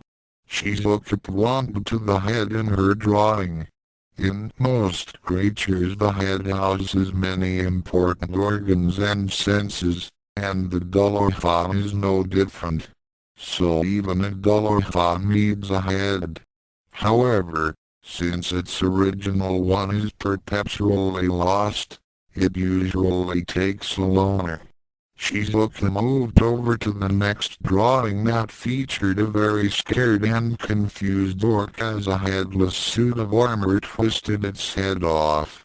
Other people are usually attached to their heads save the odd Hydra, who's always good for one or two, so the Dolorfan inevitably has to take the head by force, which has also given them a reputation as bloody harbingers, riding from place to place and usually killing but a single person in the dead of night. After that the Dolorfan will carry around the stolen head, using it as their own until they lose it. It gets damaged, or it starts to rot away because it lacks the undying magic of the body. Shizuka waved brightly.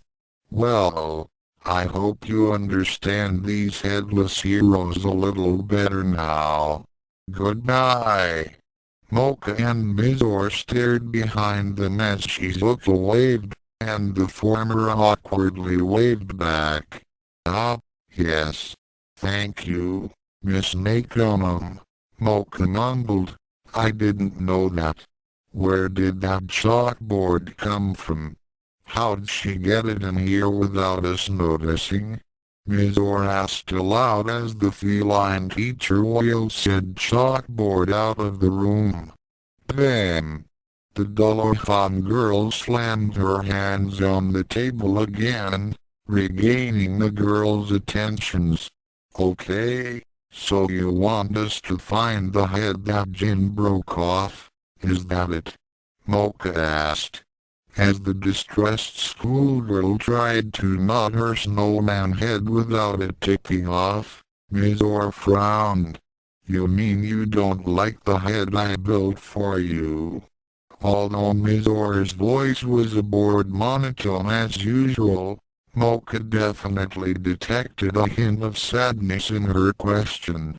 The girl didn't do anything at first, but then reached up to take out the pebbles that formed the corners of her mouth, and then rearranged them lower to turn the smile into a frown. Mizor rubbed her chin. What if I got you a carrot for a nose? Would that help? The Dolorfan promptly snatched a pair of pens from the desk, and then stuck them over her eyes with an inward slant to make a pair of angry-looking eyebrows. Never mind that. We'll start looking for your head immediately, Mocha interjected hastily. Thank you for coming to us with this problem. Also, I'm very sorry none of us checked on you after the battle with Jin. It won't happen again. The Dolorfan girl made her best attempt at a shrug, and then promptly took out a pair of dark sunglasses and a cane. Sticking the sunglasses onto the snowball atop her neck, she turned around and slowly made her way toward the lobby entrance, using the cane to search in front of her for obstacles. Mocha and Mizor watched her go, seemingly fascinated by the sight, until the latter turned toward the former. Wait. If that head doesn't work, How did she hear what we were saying? Yo! Surprise inspection. The unexpected shout was all the warning that the art teacher, Hitsume Ishigami, got before the door to her classroom burst open, revealing a massive boy with a protection committee sweatband on his wrist. WH what are you doing? Class is in session. Hitsume snapped, gesturing to the rows of surprised and confused students sitting at tables in the middle of the room. Yeah, I know, Chopper said dismissively as he stepped right by the teacher, his head swiveling left and right. Like I said, surprise inspection. The point is that you are not expecting it. The troll ignored Hitsume's sputtering protests as he started looking around the room, noting the shelves full of art supplies and the rows of lockers next to them. Some students had gone missing from your classes, so I came here to check for clues, Chopper said as he started rooting through the art supplies. You could have informed me, Hitsume said angrily. Her hair, which was tied into numerous thin braids, seemed to shake and quiver as she spoke, as if the braids themselves were agitated. What part of surprise don't you understand, Peach? Chopper grumbled as he moved to the lockers. The first one was empty, so he tried the next one, which was full of towels. The third one was locked, and Hitsume chewed her lip briefly.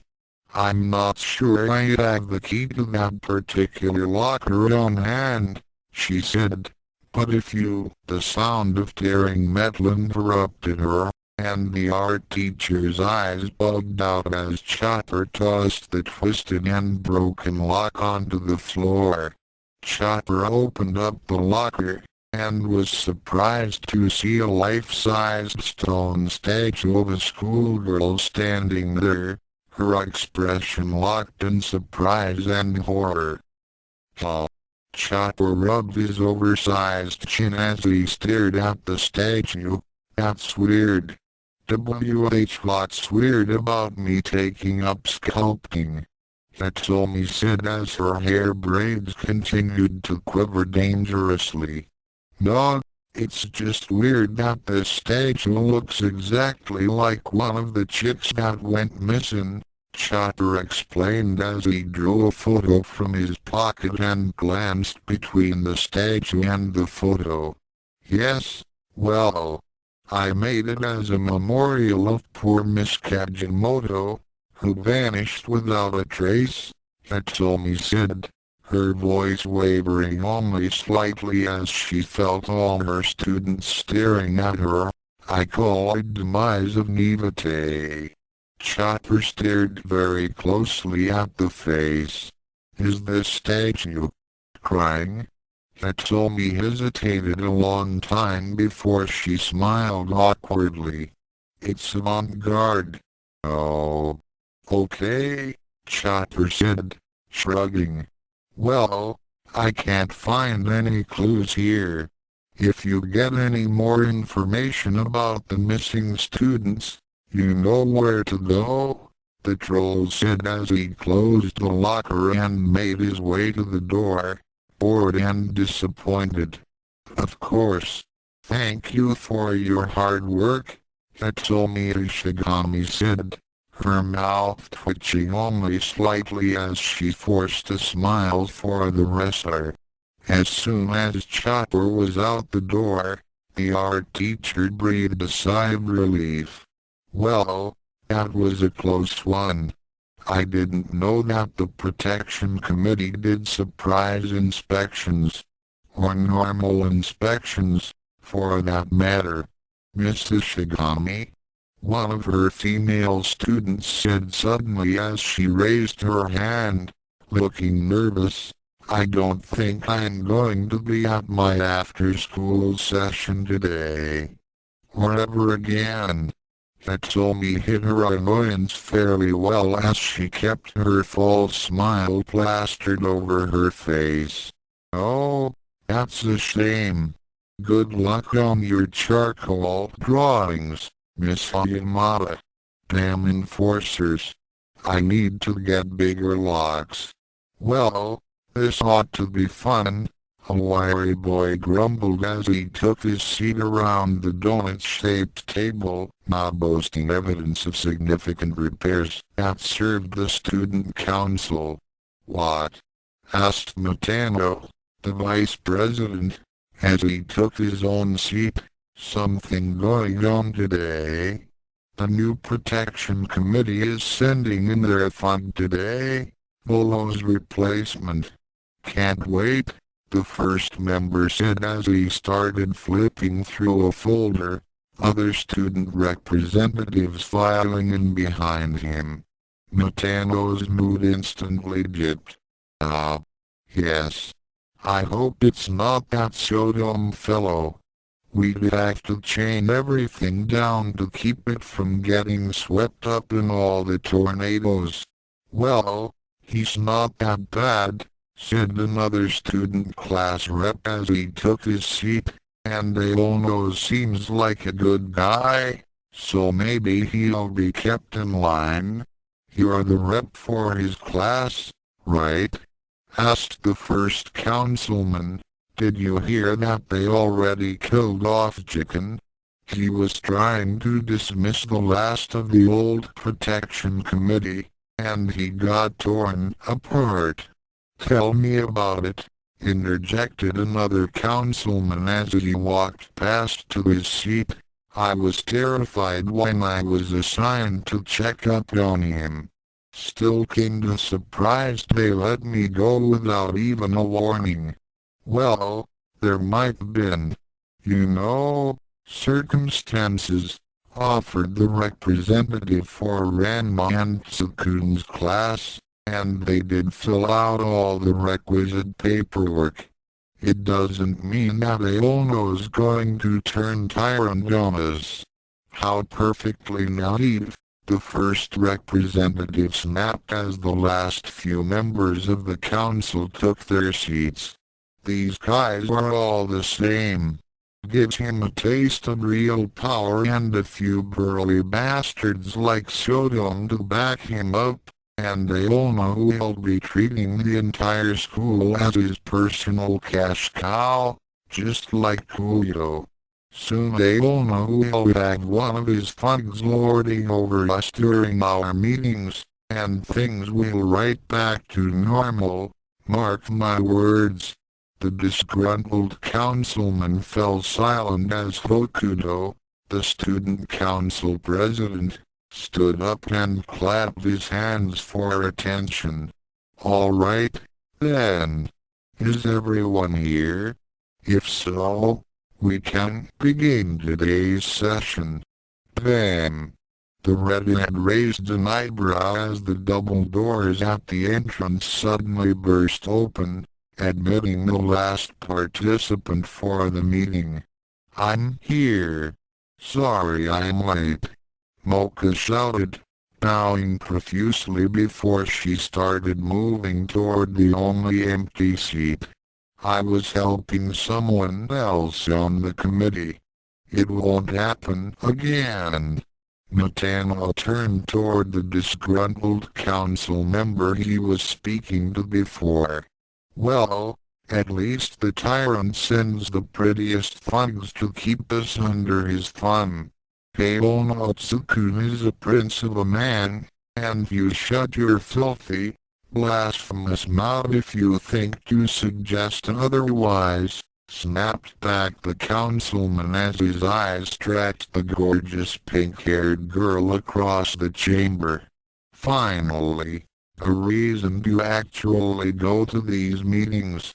Kaito yawned as she walked into the lobby of the Protection Committee offices, having completed her patrol at last. All told, she had seen 4 instances of assault and robbery, 1 incident of a student eating what she could only guess used to be another student, and there was someone screaming an awful lot inside the girls' locker room despite the fact that no one should have been in there during that time period. All those facts were filed away in her head to be used or ignored as necessary. She could have easily stopped most of the incidents, of course, but she couldn't find any reason to bother. There was the issue of earning enough trust from Tsukune that he wasn't actively looking for a reason to get rid of her, but it was precisely because she was so distrusted that she didn't even want to bother. If her culprit decided to lie or try to implicate her, then her compatriots were almost certain to believe him over her. There would be a time for earning trust. For now, it was enough that she had her position and didn't have to actually work. Kaito was just opening the door to her office when she spotted a small, scuttling creature out of the corner of her eye. She was quite surprised to see a giant spider just a bit bigger than a house cat crawling leisurely out of the room that had served as a training room whenever Jin saw fit to drill the members of the compliance squad. Her curiosity piqued. She walked over to the lesser arachnid and then leaned over to pick it up. Ah! Ah! No! That's not food! Ranma shouted, suddenly emerging from the doorway and startling the Spider-Woman. Don't eat that! Kaito raised an eyebrow as she took up the giant spider underneath the thorax before bringing it up to her chest the way one would a small dog or cat. I don't think you need to be concerned about this little thing harming me. I wasn't talking to him. Ranma deadpanned as he crossed his arms. Don't eat any of my spiders. A vein popped up on Kaito's head, and the giant spider hissed as it sensed her irritation. Are you an idiot? Just what do you take me for? A really big spider handling a less big spider, Ranma said simply. It took me some time to teach them not to eat each other, so I figure you're completely beyond help. Kaito quickly decided that she had questions that needed answering that took priority over her aggravation at her vice captain. What do you mean you taught them? What could you teach anybody? Rather than answering the shallow insult, Ranma snapped his fingers and shouted, "Come!" The spider immediately scrambled up onto Kaito's shoulder and leapt onto Ranma's chest, to Kaito's utter astonishment. She was even more surprised that Ranma didn't so much as flinch as the arachnid landed on him and started scuttling up his body and onto his shoulder. Of course, that's just for starters, Ranma said in the smuggest tone he could manage as he ran a hand gently over the spider's hairy abdomen. I'm in the middle of a training session right now. Oh, I got to see this, Kaito quipped as she approached the room. The idea of a moron like you actually enforcing your will over arachnids has to be one of the most incredible and unnatural things in this world. I could hardly miss my chance to watch such a farce. Yeah, sure. Come on, Ranma mumbled as he re-entered the room. Certainly. Kaito had heard that Ranma and Tsukune both got on well with spiders, but that was where her intel on the subject faltered. The fact that her beastly brethren didn't kill and eat the boys as she would have gladly done in their place wasn't of particular concern to her, and she had never imagined that either of them had actually taken to training them like mere pets. and even if she had considered it, the fact that it was Ranma the brute rather than Tsukune the hapless diplomat doing it still made the whole idea laughable. That said, Kaito wasn't laughing as she entered the training room and saw what was going on. Nearly 24 giant spiders, ranging in size from as big as a large rat to as big as a large dog, scuttled about the training area, spinning webs and crawling over obstacle courses made of stacked-up chairs, tubs of water, and layers of grease to render some surfaces too slick to climb. At the far end a group was apparently doing attack drills, launching themselves furiously at a row of cloth training dummies already covered in puncture wounds. Youkai was at the end of the obstacle course, and as one dog-sized spider successfully clambered over to parallel bars suspended over tubs of water, the young witch reached into a sack next to her and somehow pulled out a live muskrat that she tossed in front of the beast. It wasted no time in leaping upon the confused mammal, causing Youkai to cringe at the grisly act of nature. Aside from the area with the training dummies, Kana sat on a chair reading a book while her mouth occasionally moved wordlessly. At least, it seemed to be wordless, but Kaito then realized that at about the same time the training dummies would shout something, a function that she was sure Jin had never needed or wanted. In a perfect sequence straight down the room, the targets would break out in villainous laughter, demand money, meow, or ask why Ranma hadn't done his homework. So, what do you think? Ranma said as he continued stroking the hairy beast that had settled atop his arm. I'm disgusted and dismayed, Kaito deadpanned.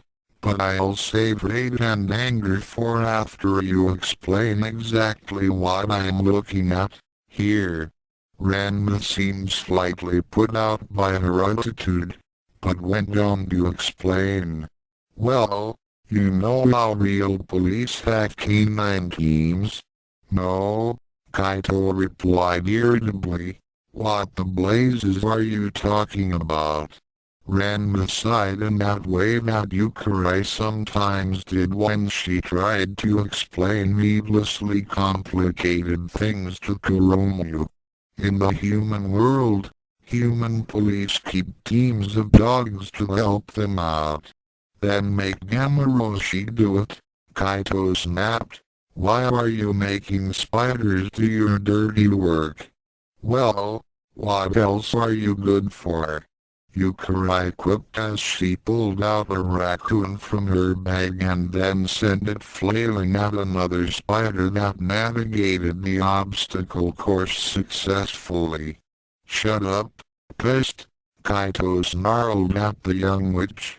It's absurd that spiders should have to serve something like you. Said the spider serving something like me. Youkai deadpanned. All right, that's enough, Ranma interjected before Kaito could come up with an appropriately poisonous comeback. Stop your complaining, it's not like the hairy freaks seem to mind. And we could use the help too, since we're a bit short-staffed. Kaito seethed quietly as she watched the training continue, and then made an incoherent snarling noise. At least, it was incoherent to the various two-legged, warm-blooded animals in the room. The spider on Ranma's arm quivered at the noise, and its fangs wiggled threateningly as it clung more tightly to him. Kaito's eyes narrowed, noting the lack of biting or surprised screaming. I'm honestly surprised, she mumbled. They really see you as their master. Of course they do, Youkai said. They're way smarter than you. Once again, Ranma stepped in before Kaito and Youkai could start slinging insults, mostly because he wanted the Spider-Woman out of the way. Look, if you're not going to help with the training, then you're just in the way. Why don't you call it a day? Asked the big-tailed boy. Not before you clear up one more thing, Kaito said in a deadly serious tone. There's something that's been bothering me ever since I came in here. Yeah, and what's that? Youkai asked as started shaking her bag of tricks upside down to see if there were any more animals left to be summoned for food. Kaito pointed toward the corner of the room where the giant spiders were pouncing on training dummies. Why are all those dummies made up to look like Miss Nakon on Shizuka? Neither Ranma nor Youkai said anything immediately, and Kana lowered her head so that her face was better hidden by her book. I don't know what you're talking about, Ranma said evenly as he glanced to the side, refusing to make eye contact. It is a little suspicious, Senpai, Youkai admitted. Hurry up and get more food for the spiders, Ranma ordered, intent on letting the topic go unresolved. We need to start feeding the ones at the training dummies. Kaito, get lost. You're a bad influence to the other spiders. Kaito snorted derisively as she turned on her heel. Whatever you say, Gregan. Tobaki, sans glasses, stretched her arms over her head as she left the Protection Committee offices, having completed far more work in the past hour than she had ever performed in a single day under Kuyo. Not that she was strictly satisfied with the results, as the reason for her having so much to do were the massive budget cuts to their department. When Mocha had returned from the student council session, she reported that the council had decided to review the Protection Committee's budget for any potential efficiency savings. As it turned out, the previous budget was very inefficient. The budget used to cover a great variety of critical supplies and activities that Kuyo insisted were necessary for maintaining morale, such as uniforms, supplies, office furniture, weapons, leisure items and luxuries for when the committee was working, personal salaries for the higher-ranked enforcers, catering costs for the weekly office parties, a dry ice subsidy for the enforcers who liked their offices kept at below freezing temperatures, life insurance premiums for the lower-ranked members. That the officers who had bet were going to get themselves killed, extra maintenance crew to clean up after Kaito's webbing, Tobaki's bodily sludge and the lazy enforcers who were too picky to devour their kills, and of course the stipend for Kuyo's box live subscription. That list had been pared down considerably, even taking into account that some of those items were no longer wanted. From what she had gathered, none of the new enforcers were avid gamers. She still had to apply massive cuts to parts of the committee's activities that she would have liked to see preserved. Really, what irked Tobaki was less that their budget had been cut and more that Mocha had apparently let it go without any resistance. Maybe the others are right, she does seem pretty useless. What does she think her job is? And Captain Aono let it go without so much as a reprimand. Rookies. Nonetheless, she had done her job properly, and was taking a break to eat. Somebody had to get the real work done, after all. Tobaki. Yo! The dark-skinned girl turned around at the call, and she brightened as she saw two friends of hers approaching from the hall. Akuna. Sunan. Hi. She called back, waving happily to the girls. I was just about to go eat. Oh, we're just in time, then, said Akuna, a rather bloated girl of average height with sharp, saw-like teeth and an almost permanent grin. So none as the sky she's fallen for from class to D. Tobaki brightened. Really? That's so exciting.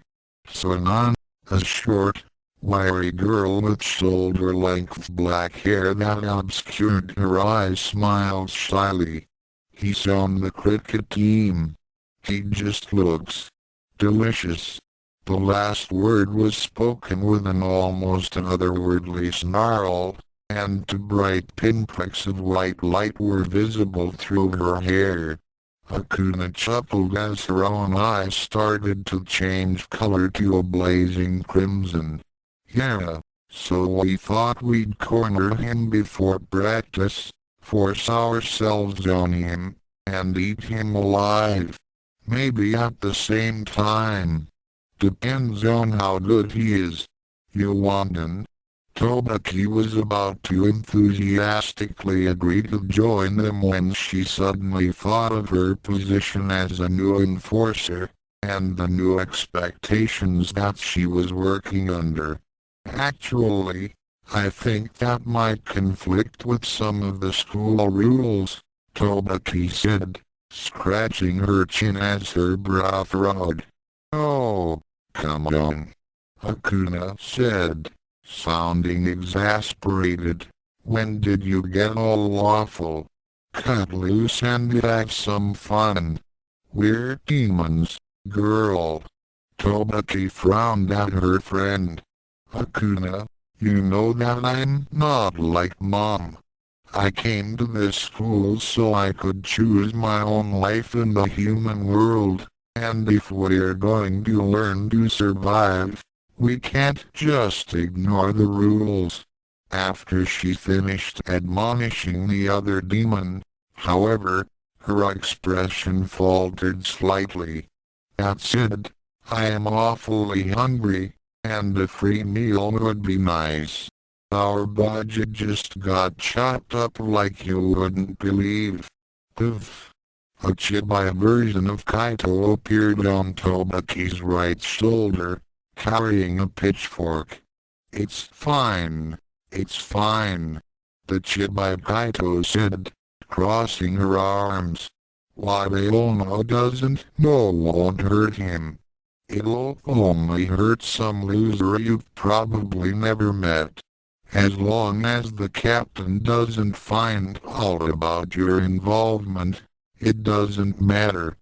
As Tobaki considered that point, a small puff of smoke over her left shoulder heralded the appearance of a chibi Tsukune who had a halo floating over his head. No way! You can't get involved in this. Tsukune is the captain, and he laid down the law. If you simply ignore rules and orders because you feel like it, you are no different from all the mindless horrors that sit around for eons in caverns and dungeons, waiting to be skewered by wandering adventurers. Is that what you want? Or do you want to be more than some heavily armed human's morning exercise? Tobaki frowned deeply as she tilted her head. Chibi Kaito snorted. Oh, get real. A crime is only a crime if it's reported and investigated, you know. There's no reason to get so worked up over one little killing. And yet, Tsukune did get worked up over one little killing, Chibai Tsukune countered, and the only way to truly make sure he doesn't find out about this one is to not do it to begin with. Tobaki nodded reluctantly. So, maybe if they kill him instead of me. Absolutely not. Chibai Tsukune shouted, his halo glowing brighter as Chibai Kaito shielded her eyes irritably. If you killing innocent people is wrong, why would it be okay to stand by and do nothing as other people do it? You may be gullible and naive, but you're not stupid, Tobaki. Captain Aono said killing is not allowed, and explained all the exceptions. He gave you a chance even after you messed up, so are you really going to betray him just so you can save your lunch money? Chibai Kaito growled as she covered her ears, glaring at her angelic counterpart. Yeesh, your little imaginary version is just as annoying and preachy as the real thing. Are you seriously going to let this worthless sack of meat push you around? What's with the little people on her shoulders? Suna whispered to Okuna, her head tilting to one side to an alarming degree. Internal debate. Give her a minute, the other demon advised. Tobaki suddenly broke out of the trance that she had briefly drifted into, and her eyes narrowed as she looked at Okuna and Suna, who were giving her odd looks as they waited for an explanation. No way. I'm putting a stop to this now, the Yokol said firmly, one eye glowing a deep, dark red. What? Suna moaned, tilting her head to the other side. You can't kill that guy. Apparently, murder is wrong, and as a member of the Protection Committee I cannot kill someone who hasn't done anything wrong themselves, nor can I allow someone else to do so, Tobaki said, squaring her shoulders and looking surprisingly intimidating for a petite elven girl. Are you serious? Okuna grumbled. I'm serious, Tobaki confirmed. Even if you are my friends, you can't break the rules as you see fit. As she stared down her friends, Tobaki felt an unfamiliar feeling well up inside the massive horrific viscous fluids that more or less acted as her heart. How about that, Captain? I've upheld your rules and maintained the rule of law, and even resisted the pressure to look the other way for my friends. You would be so proud of me. So, Suna hissed, her head tilting to the other side. Can we still rate him? I don't see why not, Tobaki said, shrugging. If you can wait until after lunch, I'll join you. Okay, sure. Tsukune adjusted his tie nervously as he approached the gym, steeling himself for the conflict to come. Despite a few offers of help and much worry from Kurumu and Mocha, he was out alone in his mission, as was the cornerstone of his plan.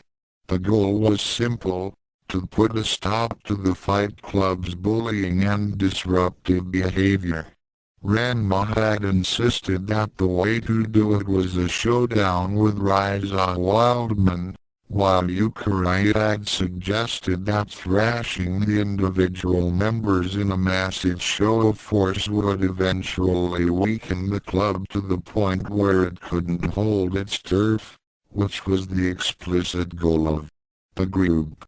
Kaito hadn't volunteered any ideas, but given that she was around when the last Fight Club membership was dealt with, Tsukune was sure she had a few. but he had held his ground and insisted on trying peaceful negotiation first, specifically without a bodyguard. The reasoning was simple. The Fight Club was motivated almost entirely by battle lust. If he were to march into their midst with powerful challengers in tow, they would have sensed an attempt to intimidate them, which would have broken down negotiations and started a battle. That is, if they didn't attack immediately purely for the sake of getting their fight. With only him around, there was absolutely no chance of a fight, although there was still the uncomfortably high chance of there being a beating, and thus they were far more likely to at least hear him out. That was the logic behind it, anyway.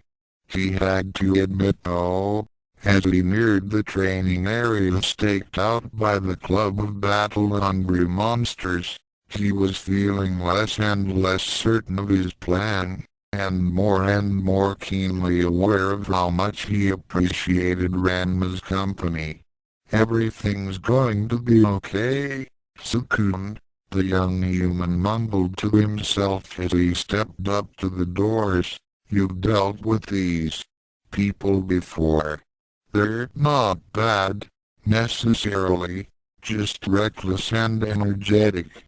You've gotten your way by talking sense into them before, and you can do it again." Feeling slightly better after his pep talk and thinking that maybe Youkai had the right idea about this rhetoric thing, Tsukune pushed his way through the door. "Excuse me. I'm from WAP." Before Tsukune could even get a good look into the room, his ankles were clipped hard, sending him face first onto the floor. "Gah!" he grunted as someone stomped on his back immediately afterward, driving the air out of his lungs. "Oh, well, that was easy," said the male voice above him. "Told you there was someone outside talking to himself." "A little too easy," a girl behind him said. "I don't think this guy's actually a fighter at all." "You're right," Tsukune gasped out as he twisted his head to try and see what was going on. "Not a fighter. Definitely. Just here to talk." In addition to the boy and girl above him, he could now see that there were others from the Fight Club breaking off from their training to come see what all the fuss was about. "Hey, look. Another enforcer. You bagged him. That's not just any enforcer. Look at his armband. That's the captain. Then why'd he drop so easily? Isn't he supposed to be some kind of badass?" "Ladies and gentlemen," Tsukune said as best he could with his body still flat on the floor and a foot grinding into his back, "I will have answers to any questions you might have. But can I get up first?" The students shared a glance, and then the girl who had tripped him in the first place grinned down at him. "What? You can't answer our questions from down there? It is a little hard for my voice to project, really," Tsukune said as sweat started to bead on his forehead. "Then I guess you'll have to speak up, won't ya?" The boy stepping on Tsukune's back taunted. All right, break it up, you losers." Tsukune was quite relieved to hear Ryza Wildman's voice, and watched best he could as the small crowd parted to let the redhead through. Well, if it isn't the nice guy from before," Ryza said, crossing her arms over her chest. "Heard you made captain, kid. Congratulations." "Thanks," Tsukune said weakly. Any chance I could get up now? To his frustration, rather than answering him, Ryza simply dropped into a crouch next to his head. It's fine. What brings you by? Come to challenge the Fight Club president in single combat? No. Definitely not. My visit has nothing to do with fighting, Tsukune insisted. Many of the Fight Club members immediately lost interest after this, and the small gathering dispersed with only a few students staying to find out what Tsukune's trip was all about. Just as well. We still haven't decided on a president since you took Sodom, Ryza mumbled. So what's the deal? I came to speak to the Fight Club about working together with a new protection committee in order to make this school a safer and better place for everyone, Tsukune said in what he hoped was a confident and inspirational tone. He really wished he could have done so in a less pitiable posture, but at this point he was willing to be thankful they were giving him a chance to speak. Ryza frowned at this. Isn't that a lot different from the last thing you wanted us to do? You know, crush the protection committee utterly so it would be easy to disband them. Yes, it is, but the situation is also a lot different from before. Tsukune explained. As captain, I intend to enforce the rules and keep the students of Youkai Academy at peace. For that I need the Fight Club's help.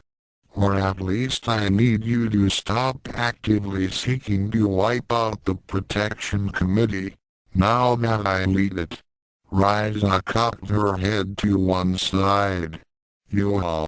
And what if we don't? I didn't come here to make threats, Tsukune insisted. As leader of the Protection Committee, I intend to enforce the rules fairly and universally, so if you insist on bullying other students and sowing chaos then we'll eventually have a confrontation, but I'm not going to try to hit you with some special penalty or make a special move against you.